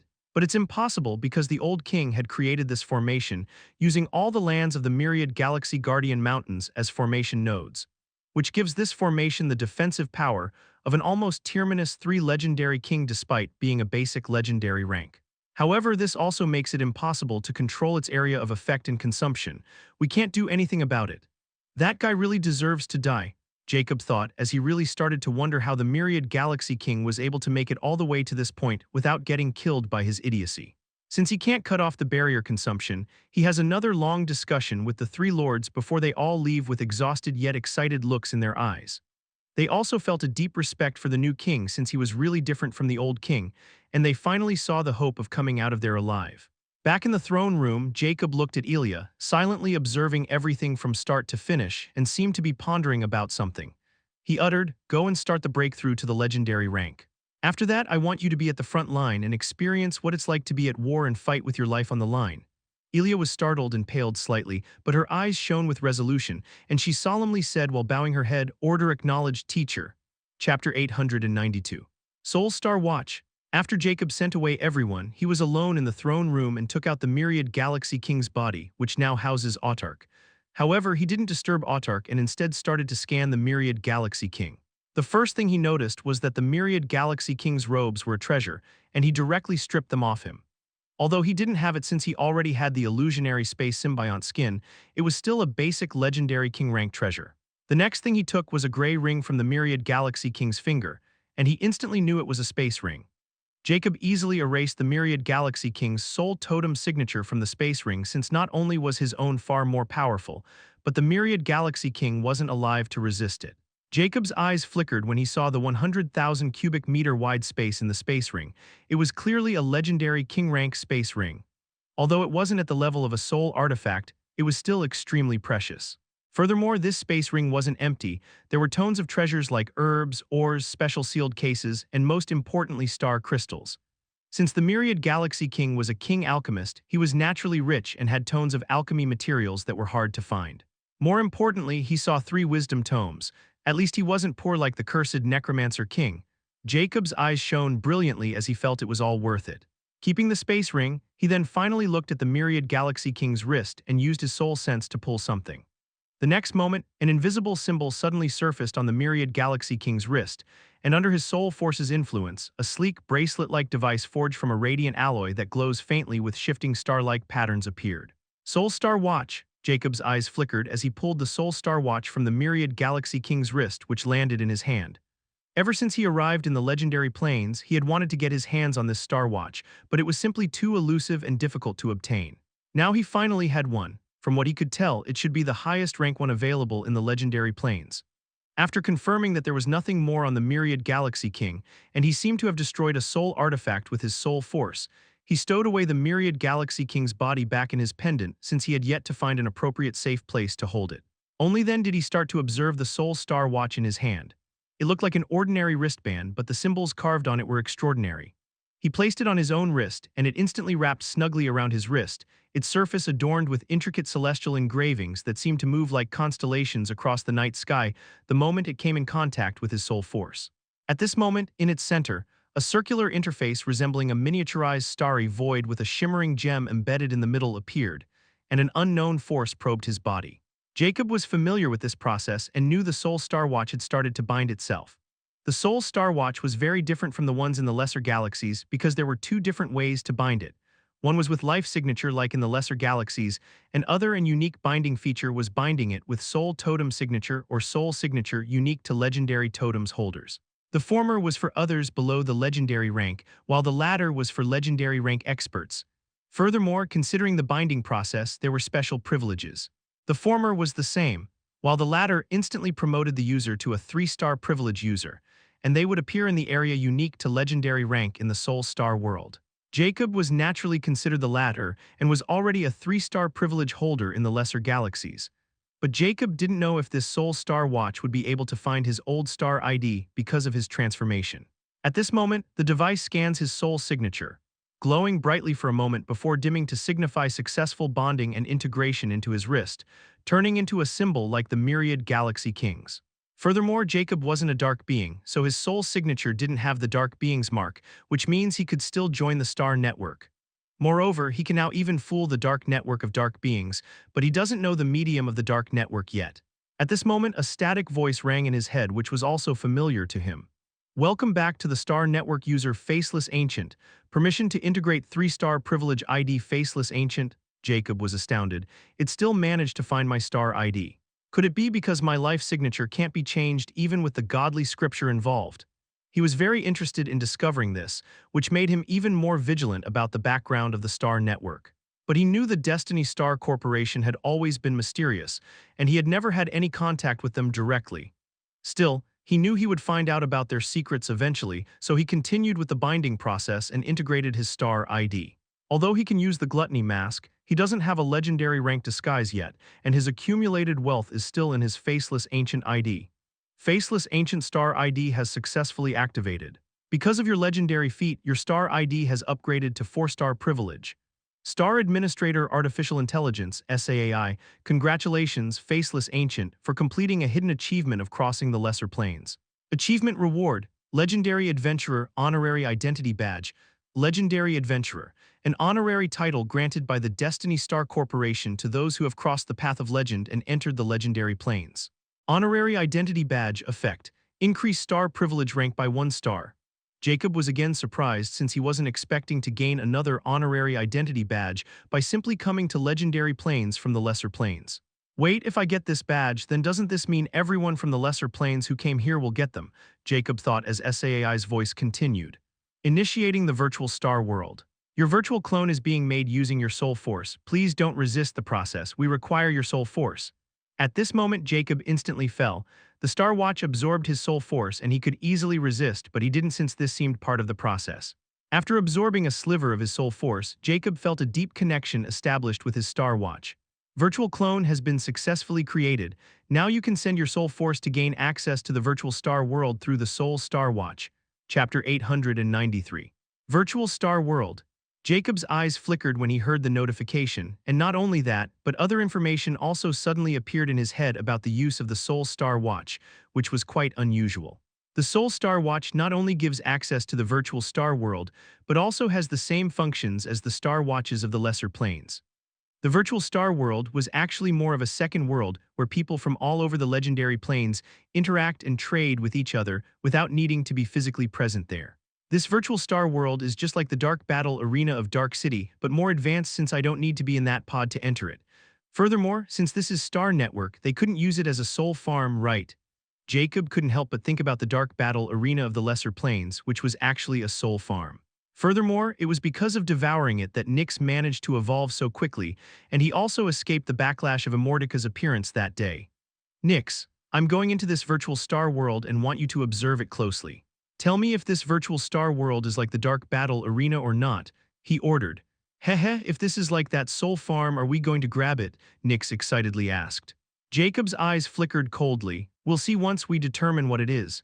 But since this is the star network we are talking about, it's better to stay off them. They are basically the pioneers in this field, and from the start, they seem to have complete control over this world. Going against them is not worth it yet. Tusk, as if you haven't done anything like this before, Nix commented sarcastically. Jacob didn't comment on her remark and used his force in the Soul Star Watch, and the next moment he felt like consciousness was being pulled into it, and his vision suddenly shifted. The next moment, Jacob found himself standing on a crystal platform, surrounded by glowing symbols that actually represented different functions of the star world. Furthermore, he saw that his body was actually just a glob of glowing light, and at this moment, a gentle, guiding voice resonated in the void.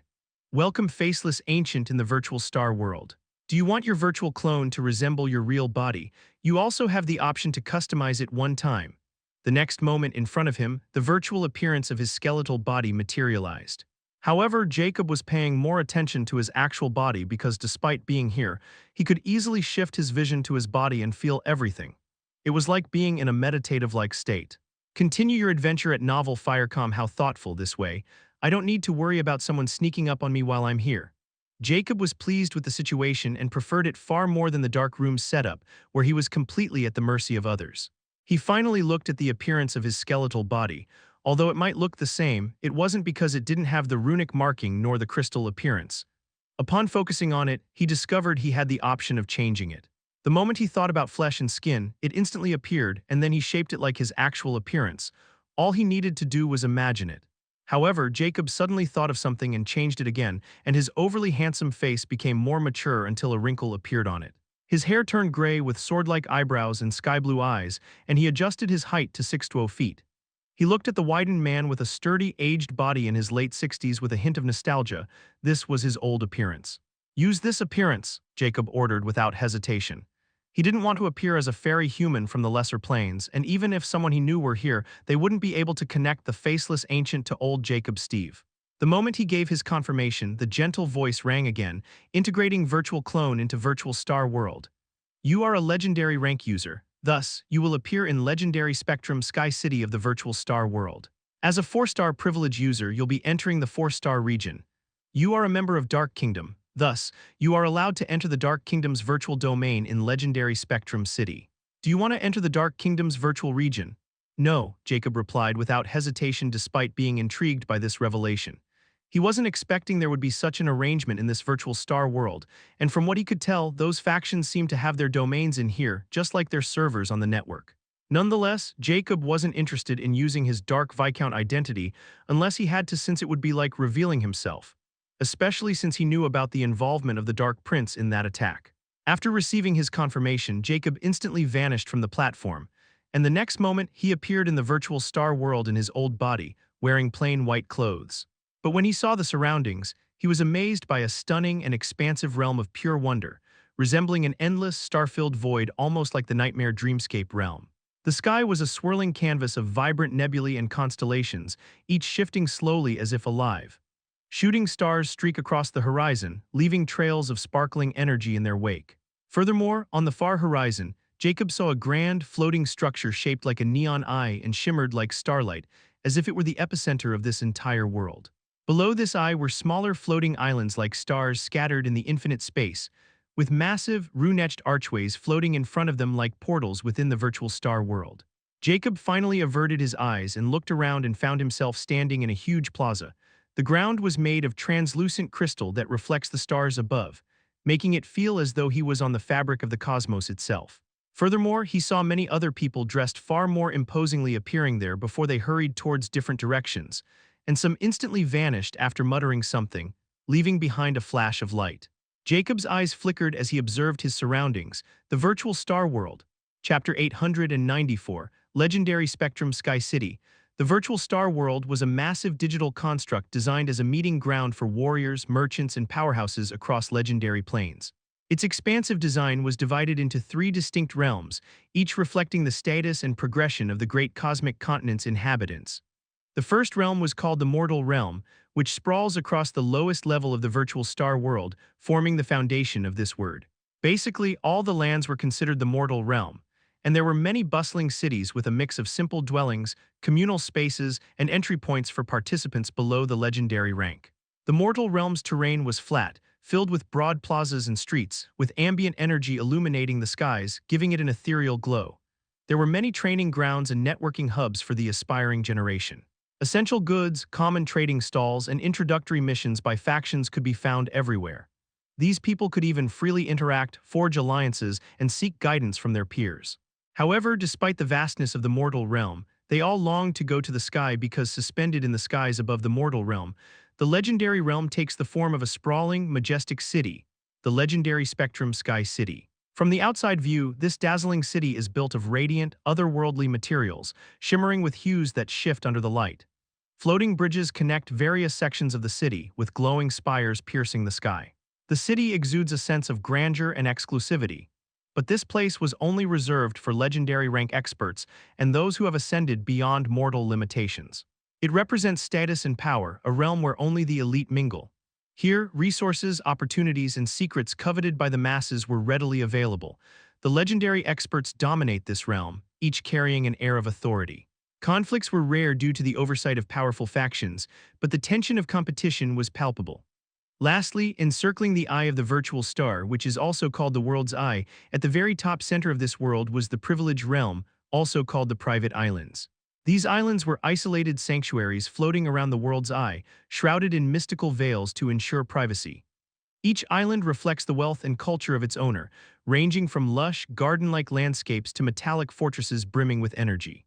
Now, these islands were reserved for the most powerful factions and corporations, with legendary king members. These realms were impenetrable sanctuaries to which only organization members were granted access. Here, strategies are planned, resources are hoarded, and exclusive deals are made.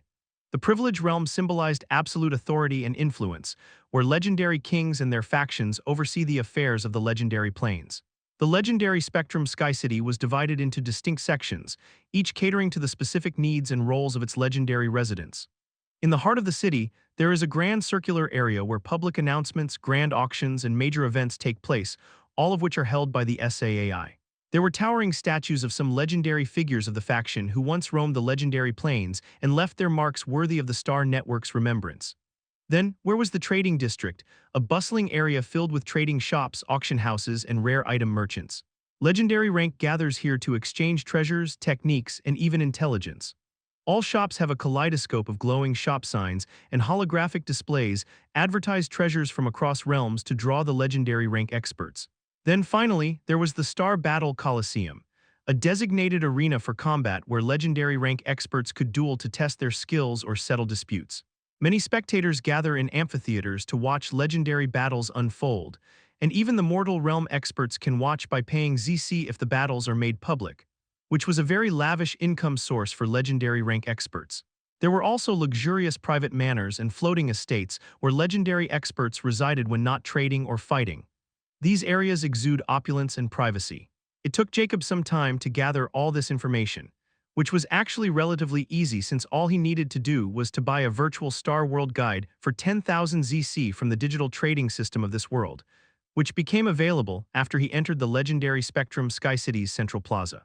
As he wandered, Jacob observed the towering spires, the grand statues in the central plaza, and the bustling energy of the trade district. The sights and sounds captivated him. A legendary expert was even haggling over an item, an auctioneer shouting bids for a fable legendary weapon, and whispers of secret deals for techniques. The hum of activity naturally drew Jacob, and he soon found himself in the trade district, where rows of trading shops glowed like stars in the night sky. He noticed stalls offering rare herbs, scrolls, and intricate artifacts radiating powerful auras. Some shops had private chambers for high-level dealings, guarded by holographic sentinels. Jacob's gaze flickered as he scanned the area, his mind already planning how to take advantage of the opportunities the trade district offered.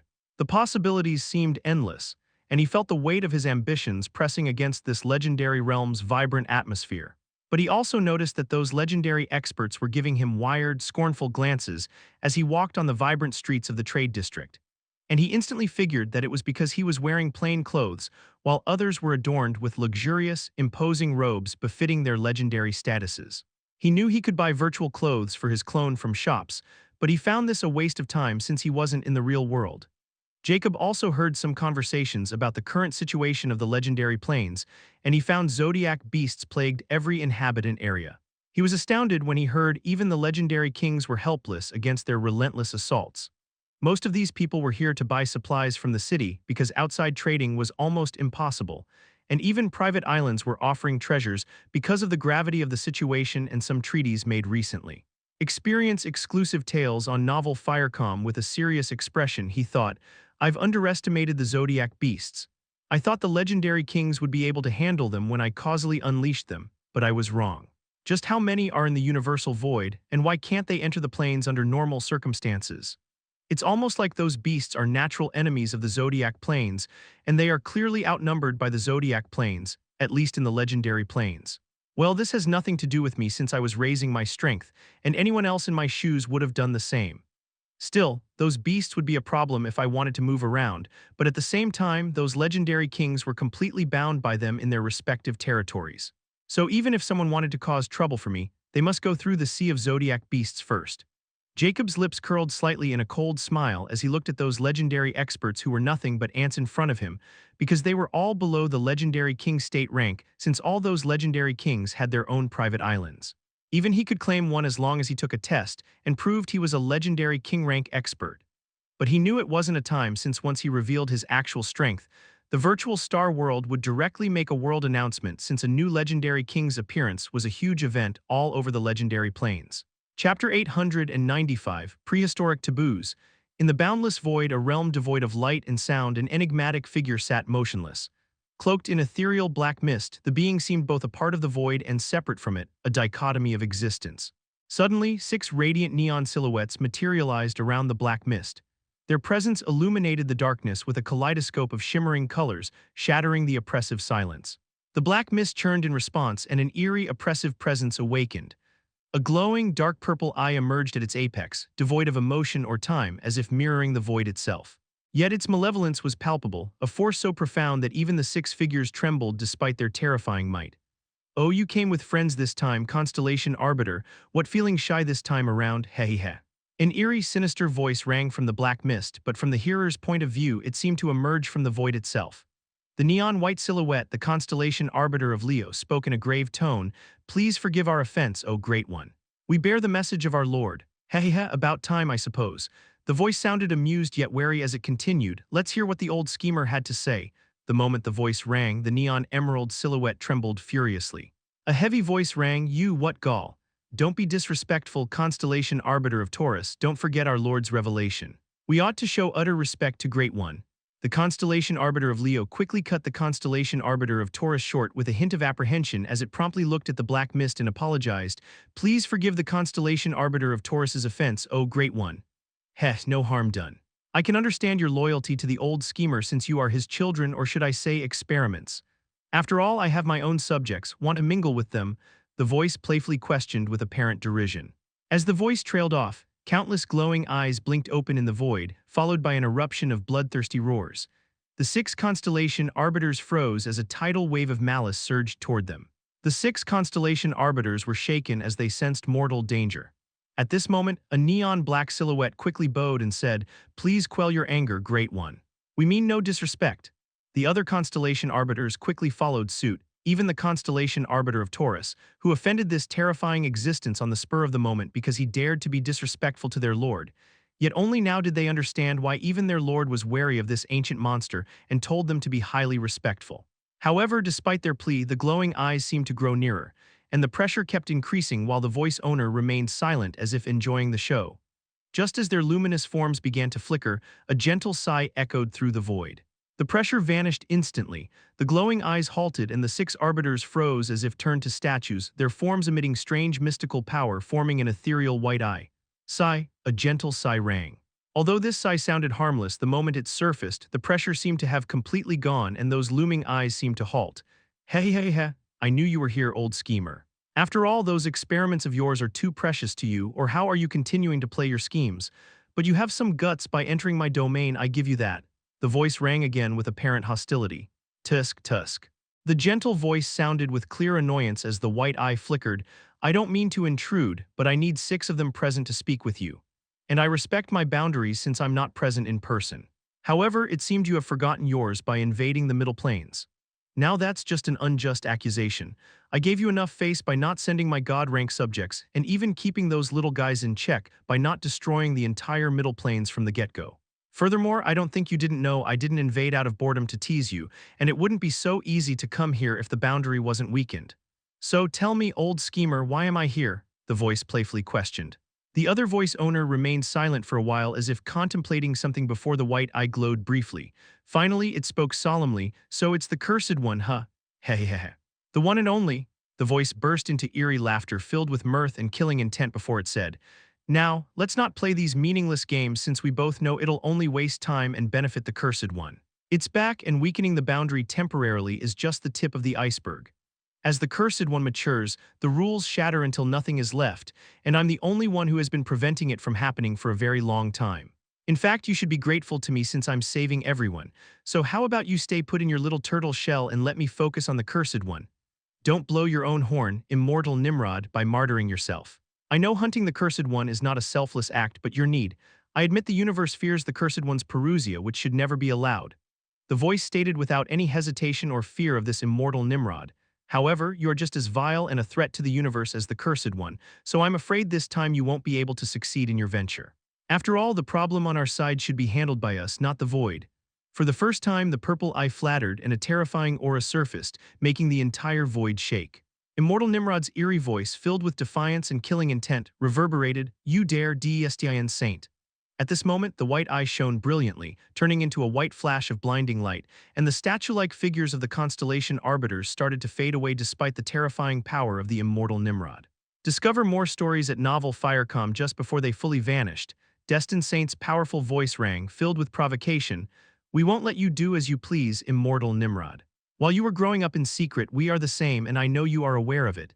Let me show you by returning your little army to your trashland. But of course, if you want the cursed one so much, you are free to enter the plains by yourself. If you have guts, that is, since we all know you're nothing but a coward in the end.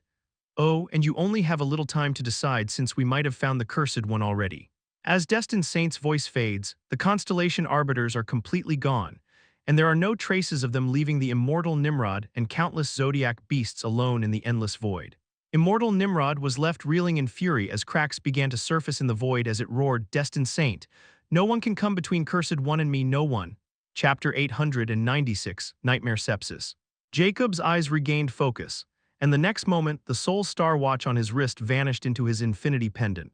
The first thing he did after he exited the virtual star world was converse with Nyx as he questioned, "So how was it?" Although the virtual star world was fascinating, Jacob wanted information about the legendary plains and its current situation, in addition to how this world works, which he finally had after spending a few hours. Not only that, but Jacob also found that those merchants in the legendary Spectrum Sky City weren't selling anything to those independent legendary rank experts because of the decree of the top powers, which was the result of the current emergence of zodiac beasts. If he wanted to buy something, he needed to be a member of those powers or be a legendary king, which Jacob didn't want to reveal at that moment. After all, Jacob had the myriad Galaxy King's wealth, and since he was a king alchemist, he should also have cutting-edge equipment that he could use for now. That's why, after gathering information, he decided to call it a day and exited the virtual star world since he didn't want to waste time, especially with the ambiguous situation with the zodiac beasts. Nyx spoke at this moment in a mischievous tone. "Well, it seemed you were right this time. This place isn't like that soul farm. Although some element of soul is involved, it's completely different from that place. Furthermore, its structure is almost flawless, and even with my current power, I can't mess with it or will be discovered." Jacob nodded in acknowledgement since he had been expecting this much from the Star Network, but he still felt somewhat pity. On another note, Nyx suddenly said with a hint of anticipation, "Can you give me this Soul Star watch? I think I can also use it to enter that world and try spreading my seeds from there. After all, not only will it grant you lifespan if I succeed, but I can be your eyes and ears in that place." Jacob was astounded by this unexpected request as he asked with a hint of suspicion, "I was under the impression that you can't have your physical body. How are you planning on binding the Star Soul watch?" "Heh, who said anything about needing a body to use that toy? From my analysis, that thing will work if it has a different soul signature, so all I need is for you to wear it. Let me try using my soul force. If it works, I'll consider a new user and can also enter there," Nyx stated with evident excitement. Jacob was amazed since Nix's words made sense, and the more he mulled over them, the more doable it seemed. But he wasn't going to allow it so quickly as he questioned coldly, "Tell me the truth, you just want to play around, don't you?" "Oh, come on," Nix wailed with indignation. "What's wrong with having some fun? I've been nothing but faithful to you and follow your every command without any hesitation. You can at least grant me this much as a reward, right? Please, look at the bright side. If I am really able to use my prowess there, I'll be like fish returning to the water, and think about the lifespan we'll gather this way. I'm a legendary king rank nightmare, for God's sake, and no legendary king will be able to discover me just like that shifty ghost guy who is about to die a horrible death. By the way, the nightmare sepsis is almost complete, just like you wanted, and I promise to behave and I'll be discreet." She tried to sound pitiful and cute, but it was the last thing that would work on Jacob. But his eyes still flickered when she mentioned the lifespan, and he knew this was an excellent opportunity to replenish his lifespan. Furthermore, he knew as long as Nyx only used the Nightmare Conqueror seed, not the Nightmare Sepsis, no legendary king would be able to discover her. However, he also hesitated because it was the Star Network, and it was still unclear if she could even use her abilities in that virtual world. "No, it's too risky." Jacob shook his head. "I don't trust the Star Network completely. I have too many enemies, especially because of the damn key in possession. Although the Zodiac beasts might have diverted their attention from it, I have a feeling that those guys are still looking for it. Moreover, they don't even know what it is. Yet the chaos it had caused is enough to tell that someone knows, and there are too many uncanny abilities that can reveal it's in my possession. They may not work on me, but you, on the other, won't be able to escape if someone suspects you. After all, I know how much you like to have fun. Once you reveal you're a legendary king, you'll be under everyone's scrutiny. I'm especially wary of the Holy King of the Cardinal Spirit Temple. She's one of the strongest and most mysterious among the legendary kings, and there is even a rumor that the Holy King can find anyone and nothing can escape the Holy King's eyes. Most importantly, the Holy King has a connection with gods," Jacob stated in a grave tone, and this was just a fraction of the knowledge he had gathered. "Well, you don't know that," Nyx retorted. "Can you please trust me just once? I'm not an idiot to cause trouble, especially when I cherish my life as much as you do. I won't reveal anything, just give me a chance, please, or I'll nag you to no end." Jacob's expression turned cold. "You're not going to listen." "No," Nyx shouted, "I also won't give you the Nightmare Sepsis fruit. Just give me a chance. It isn't clear if I can pull this off, yet you're so stubborn." A flash of anger appeared in Jacob's eyes. He could easily cut off Nyx's connection and confine her into the Nightmare realm, but she was very important, especially that Nightmare Sepsis fruit from Blackwell, because Nightmare Sepsis was Nyx's new ability she awakened after she evolved into legendary rank. Nightmare Sepsis not only torments its victim, but like a neoplasm, it eats their entire soul and produces Nightmare Sepsis fruit, which has two uses. The first one was that it could heal soul injuries like soul medicine and strengthen the soul. The second and most important one is that it also contains 40% random life memories of its victim. Although it can't extract 100% memories like Autark, it was still enough for Jacob to hold this ability in high regard. Moreover, Nightmare Sepsis can be countered as long as the soul of the Nightmare Contractor, which means Jacob's soul was weaker than Nyx's victim because it inflicts extreme pain, especially when it's reached its completion.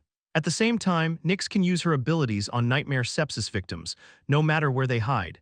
However, Jacob wasn't too worried since he knew Nyx wouldn't dare to go against him and only throw a tantrum. However, this could also lead to some consequences that Jacob didn't want. After all, as Nyx evolved, Jacob started to understand just how powerful and uncanny her abilities were, and she could use them without even him realizing it.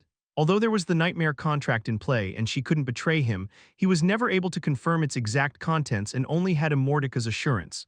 Nonetheless, Nyx was loyal despite her annoying personality, and just as she said, she cherished her life as much as Jacob himself. Find exclusive content at Novel Firecom. In the end, Jacob decided to give in since it wasn't clear if she could even do this in the first place, but he wouldn't show any weakness, or she would think she could get whatever she wanted by simply throwing a tantrum.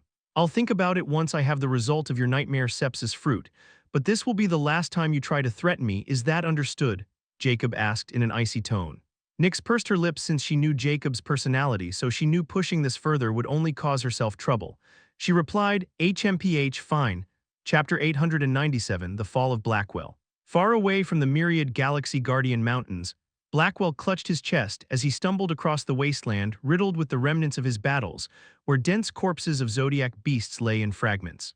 His once ethereal glow now flickered erratically like a dying flame. The pain was unbearable, a searing, gnawing agony that burrowed into his very essence and soul. No matter what he tried, no salve or incantation could quell the torment coursing through him. His breath came in ragged gasps as he stood atop the fractured remains of a legendary king-state Zodiac beast he had just slain. Its monstrous form lay crumpled, its life extinguished by Blackwell's wrath and desperation. Yet even this triumph brought no relief. The same unknown malady continued to consume him, tearing him apart from within, and he could feel it was reaching a critical point. He didn't know the name of his affliction, but its symptoms had manifested shortly after his encounter with Jacob in the Valley of Sunless Dusk, and since then he knew no peace, as if he was being cursed. "That treacherous bastard!" Blackwell roared as his hatred for Jacob boiled over, reaching the level of madness. Blackwell had never expected that a mere distraction in the grander scheme of things, a minor annoyance to his plans, would be the end of him. He had survived far worse than Jacob and was very careful, but he still ended up in this statue and didn't know how Jacob did it. Now, as Blackwell's body rotted from the inside out and his soul totem was filled with cracks and had almost lost its luster, he couldn't shake the gnawing suspicion that Jacob had cursed him in some way with the help of none other than the cursed Necromancer King. But Jacob was long gone, vanished into the ether, leaving Blackwell to suffer and die alone. It wasn't like he didn't try to search for him, but the moment he left the Valley of Sunless Dusk, he was greeted by hordes of Zodiac beasts, and even a legendary king appeared to attack him, which now lay under his feet after a long and ghastly battle. However, just when he thought it was over, more Zodiac beasts surged around him in endless waves, their primal roars echoing through the mist-shrouded wastelands. "Damn these insects!" Blackwell roared in indignation as he pressed onward, carving a bloody path through their ranks. His spectral blades shimmered with ghostly light as they cut through flesh and bone. Even in his weakened state, he was a force of destruction, a wraith incarnate, a worthy legendary king. Blackwell only had a single destination in mind: the Spirit Poison King's domain. "Only he can salvage this cursed existence," Blackwell muttered through clenched teeth. His voice trembled with a mix of determination and despair. He knew the Spirit Poison King resided in these lands. He was a being known for his unparalleled mastery over toxins and curses, and he was the one behind the cursed Necromancer King's demise. If anyone could cure him, it would be the Spirit Poison King, so he naturally searched for him because he had already used his only talisman with the Spirit Poison King's soul totem signature to put him after Jacob. Now he regretted it so much he could die. As he moved forward, the ghost ship loomed behind him, its spectral sails rippling with an otherworldly glow. It had been his sanctuary, his fortress. Now even its oppressive aura felt like a mockery of his own failing power. Explore new worlds at Novel Firecom. As Blackwell approached the Spirit Poison King's domain, the ground itself seemed to rebel against him. The air grew thick with venomous miasma, and the Zodiac beasts became fiercer, more relentless. He was at his limit. Blackwell's once-proud form faltered. His steps became staggered, his vision blurred. He reached out, clawing at the air as the pain in his chest exploded, consuming him in a torrent of agony. It was actually the nightmare sepsis which had reached its critical point, and it seemed impossible to escape his doom. "No. Not like this," Blackwell roared, his voice raw with defiance. He unleashed a final surge of power, cutting down a charging Zodiac beast with a desperate swing of his spectral blade. But it wasn't enough, as his power was like a dying candle. At this moment, a massive Zodiac beast, its form cloaked in shadows and eyes glowing like molten fire, emerged from the mists like a spectral ghost. At a terrifying speed, it struck with unrelenting ferocity, its claws raking through Blackwell's ethereal body. With his current dying power, it was impossible to blow, and he fell to his knees, coughing out spectral mist, his essence unraveling with each breath. "I won't die," he whispered, his words fading into the howling winds, still unwilling to die like this. Yet the Zodiac beast in front of him was another legendary king. In his final moments, Blackwell's thoughts were consumed by hatred and regret. Jacob's face flashed before his eyes, and he felt Jacob sneering at him. "This is because of you." He roared with terrifying killing intent, filled with unwillingness as he tried to break free. Yet the beast struck again, and with a final bone-crushing blow, Blackwell's form shattered like glass. His soul totem scattered into the void, consumed by the very Zodiac beast. As Blackwell's soul dissipated, the ghost ship began to tremble. The glowing gem embedded in its figurehead cracked, and the entire vessel erupted in a cascade of ghostly light. The specters that had been bound to it were freed, their hollow eyes filling with relief as they ascended into the void, their chains of servitude finally broken. The ship's destruction sent shockwaves through the wasteland, and the Zodiac beasts recoiled, momentarily stunned by the sudden surge of law energy. Blackwell's death was the end of an era. A being who had defied death multiple times had finally been claimed by it, leaving behind only echoes of his torment and the liberation of those he had enslaved. Yet the moment Blackwell met its demise, a tiny black spot appeared, and the next moment it suddenly vanished. Even the Zodiac beasts failed to notice it, and its current location is unknown. Chapter 898. King Alchemist Workshop. At this moment, Jacob stood in front of a wall in the underground section of the Myriad Galaxy Palace, and his eyes of judge were flickering as he could see through behind the wall. After days of scouring, this is it, Jacob thought before directly punching the wall, and at the moment of impact, countless symbols appeared, forming a runic wall. But Jacob didn't flatter and increased the force behind his punch while adding more soul force, and the symbols started to dim down and the wall finally caved in. However, when he destroyed the formation, the wall transformed into a metal door which was now bent. Jacob easily pulled it out, revealing a stairway corridor going further down. Jacob continued forward before reaching the pathway's end, which led to another giant door. Just like the door at the entrance, he destroyed it. Although the protective formations and materials were of legendary king state rank, they were still just at the basic rank, which couldn't hold Jacob at bay. The moment Jacob pulled this door apart, a spacious chamber was revealed, and inside was a futuristic lab filled with all kinds of alchemy materials, shelves, experiment subjects, and even some ongoing and unfinished experiments. This was the alchemy workshop of the Myriad Galaxy King that Jacob wanted other than his wealth and knowledge.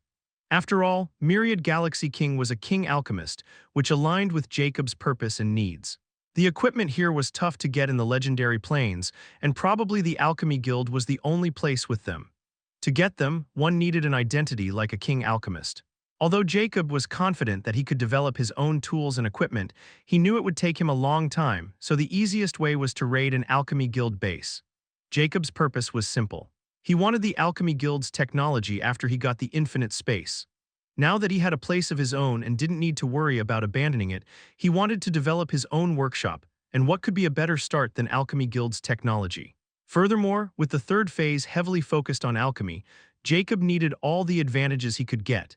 And having the Alchemy Guild's technology was just the start, since there were vitality architects in the requirements, even though he didn't know existed before. Lastly, this workshop was only a part of his plan because the Myriad Galaxy King's expertise was rune crafting, and his workshop was mainly filled with equipment and research on rune crafting. This means he only got his hands of rune artificer knowledge and tools up to basic legendary king rank. He still required magic smith and that mysterious profession vitality architect. Nonetheless, Jacob knew it was a good start, and this entire city was an alchemist city in a sense, so Jacob could take his time to get his hands on every alchemy-related knowledge and tool he needed. After all, his infinite space was massive, and it happened to be rather empty.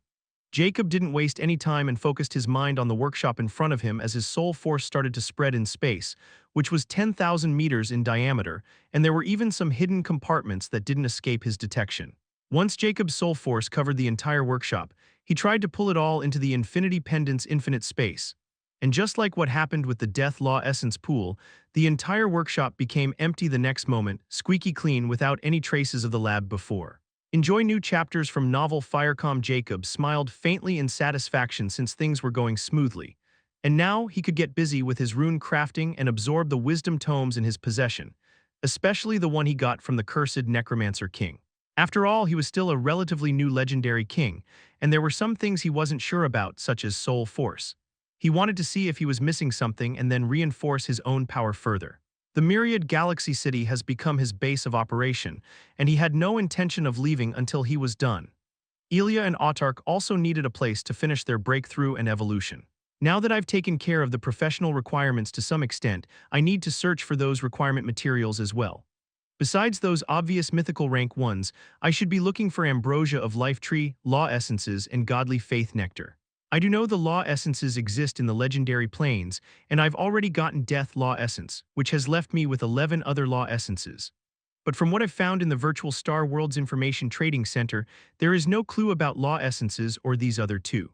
The ambrosia of life tree should be something related to a rare natural treasure like the earth tree of vitality, while the godly faith nectar should have something to do with God and faith, so I might find some clues in the Cardinal Spirit Temple. Or I can use wish to learn about them and even locations. But since these things were extremely important to me and related to Immortality, they'll cost me a huge amount of lifespan. So I shouldn't take this route before exhausting my other options. Jacob's eyes flickered with a hint of dilemma. This made me think about Nyx's proposal again. If she can infect others with her abilities through the virtual star world like in the Dark Battle Arena, I can gather her lifespan without risk. But I still have a bad feeling about letting her loose in the virtual star world. My enemies are no longer just mortals but literal gods, and their means are profound. Jacob shook his head before putting the matter back in his head and looked at the empty workshop. Well, this place will do. The next moment, Jacob used his soul force to dig out a massive pit in the floor, which was actually made with legendary Lord rank metal, and after carving another section out in the pit, he waved his sleeve and myriad Galaxy King's body appeared in that section. There was a tiny vial below him but hidden. Anyhow, Jacob then sealed the pit with the section he dug out, and now Autark was buried, but he wasn't too concerned since he knew Autark wouldn't die because of suffocation. Once Autark completed its evolution, Jacob could summon Autark, and the myriad Galaxy King wouldn't serve any purpose. However, Jacob didn't stop just after he left the underground workshop. He used his power to collapse the entire underground workshop and bury it, including the pathway. Now, even if something discovered this place, they would have to dig through all those metals, and he then used his soul to force to seal the door in the wall. It was very easy with his current control, and he used an array to make it look like the other walls. It took him over 2 days to find this place with the help of his eyes of judge. The others won't be able to discover it unless they know what they are looking for. Then Jacob returned to check on Ilya when Nyx's excited voice sounded. It's done. I got the nightmare sepsis fruit. Come in realm quickly. Chapter 899 Confused Nyx. In the nightmare dreamscape realm, floating in the middle of starry space, was a gigantic, grand palace seemingly made with twinkling stars. This was Nyx's home she conjured with her ability. Everything was luxurious and aesthetic in this castle, especially the center, where a grand, fantastic hall was like an ethereal rainbow filled with countless stars and cosmic phenomena. Nyx, in her goddess form, wearing a beautiful queen's dress, sat on a floating rainbow throne that seemed to be part of this hall, giving off a regal air like an empress as her starry eyes glimmered with anticipation. At this moment, Jacob appeared clad in black, and his appearance was the same as he became a skeleton. Jacob cocked an eyebrow as he noticed the rainbow theme and commented, "You changed this place again." Nyx pursed her lips in disappointment when Jacob didn't react and annoyingly scoffed. "Thanks to a certain someone, I had ample time in my hands." Jacob gave her a reproachable glance before summoning a simple chair and sitting in front of her. He retorted impassively, "And instead of wasting it on useless aesthetics, you should be doing research and making progress in your alchemy profession. What's the point of allowing you to analyze everything in my possession? You have almost the same knowledge as me and infinite resources. I'm expecting more from you than this. You're wasting your talent." Yeah, I know, and I've already made more progress than you. If you don't believe me, I can show you." Nyx protested as she felt wronged and indignant by Jacob's impassive attitude. Jacob nodded. "I believe. How about you get to the point? Unlike you, I want to spend time developing my powers and abilities since I'm more aware of the danger out there." Nyx clenched her fists as she really wanted to bite Jacob. However, she knew that Jacob's authority was still superior despite her absolute control over this place. She didn't want to earn his irony since she wanted access to the Star Network, and only Jacob could give her that. Nyx didn't try to butt head with Jacob anymore and tapped on her throne in exasperation. A black ethereal glow gathered in front of Nyx the next moment, and Jacob observed it closely. Thereupon, the black mist took a spherical shape and became solid, yet on this sphere was a dark purple pattern like flickering flames, giving one a nightmarish sense of dread. The sphere soon solidified and turned crystalline, and the purple flame pattern came alive, making it look like an alive flame within this sphere. "This is Nightmare Sepsis fruit of that dumbass Blackwell." I had to admit, he was one tough nut to crack and almost managed to pinpoint the Nightmare Sepsis's location. He would have had a slight fighting chance if not for his mindset and constant attack of Zodiac beasts. But only slightest. Nyx sneered with a proud expression, as she clearly knew how Blackwell had died since she could observe him through Nightmare Sepsis. Stay updated via novel Firecom. Jacob's eyes were locked on the Nightmare Sepsis fruit as he nodded. "You did well. That ghost can only blame himself for crossing me.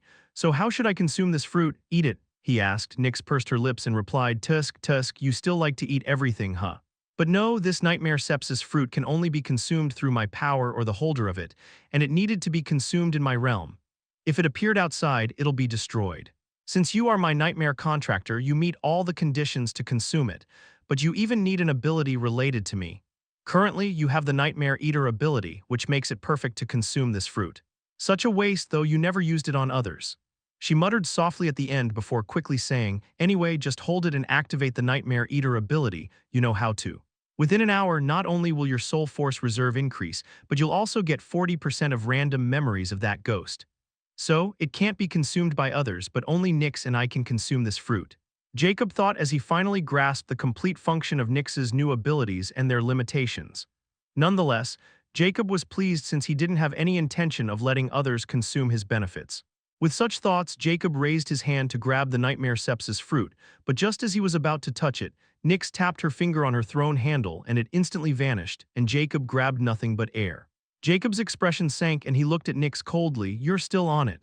Nyx's heart raced widely under Jacob's icy glare, but she tried her best not to show and quickly said, "You promised. I said I'll think about it."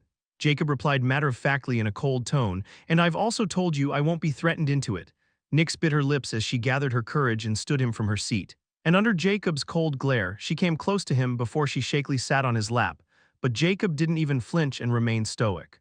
A hint of disappointment yet anger flashed in her eyes as she wrapped her hands around his neck, looked him dead in the eyes and softly said, "I'm not threatening you, I'm just asking you to grant me this reward. It'll be the first and last time I'll ask of this. You meant more to me than anything else in this world. I would never jeopardize us."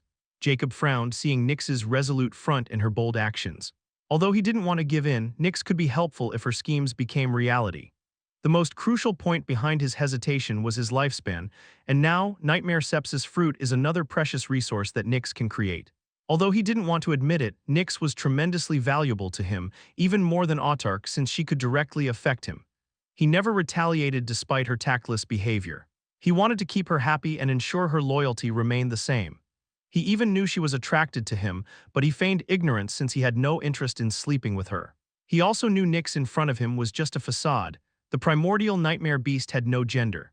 She had probably taken this form because of his influence on her, and it would benefit her if Jacob fell for her, whether she was doing it instinctively or intentionally.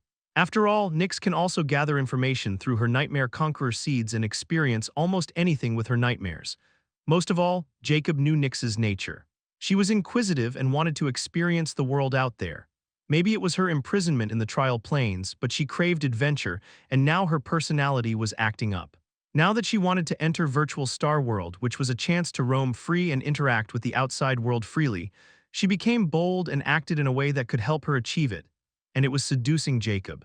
She was doing it without even realizing it yet, and another reason was her mentality as a woman had taken root in her mind at this point. She emulated it perfectly without even noticing it. So her fear and respect for Jacob turned into attraction and maybe even love. But Jacob was different, for he dreaded forming bonds the most in this world, especially when his end goal was immortality, and no woman could replace hope in his heart. But this didn't mean he wouldn't take advantage of love to fuel his progress. Since Nyx was showing such signs, he would take advantage.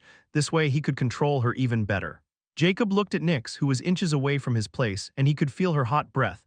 But he showed no signs of infatuation and mercilessly pushed her away, startling Nyx as she snapped out of her strange state. This was a completely new experience for her, and a hint of confusion surfaced in her eyes as she didn't know why she felt hurt. Jacob spoke at this moment. "All right, you can try entering the virtual star world, but if it doesn't work, give up on it and continue developing as I told you to. But in case it works," Jacob looked at dazed Nyx meaningfully and said, "Let's create some rules you absolutely can't break." Chapter 900, Threat of Star Network. Jacob exited the dreamscape nightmare realm, and the Soul Star Watch reappeared on his wrist. Since he agreed to let Nyx into the virtual star world and created the ground rules in case she succeeded, now was the moment of truth. As for the heated moment between Nyx and him from start to finish, Jacob never even mentioned it, as if nothing had transpired, making Nyx confused. "All right, I've removed my ID from the Star Watch. You can try now," Jacob stated. "W what?" Nyx absent-mindedly replied before she quickly said, "Oh, I'm ready." Although she was still quite confused, the matter of entering the virtual star world still excited her, and she quickly focused on it. The next moment Jacob felt familiar, yet a foreign soul force suddenly stirred in his body.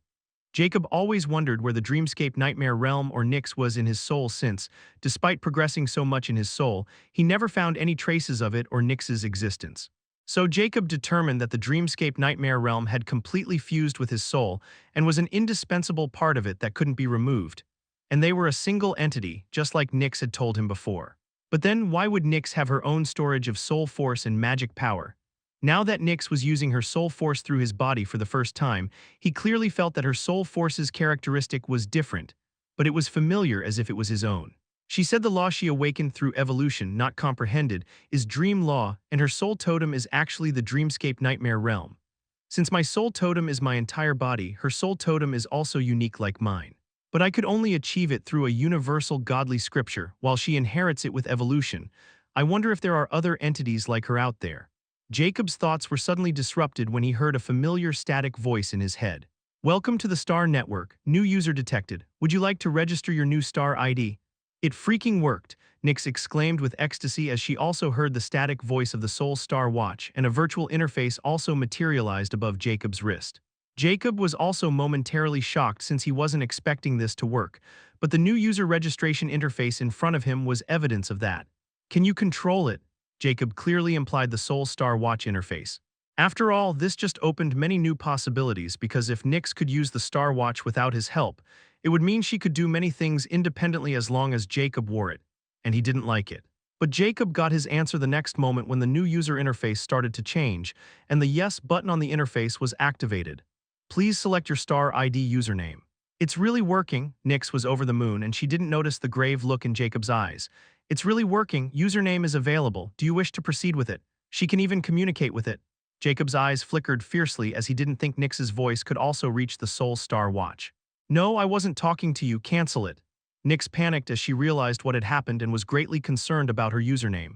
The interface instantly returned to the naming screen and Nyx's relieved sigh could be heard. At this moment, Jacob suddenly spoke, input the name Nightmare. Hey, what are you doing? Nyx instantly protested, but Jacob ignored her as his focus was on the interface. But to his surprise, nothing happened and he tried to control the Soul Star Watch, but an unexpected notification popped up. New Soul Force detected. You wish to erase the previous Soul Force and proceed with yours. Jacob didn't say anything before the Soul Watch on his wrist vanished again and Nyx's piercing voice rang in protest. What are you doing? Don't tell me you're going back on your promise, just as I thought. Jacob coldly said, your soul signature is different, and now that you have activated it through yours, it can hear you, and my interference was registered as a third party's. Which also means it did not consider us one entity. Continue your saga on my virtual library empire. Oh, so that's what you were doing, Nyx sounded relieved, but then isn't it good? I don't need your help to use this Star Watch at all. However, why did you stow it away? Why? Jacob curtly replied, because I'm no longer sure if this thing has also heard our previous conversations. After all, I don't trust the Star Network, and if someone from the Star Network took an interest in me, it would be a disaster. But I'm not sure if only the Soul Star Watch is capable of it. However, I can only blame my ignorance since we found it too late. However, now that I know, we need to be very careful. No more conversations when Soul Star Watch is out. You can use it, but you will have to pretend I'm not here. Oh, and I want you to start analyzing this Star Watch and go through data we had collected previously. Nyx seemed to have calmed down after she heard Jacob's reason behind doing what he did and replied, all right. But we couldn't crack the core encryption on the old Star Watches, which always ended up in an explosion. Our knowledge wasn't enough, and now this Soul Star Watch is even more powerful, and the technology behind it will be even more superior.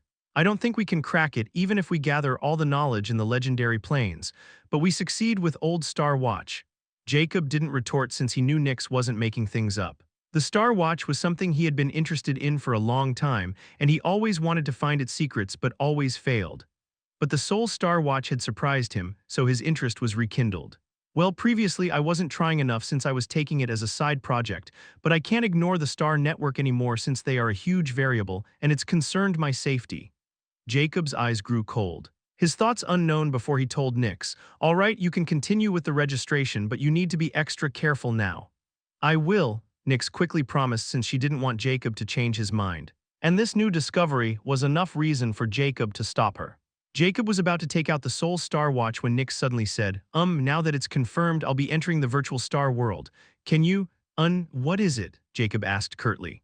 With a hint of embarrassment, Nyx said, gee, give me some spending money. Chapter 901, The Miracle of Zodiacs. Jacob was deep in thought after Nyx successfully entered the virtual star world as a 3-star privilege user. Although her main body was still inside the dreamscape nightmare realm, she could still be awake at a moment's notice. She was in the same state as Jacob, but Jacob was waiting for her return to find the result of her discoveries. After all, the main reason he allowed her to enter the virtual star world was because he wanted to know if she could steal lifespan through it. Furthermore, he was also thinking about his discoveries regarding the Soul Star Watch, and now he was planning to get his hands on the Star Network's data. The only way to get my hands on their weakness is through the Star Hackers, but those guys are part of the Hourglass organization. I'm still unclear if the Star Hackers or those Hourglass freaks are the real Atlas or its branches. But from my encounters with them to this day and that encountered before leaving the unique plains, Atlas is even infamous among the upper planes, and they seem to have background relating to dark beings, and even the likes of demons are involved. It's time I start paying more attention and spending time on dark beings, and Nightmare Sepsis fruit will be beneficial in this regard. I need to wait for Autarch and Elia to finish their evolution before I move out. As Jacob was planning, his eyes flickered with surprise when he sensed a foreign yet profound power suddenly surfaced around him. Because of his soul totem, Jacob was extremely sensitive towards laws, and this new power was far more profound than all the law powers he currently possessed, giving him a deep sense of threat. Jacob looked towards the ceiling, and his eyes contorted into beams as he sensed power originated from outside. Without hesitation, Jacob vanished from inside the palace, and the next moment he appeared above outside the palace, hovering in the air while his eyes were affixed to the sky. The skies of the legendary plains were unlike anything imaginable, an intricate tapestry of endless wonders because of the uniqueness of this world. Rolling nebulae flowed like rivers of liquid starlight, their hues shifting in harmonious crimson, violet, and sapphire waves. Constellations danced across the expanse, their stars so vivid they seemed within reach, casting long shadows over the terrains. Bands of cosmic light marked the edges of hidden dimensions, shimmering like divine bridges between planes. Above, the firmament folded endlessly upon itself, a spiraling kaleidoscope of stars. That's why there were different numbers of suns and moons throughout the lands. Some regions flickered with mirage-like translucence, where the boundaries between planes shimmered like molten glass. It was a sky of boundless infinity, alive with the echo of creation itself, especially if someone was looking while in the star ocean. That's why it was almost impossible to create star charts, and because of this phenomenon, the birth of elemental planets and galaxies and even unique treasures were made possible. Anyhow, Jacob wasn't admiring these phenomenal skies. Instead, at this moment, without warning, the sky of the great cosmic continent of Scorpio underwent a profound transformation. The stellar tapestry dimmed momentarily, and then a brilliant crimson radiance erupted, overtaking the celestial expanse. The next moment, the symbol of Scorpio, a majestic scorpion with its tail arched and stinger poised, emerged like the sun. Its glow was profound, pulsing with waves of profound primordial energy. It was visible throughout the great cosmic continent of Scorpio, and some people even prostrated themselves as if acknowledging it as a divine arrival. This light swept over the continent in all directions, yet it bore no ill will to the natives of the great cosmic continent of Scorpio. Instead, it brought a sense of tranquility and protection. However, the rampaging zodiac beasts, creatures born of the void, screamed in agony altogether as if suddenly exposed to acid. Their shadowy forms ignited under the light, their dark essence unable to withstand the scorpion's divine brilliance. Some instantly dissolved into ash, while others fled in a chaotic stampede, vanishing into the void from whence they came. Moreover, unbeknownst to the natives of the great cosmic continent of Scorpio, the phenomenon wasn't isolated to just their lands. Across the other 11 great cosmic continents, similar scenes unfolded. Each sky bore a unique radiance as the corresponding zodiac symbols manifested according to the representative continent. Continue your saga on my virtual library empire. The symbol of Aries shone in a fierce golden hue, its flames scorching the beasts into oblivion. The Taurus emerged in radiant emerald, shaking the ground with its stabilizing power. The Gemini projected twin beams of silver light, severing the zodiac beast's connection to the void. The Cancer cast a shimmering azure shield, driving the invaders back with relentless force. The Leo roared in incandescent light, disintegrating its foes with solar fury. The Virgo, veiled in ethereal lavender, wove threads of sealing magic, ensnaring and banishing the beasts. The Libra radiated perfect balance, neutralizing the beasts' chaotic energy. The Sagittarius unleashed fiery arrows, piercing the beasts and obliterating their essence. The Capricorn unleashed torrents of lightning, leaving no trace of its enemies. The Aquarius cascaded torrents of celestial water, washing away the void's corruption. The Pisces swirled in a vortex of temporal energy, erasing the beasts from existence. Within moments, the skies of all 12 continents shimmered in cosmic brilliance, each symbol contributing its might to purge the zodiac beasts, which was an apocalypse for the zodiac beasts while a celestial miracle for the legendary plains, unique and first of its kind. As the last zodiac beasts vanished or perished, the 12 radiant symbols synchronized in the heavens. Together, they formed a massive neon seal spanning the horizon of the legendary plains. This seal pulsated with a rhythmic energy that seemed to resonate with the universe's heartbeat. Slowly, the symbols dimmed and faded, leaving the sky again as the boundless tapestry of stars and cosmic phenomena. Yet their disappearance could not erase the miracle witnessed. The Zodiac beasts, who had been on a rampage for centuries, were gone, their rampage quelled, and peace was restored to the legendary plains within a matter of a few moments. It was as though nothing had happened save for the absence of destruction and chaos, a silent testament to the profound power of the Zodiac.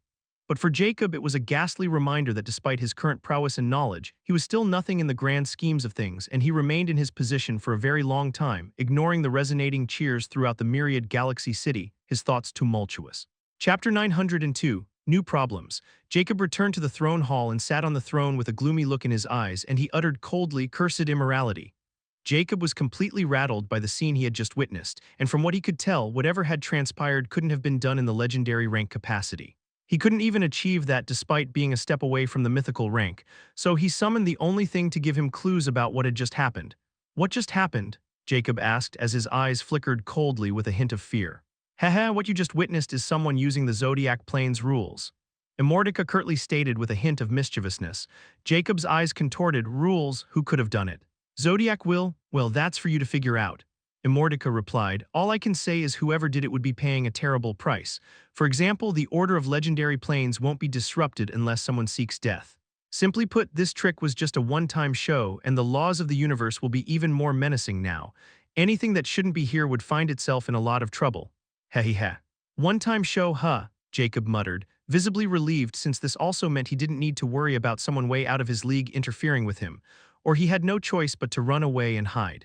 "Since that's the case, I have another thing I want to ask you about." Jacob changed the topic despite having tons of questions, but he knew he wouldn't get more than this. He flipped his hand, and a deep blue sheen surfaced on his palm before the temperature of the entire throne hall started to plummet as ice began to form. Even Jacob's hand was ice-covered before he quickly stopped channeling his mana. With a grave look, he asked, "What is going on?" "Now that the yin ice has completely integrated with my water magic core and has evolved into an ice magi core, or it should be a yin magic core, why am I being harmed whenever I activate it just like now?" "Hess, I was wondering when you're going to bring this up." Immortality snickered. "Well, you already know that the yin ice is one of the fundamental materials from which an elemental world is created, right? And is it a formless aspect of creation? It is also a counterpoint of a yang flame and shaping aspect of creation. Alone, they are both destructive, but together, they create the foundation for all magical elements, meaning the law of creation. However, alone, they create havoc and harm even their users. That's what's happening to you right now. Didn't I tell you that the yin ice can evolve a magic core into a growth-type magic core, and even the constellation magic core is a possibility? Now that your water magic core has directly evolved into a yin magic core, it's a peak growth-type magic core, just a step away from being a constellation magic core. But you don't have a yin zodiac constitution, so it can't reach the constellation magic core rank. That's why it's harming you whenever you use it. But despite that, since you have already completed the second phase, you can still endure 10% of its power. But if you had completed the third phase, you can easily use all of its power without getting harmed." Jacob was astounded by this new information and quickly asked, "Wait, so you're telling me the third phase body can handle any constellation magic core like a zodiac constitution?" "Nope, not all, maybe just one. Of course, if you have the complete cursed immortal physique, it can handle anything and everything, but you don't have it now." Heh. Immortality mercilessly pours cold water into Jacob's anticipations. Jacob narrowed his eyes. "Then why the hell do you encourage me to do it? In fact, you were the one who initiated this evolution when you hijacked my body." "Wow. That's going too far." Immortality pretended to sound hurt. "Let me finish that day. I didn't get to complete my explanation, remember. The thing is, now that you have the yin ice core, if you can somehow evolve your fire magic core into yang flame core, you'll be able to form a harmony between the two of the most destructive elements of the universe. Your journey continues at my virtual library empire. Once that happens, a huge surprise awaits you, and I won't spoil it for you. Furthermore, you just happen to own something that can lead you to the yang flame," Immortality ambiguously hinted. The flames in Jacob's sockets burn brightly as he instantly knows what Immortality is hinting at. "You mean the map of the blazing constellation? Just what do you want me to achieve? And what if I hadn't chosen the map of the blazing constellation that day? What was your plan then?" I'm doing what is best for you, and trust me, I'm already feeling the heat because I revealed this information to you. Even if you hadn't chosen that map, you can always use the wish, right? Still, believe it or not, from the moment you get the yin ice, you are destined to find the yang flame one way or another. Anyway, I've already given you the answer to your plight. Whether you wait to complete the third phase to use one of the most extraordinary powers currently in your arsenal or search for yang flames to get an even more significant advantage is up to you. After all, I'm just a book with wisdom, nothing else. Ha. Immortality burst into wanton laughter as if enjoying Jacob's grim expression. Jacob unsummoned the cursed book since he didn't want to hear that eerie laughter more than he needed to and mused. Well, I indeed selected the map of the blazing constellation because I remembered about the Yang flames, and I was planning on getting it before I leave the legendary plains. But the yin ice is really destructive, and even I needed to complete the third phase before I could use it without getting harmed. So Immortality does have a point that it is nothing but advantageous to me. Furthermore, these two elements are the core of the law of creation. Didn't this mean if I gathered them and made them mine, I'd be able to use that law as well? Is this what Immortality was hinting at, or there is more to it? When Jacob was deep in thought, he suddenly sensed something and looked towards the hall entrance, and his expression grew colder. Thereupon, hurried footsteps were heard, and the next moment, all the legendary lords of the myriad Galaxy Guardian Mountains showed up, and their expression was filled with joy. But they sifted when they felt Jacob's cold presence, and a hint of apprehension surfaced in their eyes. After all, they knew what Jacob had done to the myriad Galaxy King, and he even promised them that he would leave once the Zodiac beasts were dealt with. They were heard to probe about exactly this since, if Jacob go back on his promise now that the danger of the Zodiac beasts was dealt with, they were free to report what had happened here. In fact, these old foxes had already sent a team to the nearby Alchemy Guild establishment before coming here. After all, a dark being had killed an alchemy king, who happened to be a member of the Alchemy Council, so if he didn't leave, he would suffer the full wrath of the Alchemy Guild. Chapter 903, Deal or No Deal. Jacob looked at the legendary lords who were also Lord Alchemists standing in front of him, wearing respectful yet wary expressions. Jacob didn't say anything and merely looked at them, making those lords sweat as the tension within the hall was palpable. The runic lord finally couldn't take it and respectfully probed, "Your Majesty, did you witness the miracle?" "Indeed," Jacob curtly replied without showing any excessive emotions. Since Immortality had already told him he didn't need to worry about whoever pulled that stunt for now, so he was no longer agitated. The Lord Alchemists looked at each other meaningfully. They clearly didn't like Jacob's lack of response, and one of them, a humanoid-scaled man with lizard-like features, spoke. "It's nice to meet you, Your Majesty. I'm Talisman Lord, and I was in charge of the front lines. You have me and my brethren's sincere gratitude for what you did." He performed a noble gesture, and others also nodded in agreement and did the same. "All right, enough with this farce," Jacob coldly stated, making those Lord Alchemists flinch. "I'm neither your king nor you all consider me one. I know since the problem of those beasts had been solved, you are here to claim back your city. But I must admit, you guys didn't waste any time and didn't even consider the possibility that those beasts might come back. What a greedy bunch you are, and I'm starting to understand why the myriad Galaxy King did what he did." Jacob's words were filled with mockery and a hint of killing intent, making the lords shudder as they felt the fine hair on their bodies stand in alarm just by Jacob's faint killing intent. The runic lord quickly prostrated himself as he trembled and promptly said, "Please quell your anger, Your Majesty, we have no such thoughts." He quickly looked towards his companions and berated, "You bunch of fools, why are you standing? Quickly seek Your Majesty's forgiveness. We aren't a bunch of ingrates to show such uncouthness in front of our savior." The other lords showed a hint of hesitation before they quickly did the same and prostrated themselves in front of Jacob. Although they were unwilling to lower themselves in front of a dark being, the thing is, this dark being had killed a legendary being without even causing a commotion. So they were all afraid of Jacob's prowess. They had no choice but to wait until the help from the Alchemy Guild arrived, and they knew it would take a while since there was still an aftermath to deal with. The Myriad Galaxy City was relatively unharmed because the Myriad Galaxy King was obsessed with it. It was a blessing in disguise, but alas, the Myriad Galaxy King was no longer alive to witness this, and now a variable like Jacob was sitting in his position. Discover more content at my virtual library. Empire. Jacob found the current situation quite amusing since, despite their unwillingness, they were prostrating themselves in front of him. He had experienced the same thing in his previous world, but here it was different. This was because of pure power, not because of his status and connections. "No, indeed, to sell yourselves short." Jacob spoke impassively. "I know what I promised, and I stand by my words and leave you guys alone since I have no intention of mingling with you either." The lords were astounded as they looked at Jacob since they expected Jacob to claim the myriad Galaxy Guardian Mountains for himself. After this domain was filled with resources and an elemental galaxy's cosmic gateway to boot, no legendary king would resist it. But when they thought about Jacob's status as a dark being, they knew even if he wanted to, he couldn't stay here because the Alchemy Guild would do everything in its power to claim back the myriad Galaxy Guardian Mountains to earn back its prestige and send a message. If Jacob was a living being instead, things might have been different, and he should have been able to claim this place for his own as long as he joined the Alchemy Guild. But Jacob's next words made them instantly alarmed. However, the thing is, if I leave and knowing the Alchemy Guild, they won't let you guys keep this place. After all, there is an elemental galaxy here filled with resources. Furthermore, your wealth and loved ones are somewhere in that galaxy right now. Who knows what the new king will do with them? He might not even return them to you and keep them so he could keep you guys in check.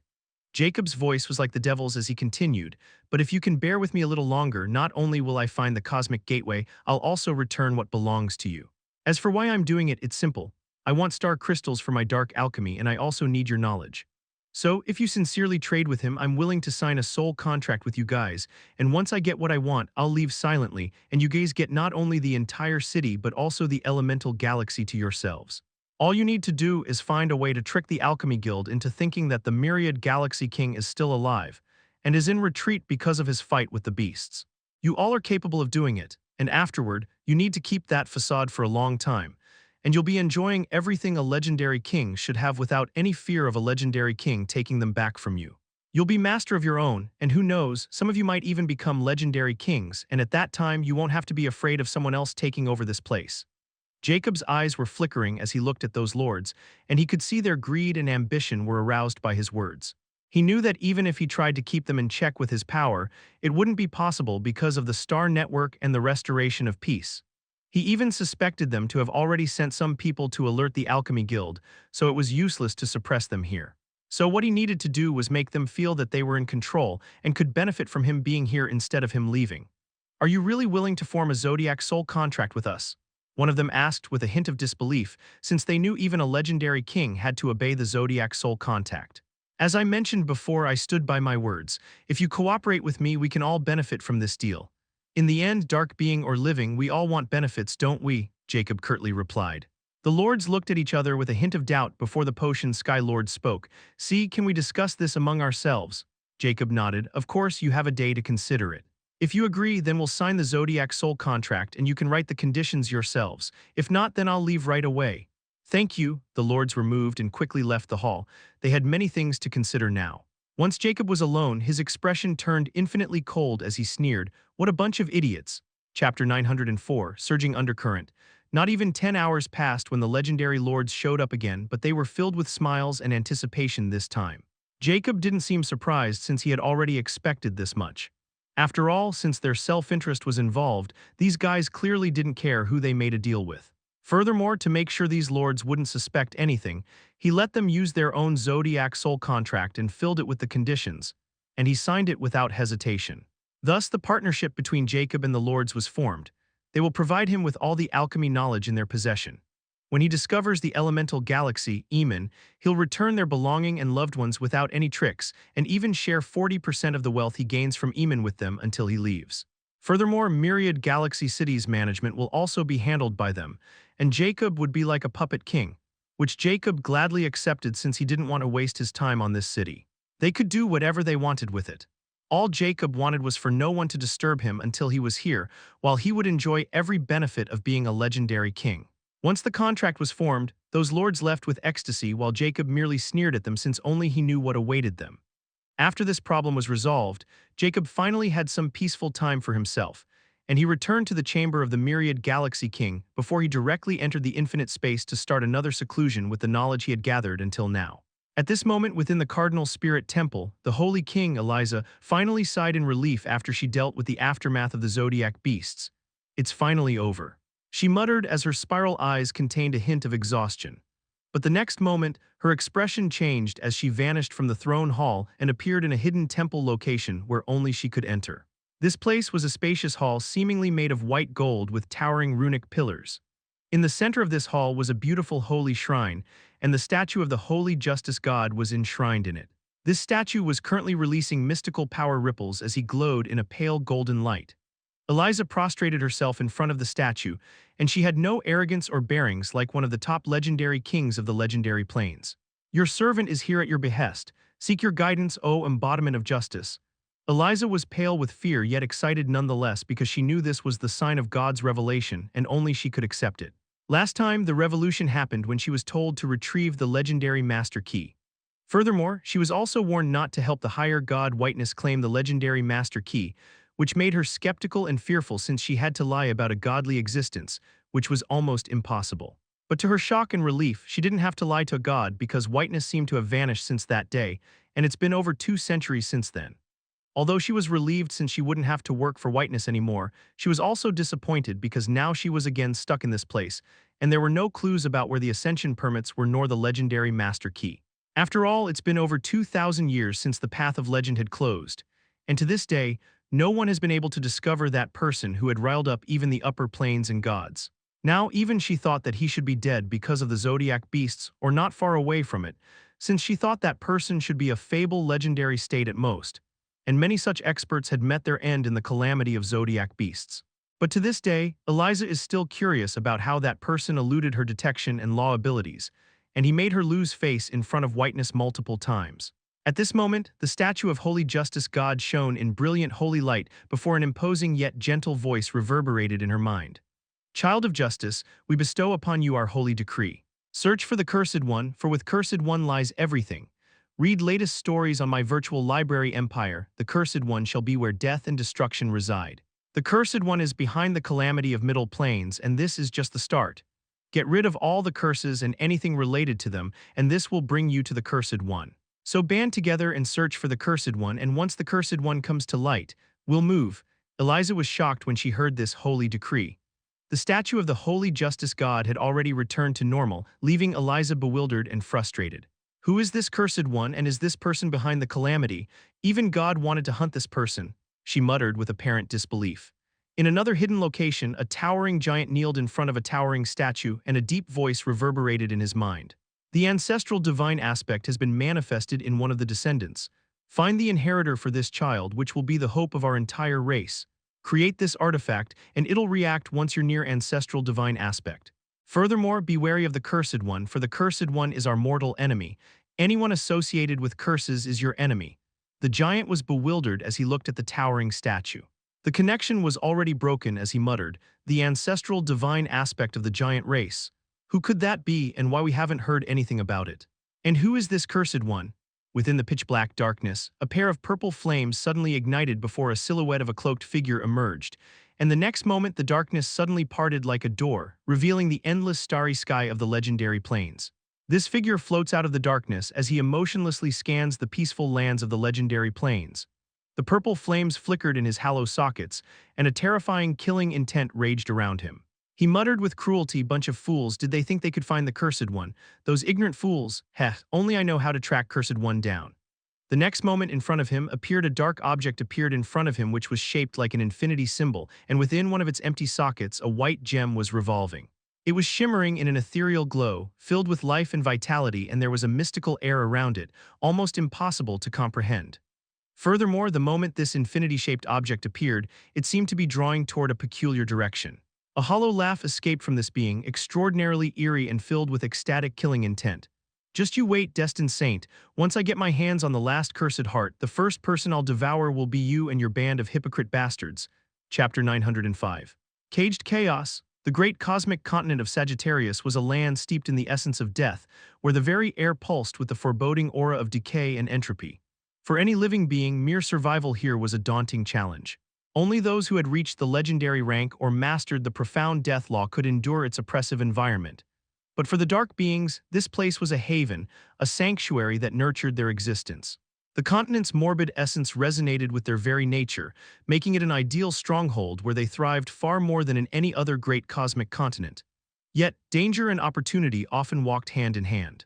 Sagittarius was a treasure trove of unique and mystical wonders, its landscape dotted with hidden ruins, ancient artifacts, and otherworldly resources. Such riches tempted even the bravest or most reckless of the living, drawing them to risk life and limb in the hopes of fortune and power. Control over this perilous yet coveted land rested firmly in the hands of three dominant races: the vampires, the ghost race, and the fiends, also known as lesser demons. These three factions reigned supreme, boasting the most legendary kings among the dark beings. Any lesser races without such power were relegated to servitude and forced to bow before their might. Among these factions, the fiend race carved out their territory within the ominously named Evil Domain. The Evil Domain stretched like a festering wound across the great cosmic continent of Sagittarius, an expanse steeped in malevolence and fear. This vast region pulsed with a sinister energy that seemed to devour light itself. Twisted, ashen forests dotted the barren plains, while jagged, blackened mountains clawed at the perpetually darkened skies. Rivers of dark ichor, neither water nor blood, snaked across the land, oozing with corrosive power that eroded anything pure. At its heart stood the fiend's stronghold, an imposing fortress carved from volcanic stone, radiating a fiery crimson glow as if it were alive. This was the seat of the fiend's power, a place where despair and domination reigned supreme. Beneath this fortress lay the notorious infernal pits, a sprawling network of prisons carved deep into the earth. The prison was a labyrinthine network of dark corridors, illuminated by an eerie, flickering red light that seemed to emanate from the walls themselves. The air was thick with the scent of brimstone and decay, and distant echoes of torment and suffering reverberated through the stone halls. Cells lined the walls, their iron bars twisted and rusted, yet still unyielding, trapping within them the broken spirits of prisoners, beings of various races who had been unfortunate enough to fall into the clutches of the fiends. These prisoners languished in squalor, their gaunt forms and hollow eyes reflecting the relentless torment of their captors. The corridors were patrolled by hulking, fiendish guards, their grotesque forms bristling with malevolent energy. However, in a secluded section of the prison, separated by heavy enchanted gates, was a cell that defied the grim reality of the infernal pits. This chamber starkly contrasted to the rest, a space of opulence. The floors were inlaid with polished obsidian tiles that shimmered faintly in the crimson light. A lavish bed adorned with silken sheets and pillows occupied one corner, while a small table laden with exotic fruits and delicacies stood nearby. Intricate carvings of demonic art adorned the walls, giving the room a surreal beauty. Sitting amid this strange luxury was an extraordinarily beautiful woman. Her presence seemed almost ethereal, her radiant beauty out of place in this sinister place. Her flowing, dark hair cascaded over her shoulders, and her eyes glimmered like twin stars, holding a mixture of defiance and sorrow. Despite her imprisonment, she exuded an air of unshakable dignity as though her very existence was a challenge to her captors. Yet her eyes were laden with indignation and murderous intent as the darkness grew deep within them. She muttered, "Just a little more and I'll be free of this damn place, and then I'll find that sneaky bastard who sent me here and tortured him for 2,000 years as he did to me." At this moment she quickly returned to normal, and thereafter the heavy, rune-carved door creaked open and a fiend stepped into the chamber. Continue reading at my virtual library empire. He was tall and imposing, his frame draped in dark, spiked armor that seemed to meld with his fiery red skin. His horns curled back like a ram's, glistening with an unnatural sheen, while his eyes burned with a cruel amber light. Jagged claws tipped his fingers, and a long barbed tail swayed menacingly behind him, exuding an aura of dominance and menace. His voice, deep and guttural, resonated with a mocking edge as he spoke. "Oh, my dearest, how have you been? I hope you're living well and that you've changed your mind about becoming my bride this time around." He stepped closer, the faint clink of his armor echoing through the chamber. Though his expression was one of smug satisfaction, a predatory gleam in his eyes suggested ulterior motives behind his visit. Alexandra cringed as goosebumps aroused all over her body when she heard those disgusting despite not hearing them for the first time.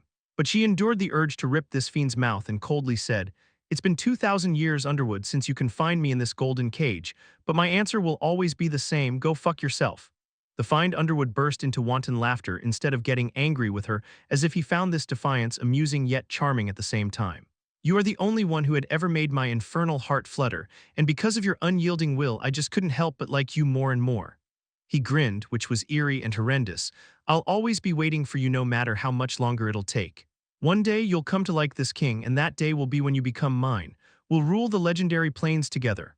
Alexandra's eyes flashed with killing intent as she retorted with disdain, "Your goals are quite grand despite your cowardly attitude.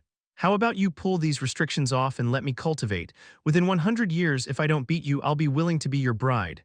Underwood shook his head as he chuckled darkly. "I know you are special. You have a very rare physique, and if I let you reach just the legendary lord rank, you'll be able to suppress even legendary kings like me who heavily rely on the soul. So unless you bear my children and prove your loyalty to me, you can only live here, and you know you can't lie to me. So think about it. All right, I'll always wait for you." Underwood stated before giving Alexandra a heated look and left just like always. Once the cell was sealed, Alexandra sighed in relief as she dodged this bullet again, but the fury and killing intent in her eyes only grew further. She then waited for a few hours before she slid her bed, revealing the floor, and placed her hand on the floor, and they began to turn darker. Alexandra smirked with disdain. "I'm going to use your entire race to fuel my power and take back all the time you stole from me, and only then I'll hunt that bastard down." Chapter 906, Trackers. A year had passed since the miracle's occurrence, and the legendary plains seemed to have returned to their usual environment. Today's valley of sunless dusk was far more different than its past deadly landscapes. After the curse had been lifted, it looked like ancient barren ruins. Since the Zodiac beasts were also gone, a strange peace covered the lands as everything was recovering from the wounds left behind by their rampage. At this moment, an invisible flying shuttle about the size of 1,000 meters hovered above the Necromancer Kingdom's capital city's ruins, and seemed to be scanning the entire city. Within this shuttle's control room were midgets with dark skins and horns as their eyes were scarlet. They were venomous zombie imps of dark beings, but their race was unique and didn't belong to any power of the dead faction because they were neutral power. As for why they have such status instead of getting annexed to the dead faction because of their superior intellect and poisonous talent, it was because they were all under the protection of Spirit Poison King. The Spirit Poison King was infamous throughout the legendary plains and dreaded by all the factions because of his mastery over whammy poison, necromancy, and curse magic, and also because of his exalted status within the ghost race. Moreover, Spirit Poison King was one of the few legendary kings who had created his own faction of power, the Venomous Real, and the reason no one dared to offend him easily was that he could poison an entire city to death remotely, whether it was a living or dark being. At this moment, the Spirit Poison King sat in the center of the control room as he observed the imps working with a hint of grimace, because he could tell the result wasn't in his favor. After all, he had been delayed too much while coming here because of the Zodiac beasts, and his target, the Throne of Death, was most likely gone or lost in the calamity. Furthermore, Blackwell was nowhere to be found, nor could he contact him. He even suspected that Blackwell had gotten the Throne of Death and was now hiding, bidding him time until he could control the Throne of Death before surfacing again. At this moment, an imp respectfully said to the Spirit Poison King, "Exalted King, there is no trace of the curse or any strong death-related treasures. In fact, from our analysis, the death element is on the verge of complete exhaustion, and soon these lands will be merged with the surrounding landscape. There is nothing unique about them anymore." The Spirit Poison King nodded. He wasn't surprised by this result since he was expecting this much, but his visit wasn't without cause. "What about the Soul Totem or Soul Totem sigil signatures? Did you pick any?" he questioned. This time the imp replied confidently, "Indeed, my lord, we picked up a Soul Totem sigil signature from a legendary king, and after analyzing it and searching our database, this Soul Totem sigil turned out to be from the drunkard Ghost King. Other than that, there is another signature, which is also most likely from a legendary king who had let us create their Soul Totem sigil, but we have no match in our database, and it's also kind of strange since we can't determine if this signature belonged to dark being or living. We have never encountered something like this before. Lastly, we found traces of a mystic signature on a broken altar under the palace, and this mystic signature belonged to a living being, most likely an elf or half-elf since there are strong traces of curse-related characteristics."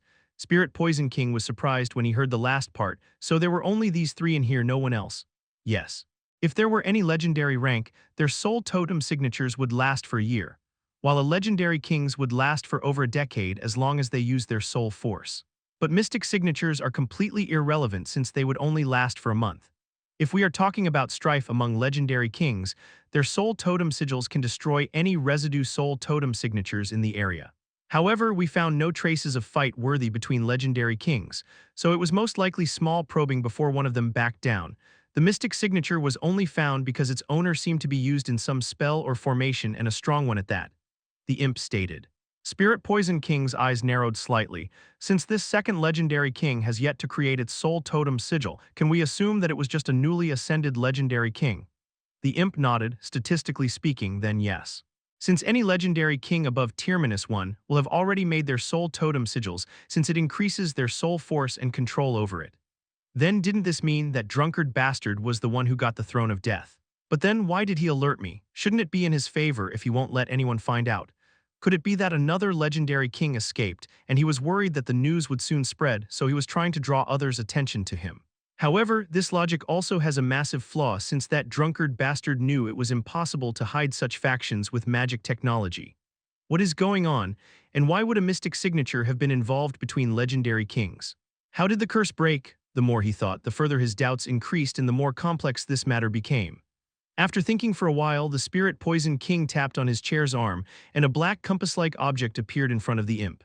Spirit Poison King impassively said, "Introduce the unknown legendary king's signature into this spirit hound first. Let's find and integrate him first. If the drunkard ghost dares to play me, he should be ready to pay the price." Once I have proof, we'll go after that two-faced scoundrel. The imp dared not question Spirit Poison King's decision and bowed before taking the Spirit Hound and initiating the king's order. Your next chapter awaits on my virtual library empire, but the Spirit Poison King didn't know that a few more people had already been here before him, and they had reached the same conclusion. Now they were using their unique tracking measures to go after this seemingly weak, legendary king since Blackwell wasn't someone easy to deal with. But alas, if they had known where this would lead them. Chapter 907. Sword of Damocles. Jacob was sitting in the magical infinite space, and in front of him was hovering a small neon sphere with the infinity symbol on both sides. I've finally succeeded in creating the soul totem sigil, and now I can use it to mark others, and it's far more effective than a parasite gem. Let's call the infinity sigil. Jacob's eyes flickered with a hint of elation. Jacob has been studying the wisdom tome with the inheritance of the cursed necromancer king, and just as he thought, there were still many things for him to learn about the prowess of a legendary king like the soul totem sigil. The soul totem sigil symbolized a legendary king, which contained the law and soul force of a legendary king. It was like a treasure that could exist as long as a legendary king, and its uses varied depending on the law of a legendary king. But Jacob's infinity sigil was made with not one but 13 laws, including the forbidden arcane law of infinity, because of his cursed totem skeleton, despite not comprehending the law of infinity yet. This made his infinity sigil almost impossible to break or remove, and it might be even more powerful than a Zodiac or Zodiac soul contract. That's why Jacob instantly decided to refine it.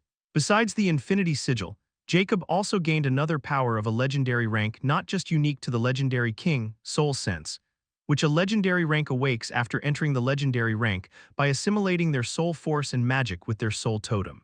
Soul Sense has a vast range of 100 meters and precision at the Fable legendary state, while at the legendary noble state, its range increased to 250 meters, and one can sense emotion and intent and suppress weaker souls. But at the legendary Lord state, not only did its range increase up to 500 meters, but it also became even more magical, gaining soul resonance that makes the soul sense attuned to their domain, artifacts, and companions, allowing them to resonate with their environment, track specific individuals, or even control soul-bound treasures remotely.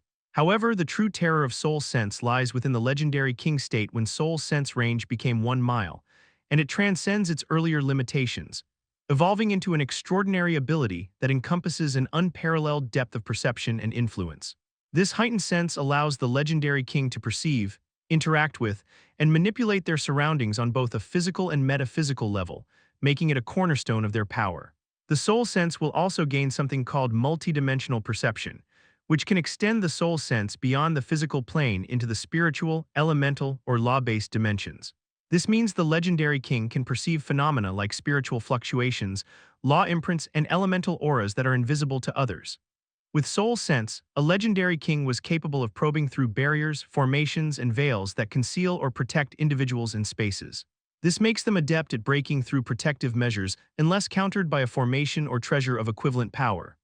More importantly, they will have predictive awareness, which allows them to detect subtle shifts in energy and intent and predict an opponent's actions before they occur. They can also launch powerful soul attacks or defenses using their soul sense, directly targeting an opponent's soul. Legendary kings can even identify treasures, counter laws, or detect anomalies within their surroundings with their soul sense.